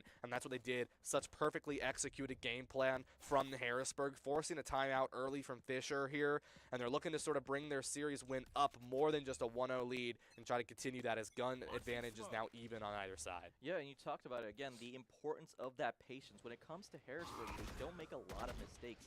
They're really keen when it comes to playing a lot of. Oh my God! Eason takes out Sogo immediately. He tried to get a little bit cute in toilets, but Eason is there to hold it down. Good pick for the side of the HU Storm, and again now it feels like Fisher College doesn't really know where to push, and Ian takes out Cuz in the mid duels, and it feels like Ian is holding it down for the HU Storm. What a play on the operator right there. Yeah, I mean, that is just perfect execution there. Ian, a player that we've seen already today in just 5 rounds, has been someone to really not mess around with, and they haven't even used the tour de force yet, and that is something that I'm a little worried about, is you just use the operator, let alone the gun that inflicts slow on anyone you shoot and shoots faster, and is just simply a better operator. You haven't lost it yet either, right? I mean, it's just been sort of fiddling around on both teams, and it's been going on either way, but here comes the smokes coming in from the side of Fisher. 3-on-5 advantage Harrisburg right now. And you talk about it, Ryan, where it's going to be difficult because the key to Fisher College's team comp is the double duelist. When they lose the double duelist immediately, it's very hard to kind of push on the site because they just don't have enough firepower because, again, Fisher College has these two duelists as kind of not only the leaders, the lead initiators, and the people that are able to create plays for the team. And now Fisher College is just kind of running out of time. Woda takes out Jeffy in the middle. And again, Taunt takes out Hune as well. This is one man left. He's just going to try to save a gun. But again, Harrisburg should try to see if they can try to get anything off. Don't try to give him any sort of ground. But again, 4-2 lead. Oh! Huso takes out Blast. Taunt does go down in the trade. And Harrisburg picks up another round. 4-2 advantage for the HU Storm. I mean, that's good, right? You get that kill, you get a little bit extra economy, you force Harrisburg's Viper to have to buy a little bit more. So it's not bad, but I mean, it is just incredible plays from this team. Oh, they even pinged it. They even pinged it, Gunjan. The intelligence behind these players, they just know. It's like, it's practically as if they are just there in the other player's headspace. They know what they would do on the attack, and they're like, I respect you enough. I know you're a very good player. You might as well be pro. I'm going to do what I would do, and I'm going to predict that you're going to do that too. Yep. Perfect execution, perfect kill, and now Harrisburg, a 2-up lead right now against Fisher. They've got a good economy, and it's what you want to see if you're a Harrisburg fan. Yep, and you talk about it right here in these apartments. Again, no weapons for the side of Fisher College. He go back, but Taunt is just going to get so much damage off. Again, Fisher College should back off here, right?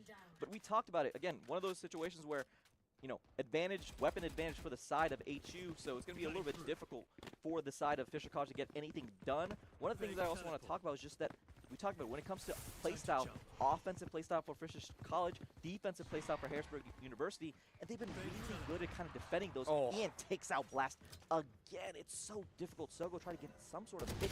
Well, get some shots again. He's getting contested. Eason takes out Cuz. The bomb does go down. They pick it up immediately. Ian takes out Sogo.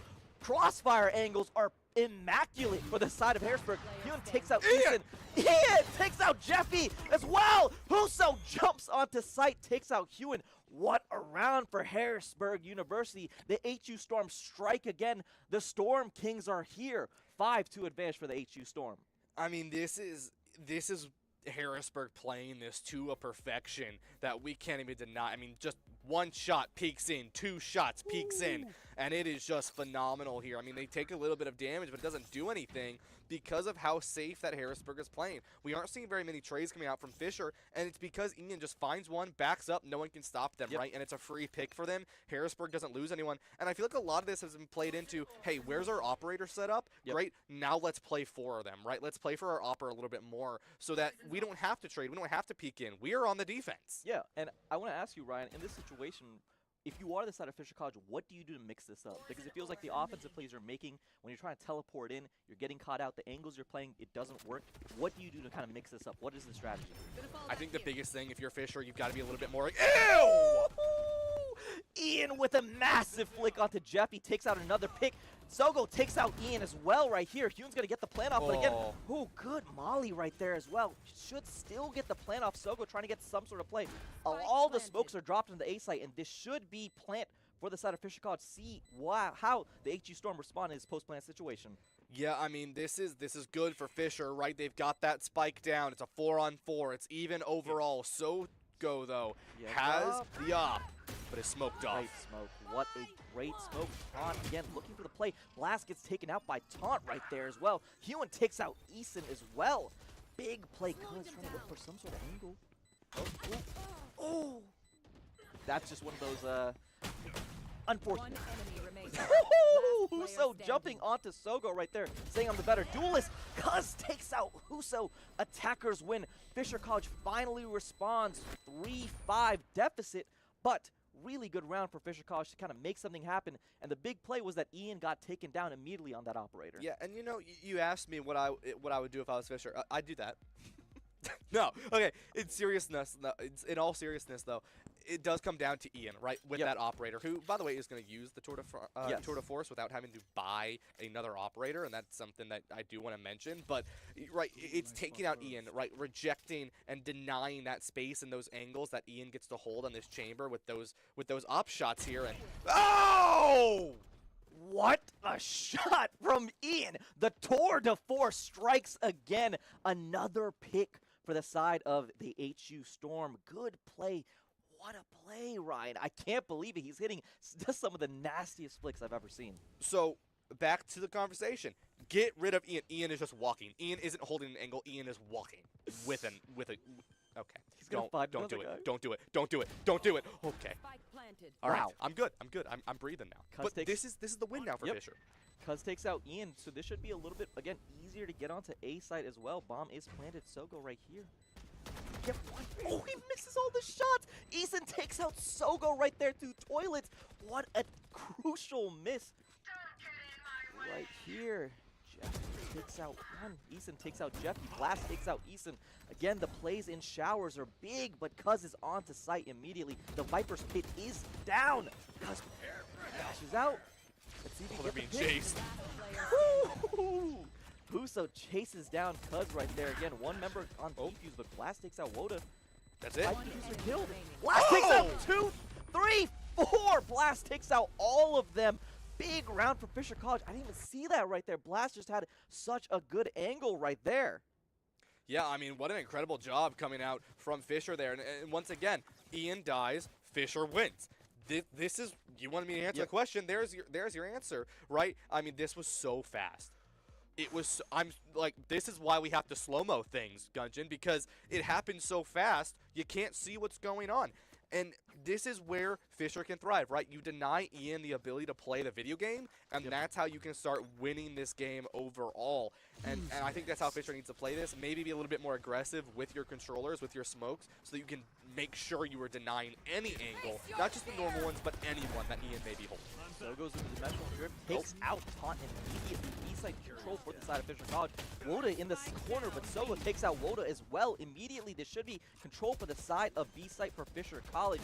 Again, the other members are rotating, but again, playing away from Ian has been big for Fisher College. Yeah, I mean, Sogo looking for someone here. There goes the Viper Spit on the side of Fisher. How? Sogo takes out 3. Sogo takes out 4 as well. Jeffy's sitting in Viper's pit though. Sogo gets the ace. Oh my god, he is turning up for this team right now. What a round for the side of Fisher College. What a round for the side of Sogo. Again, Your You Goat was the note that I had, and he's been playing so well. Yeah, I mean, we talk about these players, and I think at the end of the day, it is going to be between Sogo and Ian. We've only seen 9 rounds, but this is it. I mean, at the end of the day, Gunjan, it's going to be between these two players, 12-7, 11-9. These two players are going to be the ones to look out for the next potentially 3 games here, 5-5. Whoever dies on either side, really that's how the other team wins. And it's because they're so powerful. We talk about the gun game, right? If you can get the kill, you're going to get the win, right? It's no longer about just getting the ult orbs and getting your ultimate. It's about can you get the kills. Woda looking for something here, but I think blinded away and forced out. They do get the ult orb onto Cuz right here as well. The Viper Wall does go down. Again, kind of choking off this push onto B site on B long. Looks like Fisher College is going to back up just a little bit, try to get some sort of control in mid as well. Again, all members rotating. They do have, again, even guns for this round, so it's going to be important to see who kind of wins because the economy is very tight for both of these teams. Taunt sitting in apps, trying to get some sort of information. Again, he knows that there's somebody there, but he's not able to see anything right now. Again, very slow play from both these teams. After we see kind of breakneck rounds, Cuz goes on to site, recalls back immediately. Good play right there, just to get some information.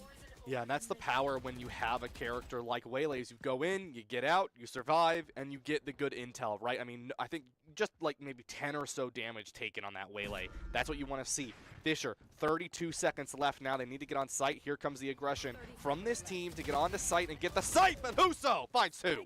Huso takes out 2. Jeffy takes out the trade kill on Huso as well. Again, members for the side of Fisher College are going on to A site. They should get the plant. Cuz is planting. Harrisburg is rotating over. Spike Planter killed. The bomb did not get planted right there. Jeffy takes out 1. Jeffy takes out 2. Ian takes out Jeffy right there as well. Sogo going to plant, but he's just going to fake. Take out by Taunt. Good round for the side of the HU Storm, responding after losing 2 straight.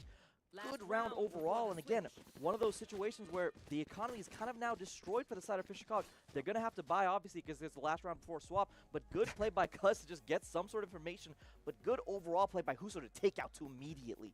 Yeah, I mean, that's the thing, right? You look back and forth between these 2 rounds, and it's like it's already halftime, right? I mean, it's been happening so fast by both these teams. They've just been back and forth the entire game, the entire series so far. It's like it is already halftime, right? It is already 6-5 here. Fisher, best case scenario for him is they go even going into this defender side. Harrisburg on the other side of things. They can make this 7-5. They want to make that happen, and Ian is going to start it off strong. Sogo, the main fragger for the side of Fisher, goes down. It feels like we just say their names over and over again. Woda takes out Hewen in apps as well, so they should be more of a rotate onto B. Taunt getting some sort of information, but again, not too much. Huso sitting in lamps right now, trying to get something, but again, it feels like Fisher College playing a little bit more back because, again, one of their duelists is down. Fade is down as well. Ian got those immediate picks and made such a big impact for the HU Storm. Yeah, we talk about those early picks. We talk about those trades, right? 2 picks, no trades. Harrisburg up 2 members, but they're going to fall down. Will be Ian, 3 on 4.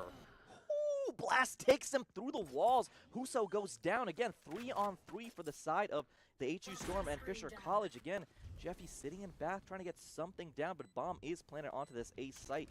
Cuz looking for some sort of play, just some sort of information. Right now, no team knows kind of where anyone's approaching from. Harrisburg looking at lamps right now as well. Taunt's going to peek this angle. Slowing them down. Oh, the hinder. Ooh. Takes out Taunt immediately. Eason is diffusing, but again, just a fake. Cuz takes out another one as well. Woda taken out. Cuz goes back. Wait. Oh, Issa takes out Cuz immediately, but does he have enough time? Again, yeah, they got to get on this site. It won't happen, and there you go. Harrisburg going to lose that round. It's going to be 6-6 going into the half here. Fisher doing a good job keeping themselves into this game. And I mean, some really good plays coming out from Fisher to keep themselves up. And once again, it comes down to, right, Sogu and Ian. Can those players fall down, and who will fall down first, right? We saw that happen, and immediately it was a 5-on-3 advantage for Harrisburg. They take out Ian, and boom, it was 3-3 in a matter of seconds. And now it comes down to you've switched sides, you've swapped the sides. Now you're on the attacking side if you're Harrisburg, Fisher on that defending side. So the op is going to be just a little bit less powerful if you are Harrisburg. But I mean, I'd say that for any normal player. For a player like Ian, who's been sort of running around, doing what they want to with the op, not really holding angles and holding pixel corners, they're kind of doing whatever they want, and they're getting good value, right? So that is something to be aware of as we approach rounds sort of 15 or 16, is you still might see that operator come out. yeah, and I'm interested to see kind of how Sogo does play this now that he's playing the Yoryu on defense. Again, he's been playing really well, really aggressively, and both of those players, the playmakers for their team, Ian for the side of the HU Storm, Sogo for the side of Fisher College. Again, it'd be important to see kind of what they end up doing, but again, we talked about it. HU is very patient. Harrisburg is a very patient team, so it's going to be interesting to see kind of how they play these sites because, again, it's about speed right now as they switch onto the attacker side. Yeah, I mean, already you're seeing a little bit of engage here. Good safety, right? Get out of there if you can, but no one peeked into it, but it's not going to matter. Huso goes down. Hyun takes out Huso immediately. 1 shot, 1 kill. Again, big pick on B short right there. It's going to push Harrisburg back. Again, it looks like now the members are going to kind of go rotate over to A. Again, one member sitting in bath, Ian right now. Again, the player to kind of watch. Sogo takes out Taunt as well. Again, 2 members down for the side of Harrisburg, but they are approaching onto site because 4 members had already rotated onto B for the side of the Fisher College. You know, I mean, it's hard to get onto these sites here, Gunjan, when you know what the play is going to be. All these players playing almost to perfection of textbook, and so you need to be a little bit unique here. Oh, shoulder peek is there. Oh, but Ian can't find anything. Wodo takes out 1. Wodo takes out 2. Eason takes out Jeffy. Eason takes out Cuz. Blast is the last member alive in a 3v5 situation. Harrisburg was close, but it was not enough. Fisher College picks up round number 1 as the side is swapped. Yeah, and I believe that's Fisher's first time taking the series up in their favor. May have happened early on if I remember correctly here, but I mean, now you go. Now you have Fisher, right, in a situation where they can take this advantage and they can run with it. You're on this defender side. You have this double controller. You have this double duelist. You have a little bit of things to work with here if you are Fisher, and you have a little bit of an economy boost right now. So use that to your advantage, right? Use the way that you've been playing to your advantage. Harrisburg struggled to get onto site, and Fisher played that very, very well, right? You maybe don't lose people a little too early on that fight, right? Don't get too greedy on your defending side, but Fisher, very well played from them. Harrisburg now needs to adapt on this attacking side to get the value. Sogo getting aggressive, looking at Ian. Ooh, Harrisburg going immediately on the site right here. Cuz takes out Eason with the shotgun right there. Gets back into the smoke again. Good play out. Blast takes out Woda as well. Spike is down onto A site. No plant as well. Sogo sitting in back trying to get something done, but so many smokes. Everyone on the side of Fisher College rotating over onto A site, but again, Blast is here. Taunt takes out Sogo. Shots missed, but Blast takes out Taunt. Huso takes out Cuz. Blast takes out Huso. Round win for the side of Fisher College. Again, 4-2 start for the side of the HU Storm, and now Fisher College has responded. A 6-2 run has them leading after the sides have swapped. Yeah, 2-round lead is the highest that either of these teams have had in this series so far. Harrisburg was up 2 rounds, and now they're down 2 rounds. Fisher 2 up at the moment here on this half, and they're going to have guns. It's an even fight on both sides. Now it's a bonus for Fisher, while it's gun even for Harrisburg. So something to consider moving into this next round here. But Fisher, very, very good job for them. You saw some really fast play from Harrisburg, but it wasn't quite enough. Fisher getting a little bit fast here on this push, see if they can find something. Inson can't find it, though, onto this waylay. God, Cuz is so aggressive, but Ian takes out Hune immediately as the round has started. Again, one of those. Cuz is aggressive and relentless, takes out Ian as well. Again, Eason sitting in A short, trying to get something done as they go into B link. Again, Eason has the spike, rotating over onto B site for the side of the HU Storm. Yeah, and I mean, that's a thing with these waylays is they can get aggressive and get out for free, right? Because they have that ability to sort of bring themselves back at warp speed. They get to live through. A lot of utils used with the molly! Jeffy finds 3! Whoo, what a round for Jeffy right there. He shuts down the push immediately. The HU Storm had something onto B site, but immediately was taken down. What a play from Jeffy right there. And it feels like all momentum for the HU Storm has been shut down. Waylay sitting here, has the spike, but again, he's just going to be hunted down by Fisher College, who are so aggressive in situations like this. Yeah, I mean, if you can, right, don't lose anyone else if possible here, but Harrisburg is just one player alive. It's going to be Huso, who's just trying to get out with their life if they can, maybe find a kill if possible to even up the economy. But if Fisher takes this, it'll start running through and towards them in favor. So Fisher, an incredible job for them so far to get themselves back into this series. Huso gonna run, play it safe. If anyone chooses to engage onto them, they'll just shoot him straight up in the back, but no one looks like to follow, it seems. And it's gonna be a round win for Fisher. 3-0 so far as they're on this defender side. One of the things I wanted to point out, Ryan, was in the first 2 rounds, it felt like Huso had died immediately, so the playmaking from the duelist was gone for the side of the HU Storm. And now it feels like in that last round, he just wasn't able to get enough done because Jeffy was so immaculate. Again, Cuz takes out Ian in the early kill, but look at this play right here as they go through, just lined up firing squad for the side of Jeffy as he takes out 3. Fisher College, again, 3-0 after this round, after the sides have swapped. Yeah, and you know, they've tried both these sites now. They've tried a slow approach. They've tried a fast approach. I think right now, if you're Harrisburg, right, you need to get back into playing for Ian. You need to get back into getting that player, that playmaking potential. Play with your Waylay a little bit more, right? Get aggressive with her and get any value that you can find. But right now, Fisher, they're finding their momentum. They're finding their way of play in this series, and they're looking to run away with it here with a 13-9. Trades on either side. Huso takes out Jeffy. Jeffy had taken out Eason as well. Again, 4-on-4 right here, but again, all members for the side of Harrisburg. Hune takes out Huso. Woda takes out Hune as well. Again, right now, Sogo and Cuz looking to play aggressive as well for the last member. Sogo takes out Woda. Sogo takes out Taunt. 3-1 advantage for the side of Fisher College right here. Again, Ian, the last member alive, trying to get something done, but most likely might just save this Outlaw. Looks to see if he can make some sort of play, but again, bomb is down. Cuz has the angle on it. Misses. Ian takes out Cuz immediately. Sogo knows where he is right now. Oh. Oh! What a shot! Ian takes out Sogo. 3-1 advantage, but Blast finishes off Ian again. 4-0 advantage, but what a shot from Ian. When it comes to playmaking and playmakers, he is one of the best. I mean, Ian, you put a rifle in their hands, and it is a marksman at work. It is scary. I know this is the Winter Olympics, but Summer Olympics, those shootings, I mean, Ian would be disgusting. I mean, this was just...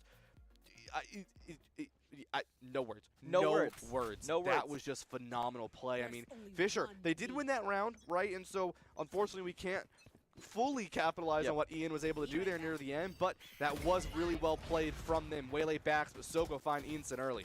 Sogo and Ian, again, the 2 players to watch in this map. It feels like all plays are kind of made around them. Again, 3 members sitting in bath. Hune takes out Huso. Woda takes out Hune for the trade kill as well. Again, 4-on-3 advantage for the side of Fisher College right here. They're trying to get something done, but it feels like every single push they have gets stamped out by Fisher College as they've gone on a dominant 8-2 run to finish out as their 10-6 lead as well. Yeah, I mean, right now, no one wants to peek into anyone. There's an operator for Fisher. There's an Ian for Harrisburg. No one wants to peek into any sight lines here, and it has just been back and forth for both of these teams. Ultimate's in the favor of Fisher at the moment. They have some initiation value with that Yoru, but Harrisburg needs to get on the offensive here in short. Cuz looking to play aggressive again, does have the ultimate of the convergent paths as well. So again, sitting in lamps, Harrisburg has to get something done as they've been rolled over in the last 4 rounds. Again, it's been close, but it's one of those situations where close is just not enough. You have to win some of these rounds as well. Blast is sitting off the site, gets the smokes off as well. Cuz looking to play, but Cuz takes out Woda, blinded. Cuz takes out Taunt as well. What a play. He was blinded. He had nothing there. He takes out 3. Better play than anything I've ever made, but what a play by Cuz right there. 3 kills, and again, Fisher College takes the advantage. 5 straight maps, 1 for the side of Fisher College, as they're up 11-6. I mean, you know, Gunjan, there's a reason we're here in this little booth up here in this new center, and not over there playing the game. We are not. We're not them. We're not them. If you put me in a 1v1 against Ian, you could give him a knife, and I'd still probably lose. So yeah, no, I mean these teams know what they want to do. They know how to play it. Then the gunplay is just phenomenal. Fisher, though, like you said, on such a good run. Ian gonna pop out the tour de force, and this could be a difference maker, right? This could be a momentum shift for Harrisburg, which is what they need right now. Because if not, they put themselves in sudden death against Fisher in a 12 round. And right now, it feels like Fisher College is just playing with patience. They've been playing aggressive for a lot of these rounds, but right now, they're just waiting. They do have the dimensional drift onto Sogo as well. Blast playing onto site again. Just some information, trying to get something down, but ultimate advantage for the side of Fisher College, as you know, the tour de force has already been popped. It's just taken on both sides. Takes out Jeffy immediately in apartments. Again, B-site is now vulnerable as Ian has the tour de force, looking to get something done, and he's been so dominant right now. Just some shots, trying to get some information. Hyun is peeking through apartments as well. Sitting in the smoke. Huso goes on the site as well, but Ian getting something done in window. Oh, Cuz, what a shot! Hyun takes out Taunt as well. Easton takes out Hyun again. Spike has been planted onto B site for the side of the HU Storm, but Woda is burning down. Woda takes out Cuz immediately. Blast is taken out by Woda as well. Big plays being made by this guy on site. Sogo taken down by Easton. Thrifty as HU Storm finally pick up a win after the sides have swapped. A 5-0 run has been stamped out. Big round win for the side of Harrisburg. Yeah, what an incredible job, and that's going to be a good economy boost for this team, right, to get themselves back into the swing of things, right, and bring themselves into a situation where they can start snowballing back against this Fisher team. And, I mean, if I'm right here, that was a post-plant victory, and the first plant they've gotten down here. Yep. So, yeah, all right, so they're able to win that here, and just like that, right, you have, once again, this team that's so good in the post-plant getting the victory. Wait, a stun into the brim. Gonna be able to find one! Wow. What immaculate execution by Cuz right there, as well as the brim taking out the immediate pick for the side of the Harrisburg. Again, one of those situations where it happens so quickly, you're like, what just happened? And now, 5-on-4 advantage for the side of Fisher College. Again, 11 rounds to 7. They can force, if they win this, Ian does have an angle right there. Oh. Can't hit them all. Can't hit them all. Ian backing off again. There's no one, peeking right here. Sitting in A short still. Most likely going to rotate over onto this B site as the members of the HU Storm have kind of collected in window, looking to see if they can get some sort of push onto apartments. Again, 3 members sitting in Fountain for the side of Fisher College as well. Uso getting, but again, Sogo has the op as well. Again, both of the key playmakers sitting on these operators going to make a play. Hyun takes out Woda. Huso takes out Hyun as well. Spike carrier is down. Huso is onto site. Sogo takes out Huso as well. What a play. Ian, last man alive, but can he do it? He's made some great plays, but this is going to be a Herculean feat for the side of Ian on this chamber. Yeah, it's going to be a save feat. Oh, no. Oh. No. Oh. Wait. Oh, there goes the operator. That's not what you want to see. Not only do you buy that operator, not only do you not have that now, not only have you invested your economy, but now you are in 1 point, match point situation against Fisher here. One more round, and they will take this map. But, I mean, what?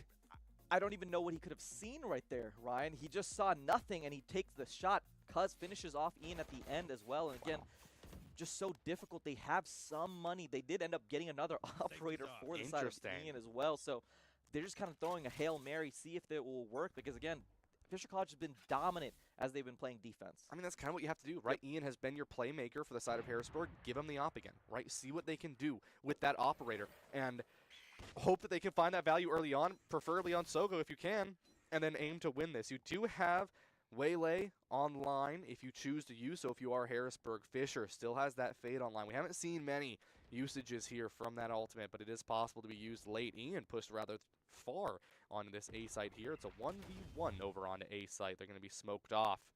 It's going to be Blast looking to just sort of sit and be patient, but over on that left side, Engage is about to happen. Last time we saw this, though, was a 3-piece for the Viper. This is going to be an explosive round. Again, all of the ultis are popped. Nightfall as well as Convergent Paths onto site. Cuz is sitting.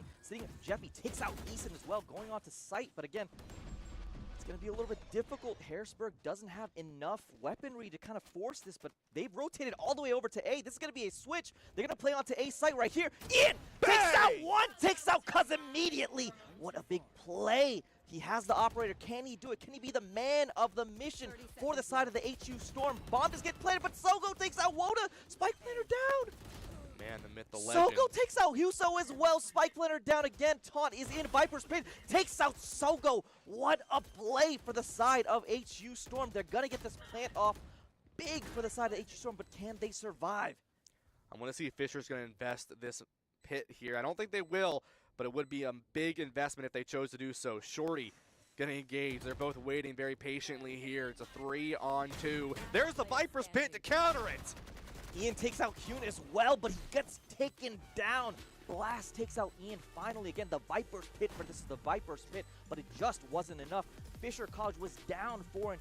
It felt like they had been, in terms of the patience game, Harrisburg had the advantage, but they had been figured out, and Fisher College went on a dominant run from 4-2 to 7-13. Game number 1 goes to the side of Fisher College. Yeah, and that's what we were talking about, right, is when it comes down to it, is Fisher is a team that is going to full invest when given the chance. And, I mean, most teams there, you're thinking, oh, well, they can use the Viper's Pit later. Even if they lose this round, they're still 1 round away. But Fisher's like, no, we're not going to give Harrisburg any chance to get their funds back, any chance to sort of bring that momentum back in their favor. They were like, we are going to invest, and if we lose this, so be it. And they went for it. They used that Viper's Pit into the counter, and they went for it. They got that victory. I mean, Fisher on that defending side, they played it to perfection, but it is a lot of these fights come down to Sogo and Ian. And it felt like one of those situations where we talked about controlled aggression. They were playing so aggressive when they were on offense, and it felt like Harrisburg had responses to that aggression. But when they were on defense, it was controlled aggression. Sogo making big plays and really good trades as well. We talked about how important Ian was in when they were on the defensive side, and now on the attack, it felt like every time Ian got a pick, he was always getting traded on. Cuz especially, again, the scoreline might not show it, but it was really big that he was able to kind of get those trade kills, and it always pushed Harrisburg and kind of make them feel uncomfortable when it came to swapping different sides of the map as well as using those teleporters. Yeah, I mean, Fisher, they had some really good adaptation getting themselves back into that series. It was a lot of back and forth, right? They kept pushing and pulling. It was a tug-of-war game until you moved into the half there, and then immediately afterwards, you see you see Fisher just completely bringing it in the favor. I do want to mention, though, we talked about how Sogo and Ian are the playmakers.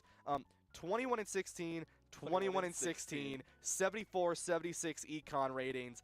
These players literally were neck and neck. They had such a good round both on offense and defense that it felt like whichever one made the play kind of established not even just a round dominance. It was one of those situations where, okay, one of them makes a play, now we'll do something. And it felt like in a lot of those situations, Sogo showed up, especially for that team, because Ian was getting traded on by Woda. He was getting traded on by Eason as well. And so big plays for Blast and Cuz for the side of Fisher College. So it was really big for the side of the team to just kind of get those trade kills. Again, tied up neck and neck, 21-16. One of those situations where you couldn't write it any better. It feels a little bit scripted, but you can't write it any better. We talk about playmakers, and they are neck and neck when it comes to their dominance, when it comes to their aggressiveness. But it felt like Fisher College came out because the team overall showed up. Yeah, exactly, right. And now Fisher, they're looking for one more win. If they do so, they'll take the Valorant finals here for the East Qualifiers. And not only that, they would have also taken Overwatch, and they would have also taken Rocket League, and it would be a 3-0 sweep of the East Qualifiers. Yep, Fisher College, it's an institution. It's one of those situations where you can't say anything else. It's an institution. They are when it comes to, you talked about it, the generation switched, the players switched, but they remain dominant. So it's one of those situations where you can't say anything besides the program is there, it's built sturdy, and it produces players like Ian, where you kind of have him sorry, not Ian. On Fisher? Yeah, on Fisher. Yeah, you have Sogu. Sogu. Yeah. It develops players like Sogu and, players that show up when it matters most, because we talk about it. We're now 6 hours into this tournament, and he is making plays like that. Yeah, I mean, whether you like him or not, you can't deny how oppressive Fisher College is, not just in Valorant, but as a college. They are one of the strongest, most prevalent collegiate programs in esports, and that cannot go without saying. They have been a 5-year dynasty in Overwatch. They 4-0'd earlier in Rocket League, and they're looking to clean sweep here in Valorant. I mean, this is a college that at large is esports competition. They are always going to be up there in the top rankings of collegiate competition, and this is why, right? You have players that are so incredibly gifted and so incredibly talented and know how to play the game, not just from a fundamental, not just from a mechanical perspective, but they know how to read people's minds. I'm telling you, they will look into you and be like, "Now you're going to peek that angle. I know you are. And all I need is one pixel to take you down." And we saw that. I mean, that was when we were talking about earlier, right? It was like, what were you even looking at? One singular line of pixels, all they need. They took it, they got the kill, and that was Fisher just continuing to roll that momentum and snowball it in their favor, especially on that defending side. I believe next map is going to be Haven. So it's going to be interesting to see if anything's going to change when there are 3 maps or 3 sites. Totally lied, it's going to be Corrode. So now that there are 2 sites, but it's going to be a lot more angles. So these oppers are going to be probably more prevalent than already. Yeah, and it's going to be interesting to see kind of how Harrisburg responds, because we talked about it. After a 4-2 start, they only won 3 more maps, or 3 more rounds after that. So it's going to be really difficult to kind of collect yourselves, because, they were the number 1 seed. They came into this kind of expecting. They got taken down by surprise by Northeastern, dropped map number 1, and they've kind of come in, put it together. And it's one of those situations where Ian has showed up and the rest of the team has been there. They've made some good plays, but they're going to be able to have to deal with Fisher College's aggression, because it felt like in a lot of those situations, Cuz is making super aggressive plays. And again, it works, but can we deal with that? Can we, if they're going to play super aggressive, can we kind of temper that aggression, get some of those picks? Because Ian is putting up work. In a lot of these situations, it's a 4-on-5 immediately, because he's getting 7 first bloods in map number 1, so he was making a lot of plays. It feels like the rest of the team kind of needs to be there to kind of figure out, okay, how do we deal with Fisher College's aggression? Because again, double duelists, they don't have a lot of utility. It's a lot about immediate that first wave. If you can deal with the first wave, Harrisburg still has an opportunity, because they're a really good team. Yeah, absolutely, right? I mean, we talk about those first bloods, right? I believe Sogu had 1 first blood, and like you said, it was 6 or 7 first bloods for Ian. And I mean, that is where you sort of see a difference is, right? It's, even though Sogu may not be getting the first kill in every game, they are always there when needed, right? And then you have Ian, who's like, I don't need to be there when I'm needed, because I'm going to get, 6, 7, 8 more kills at the very start of the game so that my team can engage. And if that happens to be your best player, oh well, I mean, that's kind of what it comes down to. And, as you move into this next map, you move into Corrode, I am curious to see, what team is going to sort of come out on top with those oppers, right? Is it going to be Sogu, or is it going to be Ian? Both are very, very comfortable, very, very confident using those ops. So who is going to be the player that really finds the maximum value? Like we said, a map like Corrode, where almost everything is wall bangable, and there are so many long sight lines, this is going to be sort of peak perfection for both of these teams. Yeah, and one of the players I do want to shout out, Ryan, is Cuz. Yeah. Again, he didn't have too explosive of a game in map number 1, but he was super explosive in this tournament bracket. He's been playing really well in these playoffs, and he's one of those players where sometimes it works, sometimes it doesn't, but the coin, we already won map number 1 where it didn't work out. In map number 2, it's one of those situations where he can get those plays, so it might be one of those things where, okay, we focused on the Yoryu, we've kind of dealt with it, and then we have Cuz on the waylay coming in, making those plays. So it's going to be an uphill climb for Harrisburg, because not only do they need to kind of beat Fisher College in terms of their aggression, they need to deal with this double duelist comp that honestly didn't really come online in map number 1, and they still won handedly. Yeah, and now we look a little bit into this competition here, right, with the side of Harrisburg, right? The omens on either side, not too unexpected on a map like Corrode. However, there is That's a hover. That's that a hover. We'll talk about We that talked in a about second. this. If that gets locked in, we're going to have to talk about that because his changes are interesting. Yep. But, right, the Viper, you see the Fade, the Waylay on either side, right? Not too surprising, right? The Fade's being hovered on either side. I'm still watching the time here. Blast is still hovering Harbor, and I'm sorry, Vito. That's Vito. I don't know why I thought that was Harbor. Vito, sorry. This is going to be an interesting matchup here. You were talking about how we might see Vito earlier. See the Vito. This is where things get a little scary. Yes. And talk to me a little bit about Vito here. So Vito, one of the things that in terms of some of the notes that I have, util destruction, being able to kind of create for his team, and especially that ultimate is really powerful in terms of taking a lot of those fights. Blast is literally the only player to play. In terms of the stats that we have for this entire tournament, it's just Blast. It's only Blast. I'm looking at professional matches as well. It's basically just only Blast. No, that's so it's fair. one of those situations where this is a pocket pick. It's something that he's comfortable with and has played a couple times as well. So it's going to be really interesting to see kind of how they get this done. Again, onto Corrode with these wall bangable maps. It's going to be interesting to see as well with the Yoryu, the Waylay as well, and now this Vito pick kind of throwing in a little bit of a curveball for the HU Storm that struggled to deal with Fisher College's aggression on the first side. Yeah, and I think one of the biggest things that this Vito is going to have on the side of Fisher is specifically into the deadlock, right, from Harrisburg. This deadlock being that solo sentinel for the side of Harrisburg is something that's going to be very, very powerful for Harrisburg's side. But with the Vito, if you play it correctly, it's not going to matter. As I say that, Ian, first one to go down. Cuz takes out Ian again, that aggression from the side of Fisher College. He was never not aggressive, regardless if he was on offense, whether he was on defense, and now he gets the play, takes out the playmaker for the side of the HU Storm. It's going to be really big again. He is looking to... Cuz takes out 2, Cuz takes out 3. Wow. Double duelist work. Sometimes they work, sometimes they don't. And that round number 1, they worked immediately. Sogo takes out Woda as well. And again, an explosive round number 1 for the side of Fisher College. Double duelist work.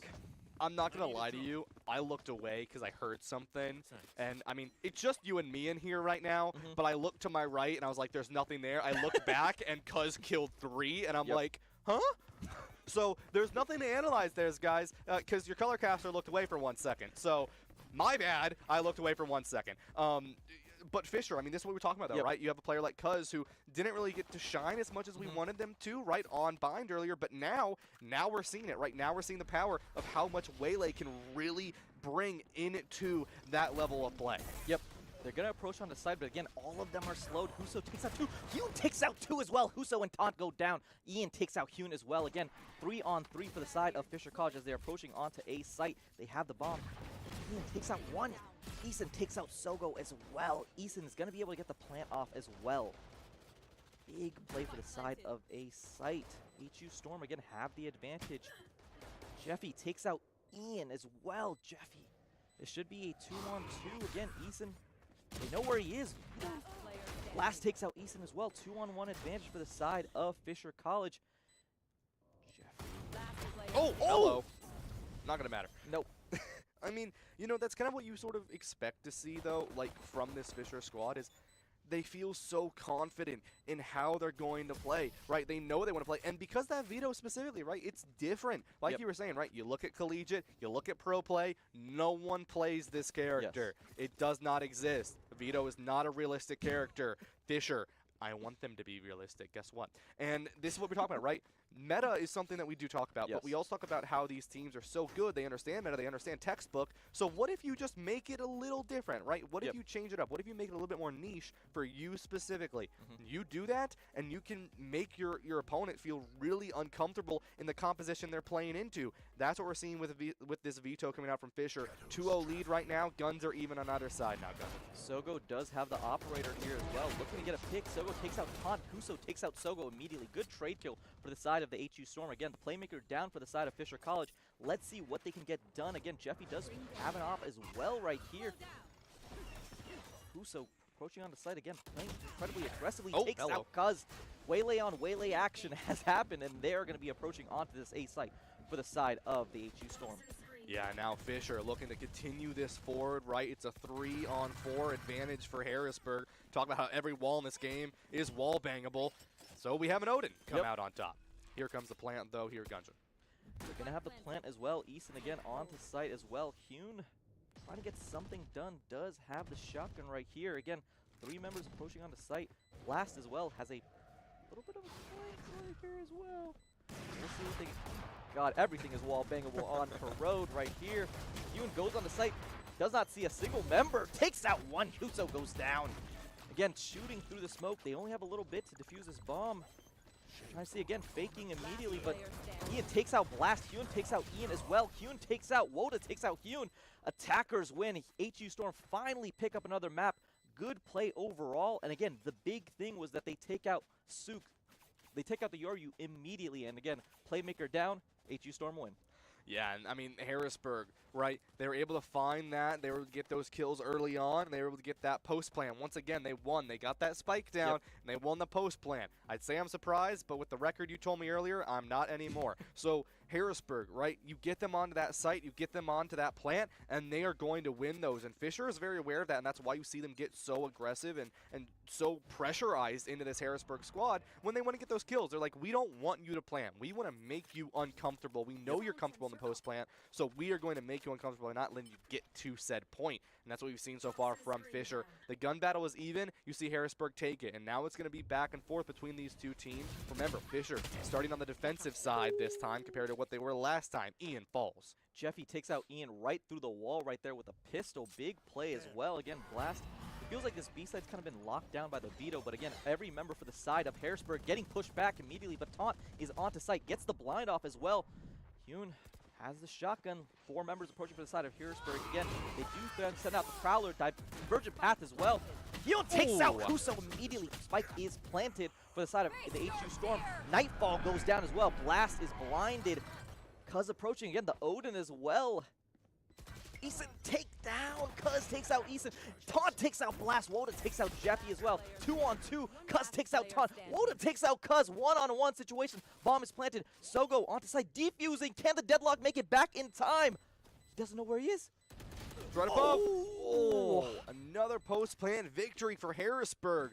Played it so well. The half defuse goes in, but not knowing where they are on the side of Fisher, and that's going to be a victory for Harrisburg. And now it's going to be evened up once again, neck and neck here, Gungeon, as both these teams are going to be evening the series back up. Now it's going to be a little bit of a save on the side of Fisher in terms of guns, and I mean, those kills are... Every wall in this map is wall bangable. How many times do I have to say it? It's no longer a matter of, hey, check your corners. It's now, hey, check everything. Because everything is going to be dangerous here. But now Harrisburg looking to bring themselves back in. They've won 2 rounds in a row. Can they continue it forward? As Fisher is going to be a little bit on a sort of half or forced buy for their side of things. So something to be aware of here. And Ryan, that round is really important because it was one of those rounds where Ian died immediately, and they still won the map. So it's going to be really big. Again, Jeffy getting taken out by the Odin. Every wall is wall bangable, and immediately getting taken down as well. Again, advantage for the side of the HU Storm, looking to kind of rotate back over to this A site. Again, they must have some information. The Veto util is stacked onto that B site as well, so going to be a little bit difficult. All members from the HU Storm kind of approaching it as well. As the Storm Kings sit in main, Ian takes out Cuz immediately, and this should be a push immediately onto this A site. Yeah, really good right now from Harrisburg. They're up in members at the moment, and bang! There goes the TP and the shot to the head. Sogo on site, but Ian takes him down. Blast takes out Huso as well. Again, 4-on-1 advantage. Woda takes out Blast. This is a win for the side of the HU Storm. The Storm Kings have striked after going down 2-0. They pick up 3 straight. Yeah, I mean, and now, right, yep, there you go. You see the timeout forced out by Fisher. You've lost 3 rounds in a row now, and now you need to make some changes, right? This veto, this was a very interesting pick early on, we saw, but we haven't seen too much usage from it yet, and right, Harrisburg is respecting the veto. They know that this character is going to be the most annoying thing to deal with when we have our abilities out, right? Because veto can just shut down anything you want to do. Harrisburg is being very, very cautious and very respectful of this veto on the side of Fisher. But in return, right, they won a couple rounds, they got a little bit of value, but now Harrisburg has shown that adaptation, they've shown that change, and in return, it's getting very, very useful for Harrisburg to get onto that engage, and they're looking to win this. Harrisburg also on the attacking side this time, I want to mention, right? Previously on Bind, they started on the defensive side, and it was even. So this is going to be a little bit different here, where these teams are going to be even, but on a flip side of things, so Harrisburg may be a little bit more comfortable on this side of the map, and if they can find this victory, it's going to be very, very good for them. And we've seen players like Cuz really start to show up as well, instead of, seeing Ian and Sogo really take the advantage. We haven't seen any operator bot or used yet, and I do want to keep that in mind, but we have seen the Odin, and that's been something that, typically it's a weapon you're like, I don't know if that's the best weapon, but it's been working, right? We talk about how wall bangable these walls are, and Instant has been using it to their advantage every single time, making sure that Fisher can't really engage with what they want to do. Yeah, and it does look like FC is going to mix it up just a little bit. Fisher College kind of rotating the Yoryu onto this A site now. Again, Ian has been able to kind of win a lot of the duels against Cuz, so big play for the side of the playmaker on the side of the HU Storm. Cuz looking around the angles in A main, doesn't find anything. Very patient play from the HU Storm right now. Again, they understand that the momentum has shifted. Takes out the Prowler immediately. Fade. Trying to get something done. Fade on fade action has happened. They spot Jeffy immediately onto B side. Again, I will say one thing to note is that there is a player on the side of Fisher College finally playing onto this mid. We haven't seen a lot of mid play from either of these teams, so it's going to be interesting to see. Again, when we saw this last time, when they approached onto B site, it was a lot of util used to kind of cut off any member that was onto site. So it's going to be interesting to see how they play this again. All members from the side of HU go onto site, take out Jeffy immediately. Huso takes out Blast as well. Big plays. Eason takes out Hyun, and again, advantage immediately for the Storm Kings as they get the plant off. And again, as the statistics have shown, when HU plant, HU win. Yeah, I mean, that's how it's been going so far, and it's how it's been going in this series as well here, is they get that plant down, they end up winning. Ian finds Cuz. It's just Sogo alive here. A Bucky to their name is all they can use on this engage. They're going to peek the corner, finds one, but it's going to be traded out. There's the Odin once more. 4 rounds to Harrisburg, 4 rounds in a row to Harrisburg, and a 2-round lead for Harrisburg at the moment. And we've seen this before, though, right? Yep. So far, Harrisburg, their biggest sort of lead has been 2-0. Against Fisher. Fisher, obviously, they had that long run themselves back on Bind where they ended up winning that, only losing 1 round on their defensive side. And so Harrisburg, they're looking to continue this. They're looking to bring their lead a little bit further, right? Once again, we talk about this a little frequently, or a little often, but not that often, is when it comes down to getting yourself the advantage moving into the half, right? You don't want it to be 6-6. You want to try to give yourself as much as an advantage as you can. And I'm curious to see if Harrisburg can do that, if they're going to fall short again. There goes Sogo, though. Wodo takes out Sogo again. It feels like right now they're just rotating Sogo around, trying to get something done. Blast takes out Wodo through the walls. Hyun takes out Eason as well. Again, big picks over there. Cuz takes out Ian as well. Ian had traded onto Hyun. 3-on-2 advantage. Jeffy takes out Huso. 3-on-1 advantage for the side of Fisher College. That turned around incredibly quickly. Cuz takes out Taunt. Win for the side of Fisher College, but again, that round turned really quickly because of one of those situations where I was going to point out, Ryan, is that it feels like they're just rotating this Yoryu around the map. He's playing A site, he's playing B site sometimes. They're trying to figure out how to kind of play him the best, but that was one of those rounds where it just felt like everything collapsed for the side of HU Storms because they did not establish any of those crossfire angles, and it felt like everyone just kind of lost their one-on-one duels. Yeah, exactly, right? And once again, we see that Harrisburg can't keep that more than 2-round lead, and Fisher, they take it back, right? And 5 ultimates to their name as well, and so Harrisburg, right, something to be aware of here. That Veto can shut down easily this Viper Pit, and that is something to be aware of. But here comes a Convergence Pass, finds one. They're going to look for the kill. There it is. Blast takes out Eason. Woda takes out Blast immediately. Cuz goes back, recalls immediately again. Right now, Sug's sitting on the operator watching this B main angle. Hyun as well sitting with the Vandal watching the A main. Harrisburg playing patiently, looking to see if they can find any sort of pick, as well as the Viper peaks in mid. If this Viper gets the pick, this should be a push onto mid side, but again, they're all going to rotate back. This should be an A main or a B main push for the side of Harrisburg as the Storm Kings look for any sort of advantage. We do have Omen sitting all the way in the attacker spawn, so he's trying to get some sort of flank, but it's going to be really difficult for this Waylay to defend. Yeah, and already you're going to get the plant down here. There goes the Viper's Pit as well. The Veto is down, so it's not going to matter. But there goes Cuz onto one. Cuz onto another. Falls down, though. And there goes Jeffy onto Woda. Now it's going to be 1 member left. This could be the first time Harrisburg loses a post plant. What a round from the side of Cuz, but again, Viper's Pit is down. They know where Ian is. Hyun takes out Ian, and this is an advantage round win for the side of Fisher College. Harrisburg loses after planting the bomb, but it just came down to the fact that 4 members pushed onto site. There was only 1 Waylay on site, and he gets 2. Just can't have that happen. Yeah, Fisher once again made an adaptation. Now it's even 4-4 here, Gungeon. This is where things really started to snowball for them last time, is they won 2 rounds, they evened it up, and then they started snowballing here. If you're Harrisburg, you need to sort of take a second, take a step back, and figure out what you want to do to win this. Cuz is just always in the right place at the right time, like you said, knowing where to take those angles, where to take those crosses accordingly. And, you know, we talk about work-life balance. Fisher has a passive and aggressive balance. They know where they want to play. They're very calm, they're very cautious. But when they have a plan in mind, like on that convergence pass early on, they went in, they played fast, they got the kill, they backed up, and they played passive once more. And that's what's been made Fisher so strong. Trades on either side. Cuz playing so aggressively, gets traded on. Hyun takes out 2 as well. Woda and Huso go down immediately. Again, the HU don't have a lot of ability to now push. Again, they do have Ian on this Viper, but not a lot of util left, as all of it felt like that push just immediately got shut down by the side of Fisher College. And now 2 members flanking as well. Oh. Jeffy takes out Ian on the flank. Can he find another? Yeah, I mean, the pinch is going to come in. They're able to find one, but there goes Blast on that trade.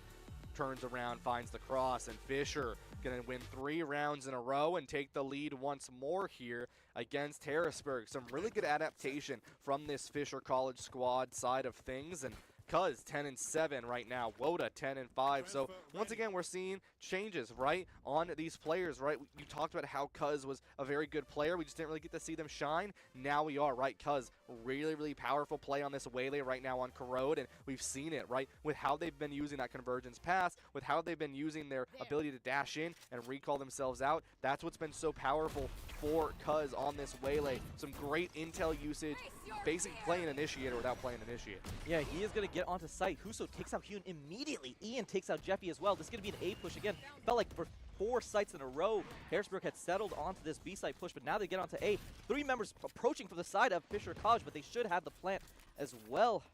It's going to be difficult for Fisher College to get something done. Again, they don't have too much available, but again, Cuz looking for any sort of advantage. Sees one, takes out Eason on site immediately. Sogo as well looking around the flank, trying to get something done, but this might be one of those.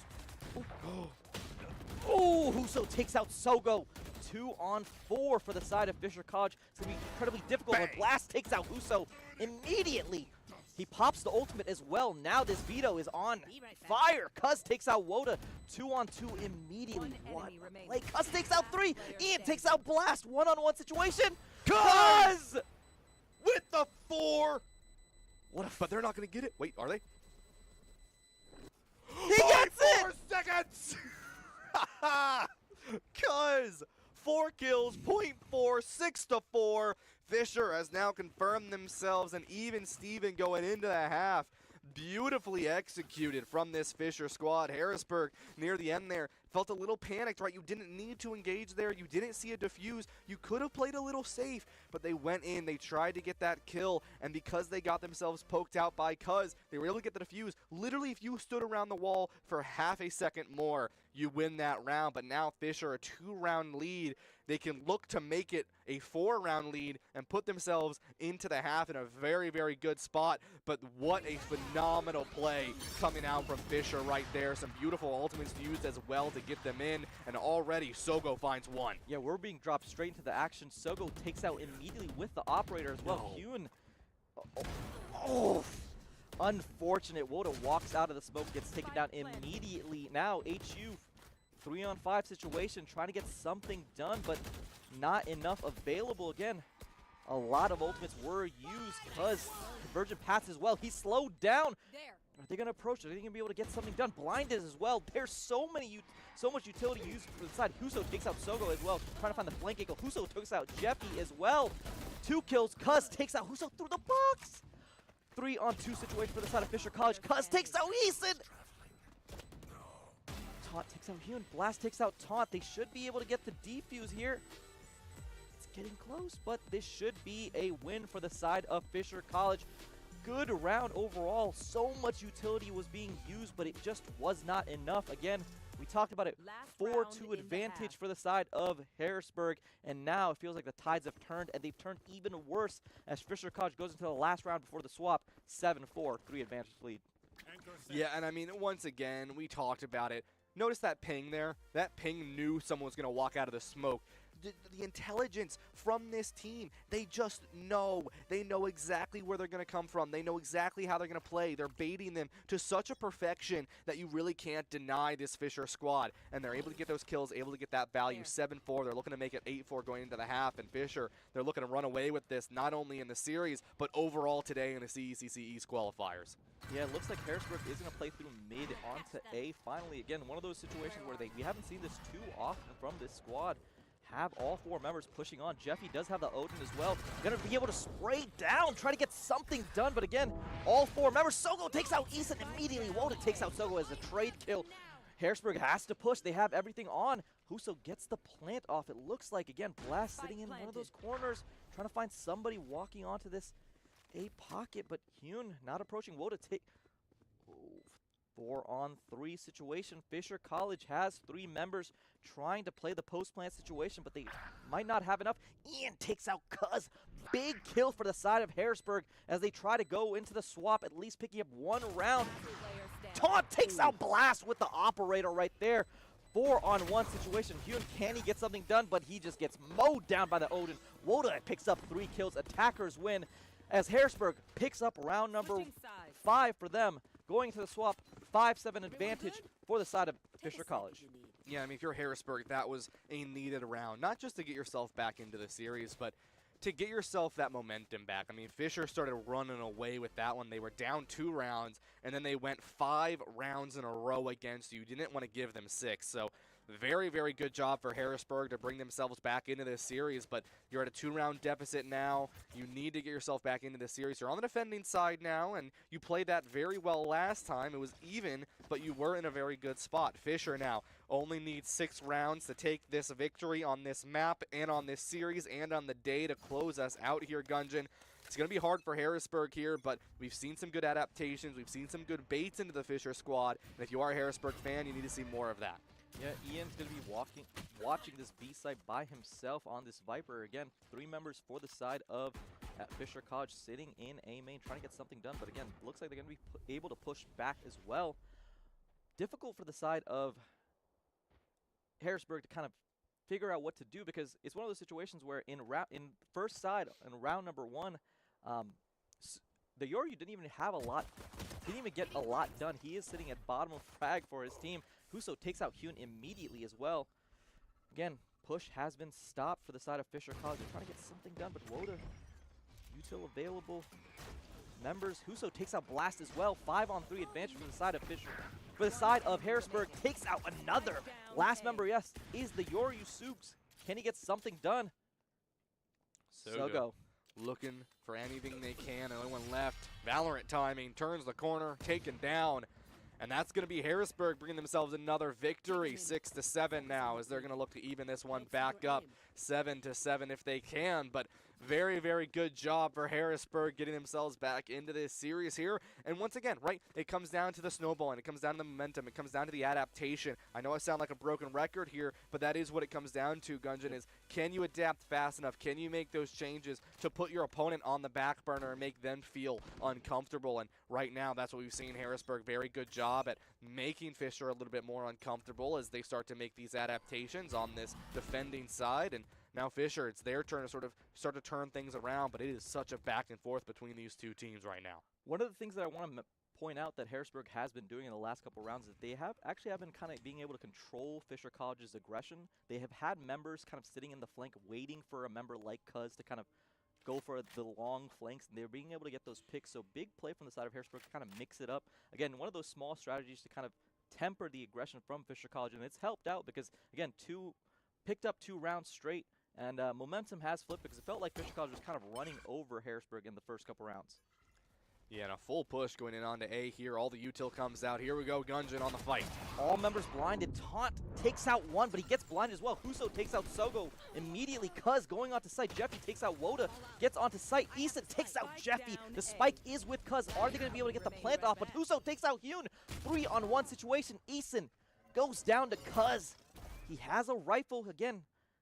He picked it up from one of the dead bodies, so he should be able to get something done, but a long flank from the side of Ian on this Viper, trying to see if they can get a crossfire angle onto Cuz.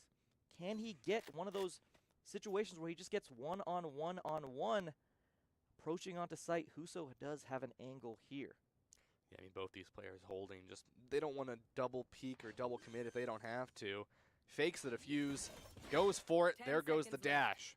They're just going to play a little bit of a bluff game here, and they're going to take him down. Peeks the corner, Huso takes out their counterpart, and Cuz goes down 7-7 here. Such a phenomenal job coming out from Fisher to play that patiently. They are respecting the Harrisburg squad. They're like, we know that you can take these gun battles, especially a player like Cuz, who's 18-10 right now. Huso 17-10. The waylays on either side really matching each other. So you can see the respect in the gunplay from both these teams. They don't want to overinvest if they don't have to. They want to give you too much if they don't have to. And now they're bringing themselves into an even situation here, 7-7. Harrisburg looking to get themselves a victory once more. They're on a 3-round run. They're looking to make it 4. Really chaotic round overall, but again, Harrisburg does pick up the win, 7-7. Ian takes out Sogo immediately. What a big pick right there. The playmaker down for the side of Fisher College. Ian, again, has this wall on the Viper, kind of being able to cut it off. Again, we talk about the prevalence of Viper in this playoff bracket. She's been so important for these teams. Again, they're going to be able to get the ulti or push off, see if they can get some sort of pick. Again, someone playing a little bit too aggressive, but we talked about it. Harrisburg, when it comes to patience, they are kings of it. Not going to find takes out Huso. Oh, Ian takes out Cuz, pushing on the side. Ian takes out 3 before he goes down from Hyun. He's going to be able to port out immediately, but 2-on-3 situation. Fisher College does have the spike, trying to get something done. Hyun picks up another 3 kills for Hyun on this Omen in round number 15. Big play, Blast. Counter timing. Oh! Blast takes out another. We were in a 3-on-2 situation. Now it's a 2-on-1 situation. Can they get the plant for the side of Fisher College? They do have the spike. Fade is running to see if they can get something done. But again, Blast is watching the angle. A main will be the angle that he approaches from this Fade. This is such a big round. One of those situations where they had the advantage for the side of the HU Storm, and they just kind of gave it up in these. One enemy remaining. Oh, the gun was peeked out. Takes out 1. I'll find you. Hyun is so low. This Fade, can she get some sort of information on where he is? Reloading, pushes through the smoke right here. Spike is planted. 3 bullets available. No way! Hyun clutches it for his team, picks up the 4K right there.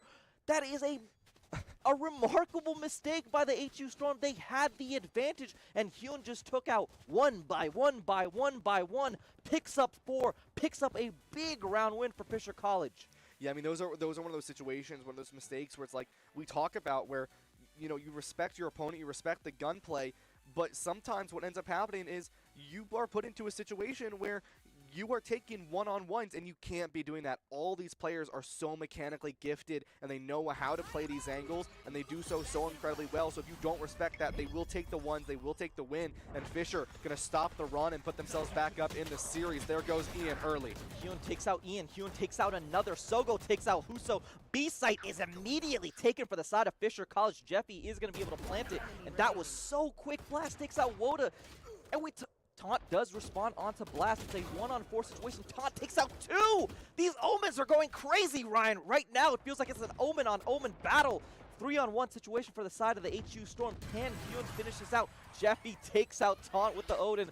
Blast through the wall. Big round pickup. 2-0 run for the side of Fisher College as they are 9-7 lead on Corrode. I mean, you're right? It looks like it's an Omen-on-Omen battle. It looks like they're the same player, and I mean, that kind of fits into the Omen lore, considering he's shattered into multiple people. But, you know, at the end of the day, not too surprised. Fisher, though, taking themselves back up in the lead once more. The patience and the Odin coming out from Jeffy to find that final kill. It's going to be a very cheap buy coming out from Harrisburg, but a 2-round lead for Fisher. They're looking to make this double digits as they go 10-7 against Harrisburg here, and this convergence pass may be the biggest ability usage for Harrisburg early on in this matchup. This is so difficult against Sogo. Takes out Ian immediately. 1 member was on B site. He goes down immediately. They don't know. They're going to play a little bit slower on this, but they should have control of B site. Bomb is still sitting in mid again. One of those situations you talked about, Ryan. They don't have a lot of weaponry, so it's going to be playing it safe. You don't want to give up too much, especially in a situation where you are facing the eco. Omen is going to rotate onto B site for the side of the HU Storm trying to get something done, but Sogo pops a Dimensional Drift, tries to look for somebody, but again, site is pretty clear. Trying to find anybody in the back of the site. Cuz goes onto site as well, watching on B site, looking through doors. Can't find anything. Jeffy should be able to get the plant off. Again, difficult for the side of Harrisburg to get anything done, but Sogo takes out Taunt immediately. Nightfall goes down, and this is one of those situations where it's just so hard. Cuz takes out Eason. This is a highlight play for this. Cuz takes out another. Can he get another? Can he put another highlight on the clip? He takes out another highlight. Aggression, aggression, aggression. Double duelist, when it works, it looks so quick. It looks so painless. Fisher College pick up another round. 10-7 lead. It looks clean. It just looks so clean, Gunjan, and that's what we saw, right? 21-11 right now for Cuz. I mean, 3 kills dropped that round off of the 2 grabbed from Sogo, who hasn't really been showing up as much as we saw him buying, but has been showing up when they need to. And that is the crucial difference, right? These players, they don't always need to be dropping 3, 4, 5 kills. Sometimes they just need to drop 1 or 2, and the ones that matter the most. That's what happened early on, an early pick coming out from Sogo. And now it's 10-7. Fisher College 3-round lead. They're looking to make it 4 if they can. And here it goes once again. 2 ultimates for Harrisburg to bring themselves into this series, but it's going to be hard to do to stop that momentum against Fisher. Ryan, I want to talk about this a little bit, where it feels like right now Fisher College is having a really good time when it comes to offense onto the site. Sogo takes out Huso immediately. Again, Ian takes out Sogo, does get traded. Cuz does take out Ian as well. Again, the double duel is working out to perfection. Hyun going into the back of the site, takes out Eason. 4-on-2 advantage for the side of Fisher College. Oh! Blast takes out Woda. Pistol or not, takes him out, but Taunt. Again, walls are paper thin. Blast takes out 2. Advantage for the side of Fisher College as they are up 11-7 on Corrode. One more round win will give them at least overtime, but right now it feels like this team is rolling. It just looked so calm, so simple. I mean, just bang. It was so easy. It was so simple. It was just, hi, plop. I mean, and just, like, Fisher, that was the past 2 rounds from Fisher. They look like they've been flashy, but they've just been simple for this team. It looks calculated. It looks normal for this Fisher squad. They're finding themselves back in. We talked about adaptation. Harrisburg had it, but now Fisher, they're the ones coming out on top of it. They're the ones with the adaptation, and they're looking 2 rounds away from a sweep. Oh, this is going to be really difficult. Ships in the night kind of situation right here. Again, Ian is onto site, and one of the things I wanted to point out to you, Ryan, is that, you know, Harrisburg has struggled to kind of defend onto this B site as Fisher College has been so aggressive. Odin spray, but nothing there. Taunt is playing on top of box as well. Huso has the convergent path. Will he pop it immediately or wait for Fisher College to play a little bit more aggressively? But again, good patience by this team. They've been so aggressive, Fisher College has, but they are playing this a little bit slower, kind of trying to draw some util in. Yeah, I mean, this patience as well coming out from Harrisburg is what you want to see from them, right? Not too aggressive, not getting any value to Fisher, but here comes the fight. Taunt takes out Sogo immediately with the pistol. Big pick for the side of the HU Storm. Ian takes out Cuz as well. The double duelists are down. Big plays from both of those riflers right there for the side of the HU Storm. The Storm Kings hold on to B-side after the immediate push. Yeah, I mean, this is very similar to what happened on Bind here. It was a 7-13 victory for Fisher, and now it's 7-11 right now. Harrisburg looking to get that momentum back in their favor. Grab this round win would be crucial for them to do so. They've got 5 players. This is the 3 on the side of Fisher. 13 seconds. They need to make something happen. There it is. Ian takes out Blast. He had already popped ultimate, but it wasn't enough. Ian holding onto site. Again, 6 seconds left. Jeffy takes out Ian from the back. Odin does go down, but they should just back off. Good round from the side of Harrisburg to hold on. 8-11, down 3, but they are holding. And they have done a good job in terms of, we talked about it, that initial push from Fisher College is really strong. If you can hold on for a little bit, they're a lot weaker after the first wave. Yeah, and the patience coming out from the team, right? They got rid of Taunt early, and now Taunt's looking at 0 credits to survive into this next round. And Fisher, they're looking to starve out the economy coming out from Harrisburg. If they could win that round, it would have basically set them for a victory. But they weren't quite able to do so, but they were able to force a couple out. Sogo picked up the first operator we have seen so far in this matchup, and that's what you want to see if you are a Sogo and Fisher College fan. And look how far Sogo is just pushing into this choke.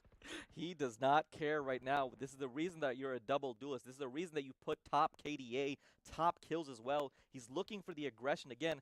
It felt like Fisher College had been going on to B site every single time. Harrisburg responds, and now Fisher College switches it up. It's one of those situations where Fisher College is so good at pushing your weaknesses. When you try to adapt, they immediately punch you in the mouth. So big play overall. Again, I want to see if Sogo can get something done, especially on mid with this operator. Yeah, and I mean, we haven't seen anything yet come out from that operator, but it is patience. Once again, we've said it a few times already here, Gungeon, but they've played it a little safe. They looked for something early, couldn't find it backed up. This is what we're talking about, right? That nice balance of patience and that nice balance of aggression, and that's what we've seen from this squad. Here comes the Viper's Pit coming out from Ian, just to say, you don't get to walk on this site, Fisher. Cuz does not care, though. He is walking right through the Viper's Pit. Can he get the pick? Ships in the night. No. Oh my god, Cuz, what are you? Woda takes out Jeffy. Eason takes out Blast as well. Cuz is going to try to get off site. They don't know where he is right now. Can he make the super? Oh, gets one. Taken out by Taunt. Good play overall. Sogo does still have the operator. Will he make something happen? Hyun takes out Taunt. 2-on-2 situation right now. Blind his own. Oh, Sogo. 4 seconds to clear. Standing. Eason takes out Hyun. Sogo does have the operator. He should just back off. They don't have the bomb. Defenders win. The HU Storm hold on. Can he get this operator? Oh! Sogo takes out one. No, what? no, wait, what? What? He lives. He lives with the operator. Yep. Okay. That happens. That happens. Sometimes everyone is. No, that's fair. Yeah. You know what? I needed the timeout. Frankly, I needed that timeout because that was just. Everyone got a little, your hands start shaking, your mouse flies out of your hands, you start pressing tab instead of pressing, the buttons on your keyboard like the space bar, and, things just happen, and sometimes that's how it goes. But, I mean, Harrisburg bringing themselves back into this series. They're not out of it yet, but this is important, right? I mean, now you've gotten yourself in a better financial situation, if you are Harrisburg, because if you lose this next round, if Fisher goes into match point, it's not all bad for you. You have the economy to bring yourself back in if it does go to match point. So if you're Harrisburg, you're happy with these 2 rounds. Not only are you moving the momentum back in your favor, not only have you won a couple rounds in a row, but also you now have a little bit more of a comfort if you do lose the round. You're not going into that final match point and series point completely broke, right? You never want to go into the series match point broke. So Harrisburg, they have that safety net, they have that comfort now, but this is also where they can start to bring themselves back into the game, right? They have the momentum, they're pushing forward, and they can keep themselves into this. But some of the players, right, you take a look at Woda and you take a look at Instant, who have died multiple times. These are the players that you can't afford to lose if you do lose this round. Yeah, it's going to be really difficult, especially because it feels like Harrisburg has kind of forced it a little bit. They had a really good run, especially on the offensive side, especially onto this B site, and they kind of got pushed off after, Harrisburg was able to hold on for a couple of rounds. So it's gonna be interesting to see kind of how they get stuff done. Cuz has not been able to get too much done. I will say last round he was incredibly aggressive and he was able to make some plays, but they're just not able to kind of finish it out. And it's one of those situations where you talk about it. The last game to win the map is always the hardest because you're just so ready to win. You're like, we just need to get one more kill. We need to push this one more thing. And it's one of those situations where you start rushing the process and it gets a little bit difficult because, that last round, they're trying their hardest to win. Cuz is going to play super aggressively. Flashes as well. This is... we're popping ult. Ian takes out Sogo. Ian takes out Cuz as well. Hyun takes out Kant. Huso takes out Hyun. Jeffy takes out Huso. Paper mache walls be damned. Good round for the side of the HU Storm. Good play overall because, again, the plant is going to go down, but double duelist is down for the side of Fisher College. 3-2 advantage. See what they can do in this post-plant situation. Yeah, and Harrisburg, they can play it. Oh, Blast finds Ian. Harrisburg does have an ultimate online. Using this deadlock, they can clear out some space and potentially get a kill if they can use it properly. And yep, they're already going to look to use it here. Here it comes. And they're going to find him. So it will be even. And now it's a one-on-one, but through the walls, like you were saying, Gungeon. And just like that, once again, Fisher takes that victory. Losing everyone on Harrisburg means you are going to be broke for a few of those players, and that is very, very scary. And this is going to be the driest of fights possible. There are no ultimates, so no advantage if you are Harrisburg. You're facing series point, you're facing match point, and you are not in a good place to do it. But if any team can do it, Harrisburg, they are in this spot. They are in here for the finals for a reason, and they are a team that can make this happen, especially for some of these really talented players on the side of Harrisburg, like Ian, like Huso, who have been so prevalent in these past 2 matches. And Ryan, you talk about it, the economy for the side of Harrisburg is destroyed. You know, we have members buying whatever they can. Last chips in the night. Just walk away from each other. You know, yeah. Dimensional Drift is popped by Soga. He is going on to B side. He sees one member blind as well. He goes out, takes out Woda immediately. Eason takes out the trade onto Sogo. Cuz walks back as well. Hyun is onto site trying to get something done. Can they hold on? But again, Ian has walked back. Eason takes out Hyun. Cuz takes out Eason as well. Ian is alive. 3-on-3 situation for the side of Harrisburg. Ian takes out Blast through the wall. Cuz versus Ian. Again, trade the fight of God right onto site. Ian takes out Cuz. Huso takes out Jeffy. Harrisburg hold on. The Storm Kings come back. 10-12. 2-point deficit. But they are going to try to push it to overtime. On a thrifty buy, Harrisburg takes that one and will now have guns to use against Fisher.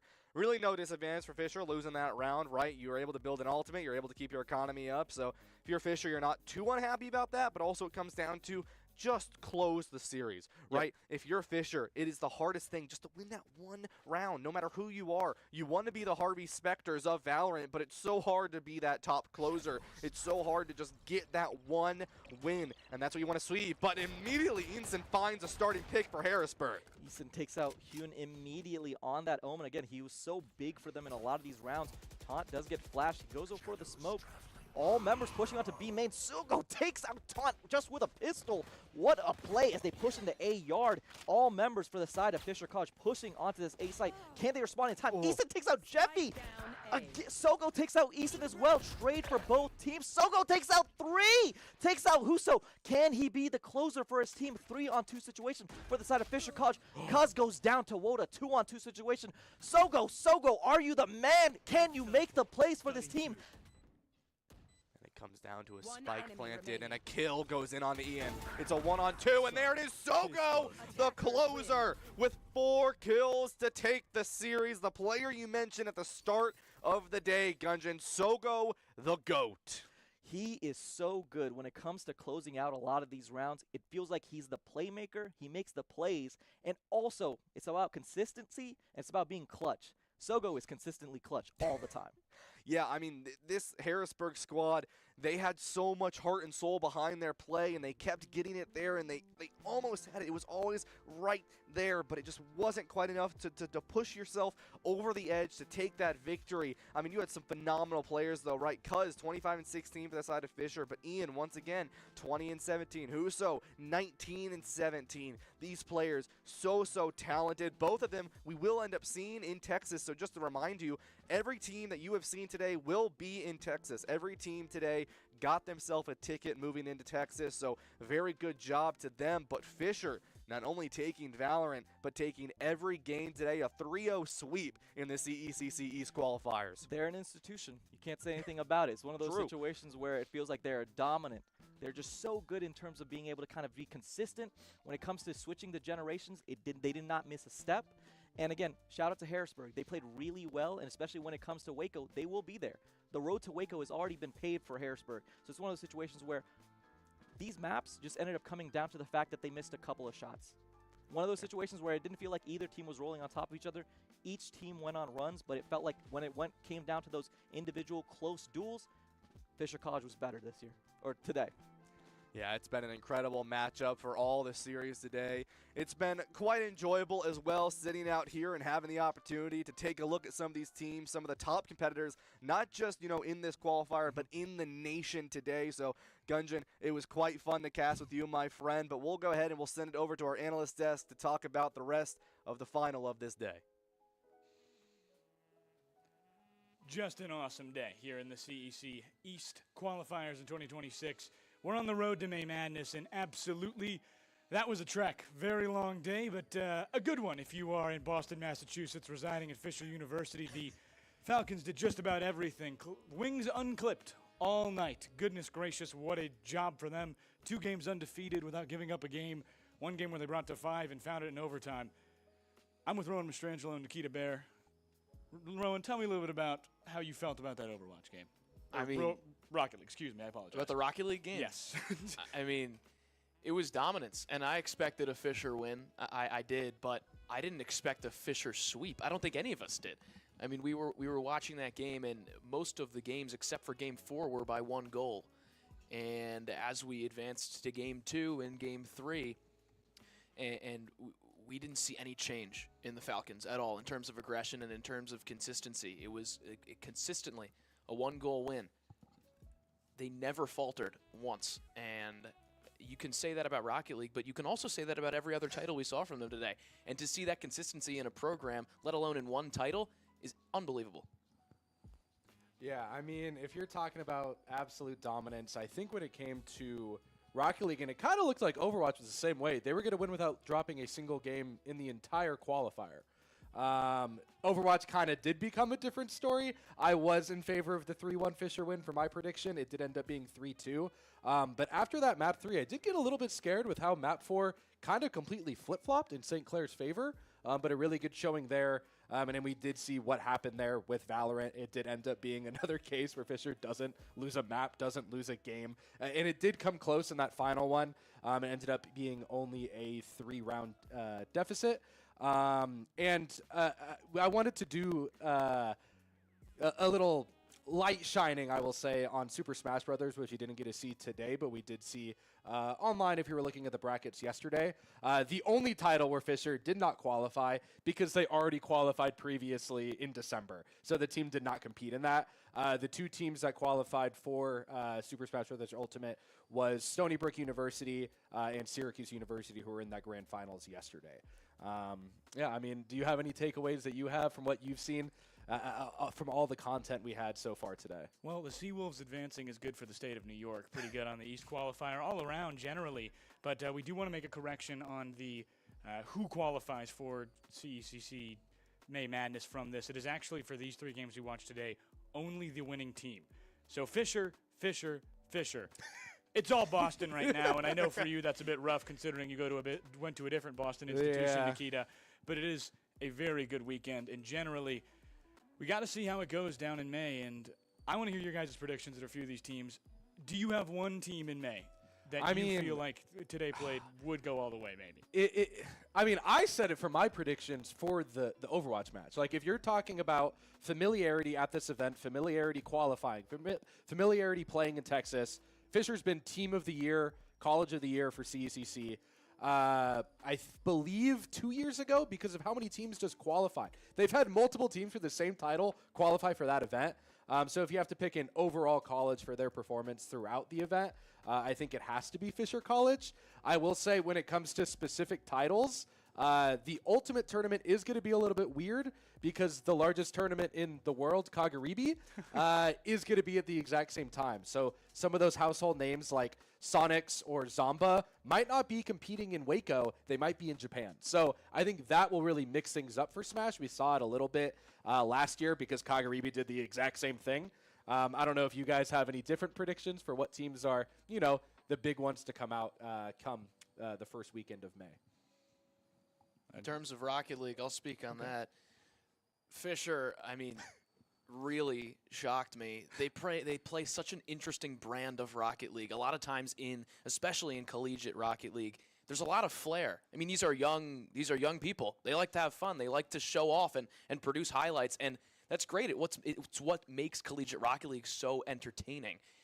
But Fisher doesn't necessarily subscribe to that style of play. They get up and they stay up, and they do whatever it takes. And is it flashy? Not in the slightest. Not at all. But it works, and I think that's really going to stifle teams. I cannot wait to see what they do on a larger stage. This is their 3rd consecutive trip to CECC Rocket League, and they've played the same brand of Rocket League each time, getting better and better and better each time. very curious to see how that transitions over to the main stage in Dallas. And yeah, Excuse they play me, like in Texas. Oh, I apologize. I didn't mean to cut you No, off no, there. you're They good. play like a python. That's a good way to put it in the sense of it takes forever to get beaten by Fisher, and they beat you down. You feel like it's close, but at a certain angle, it really isn't. At a certain point, the Falcons just kind of have you in their grasp, always there, much more peregrine, if you will, in terms of how fast they really could beat you, but they don't.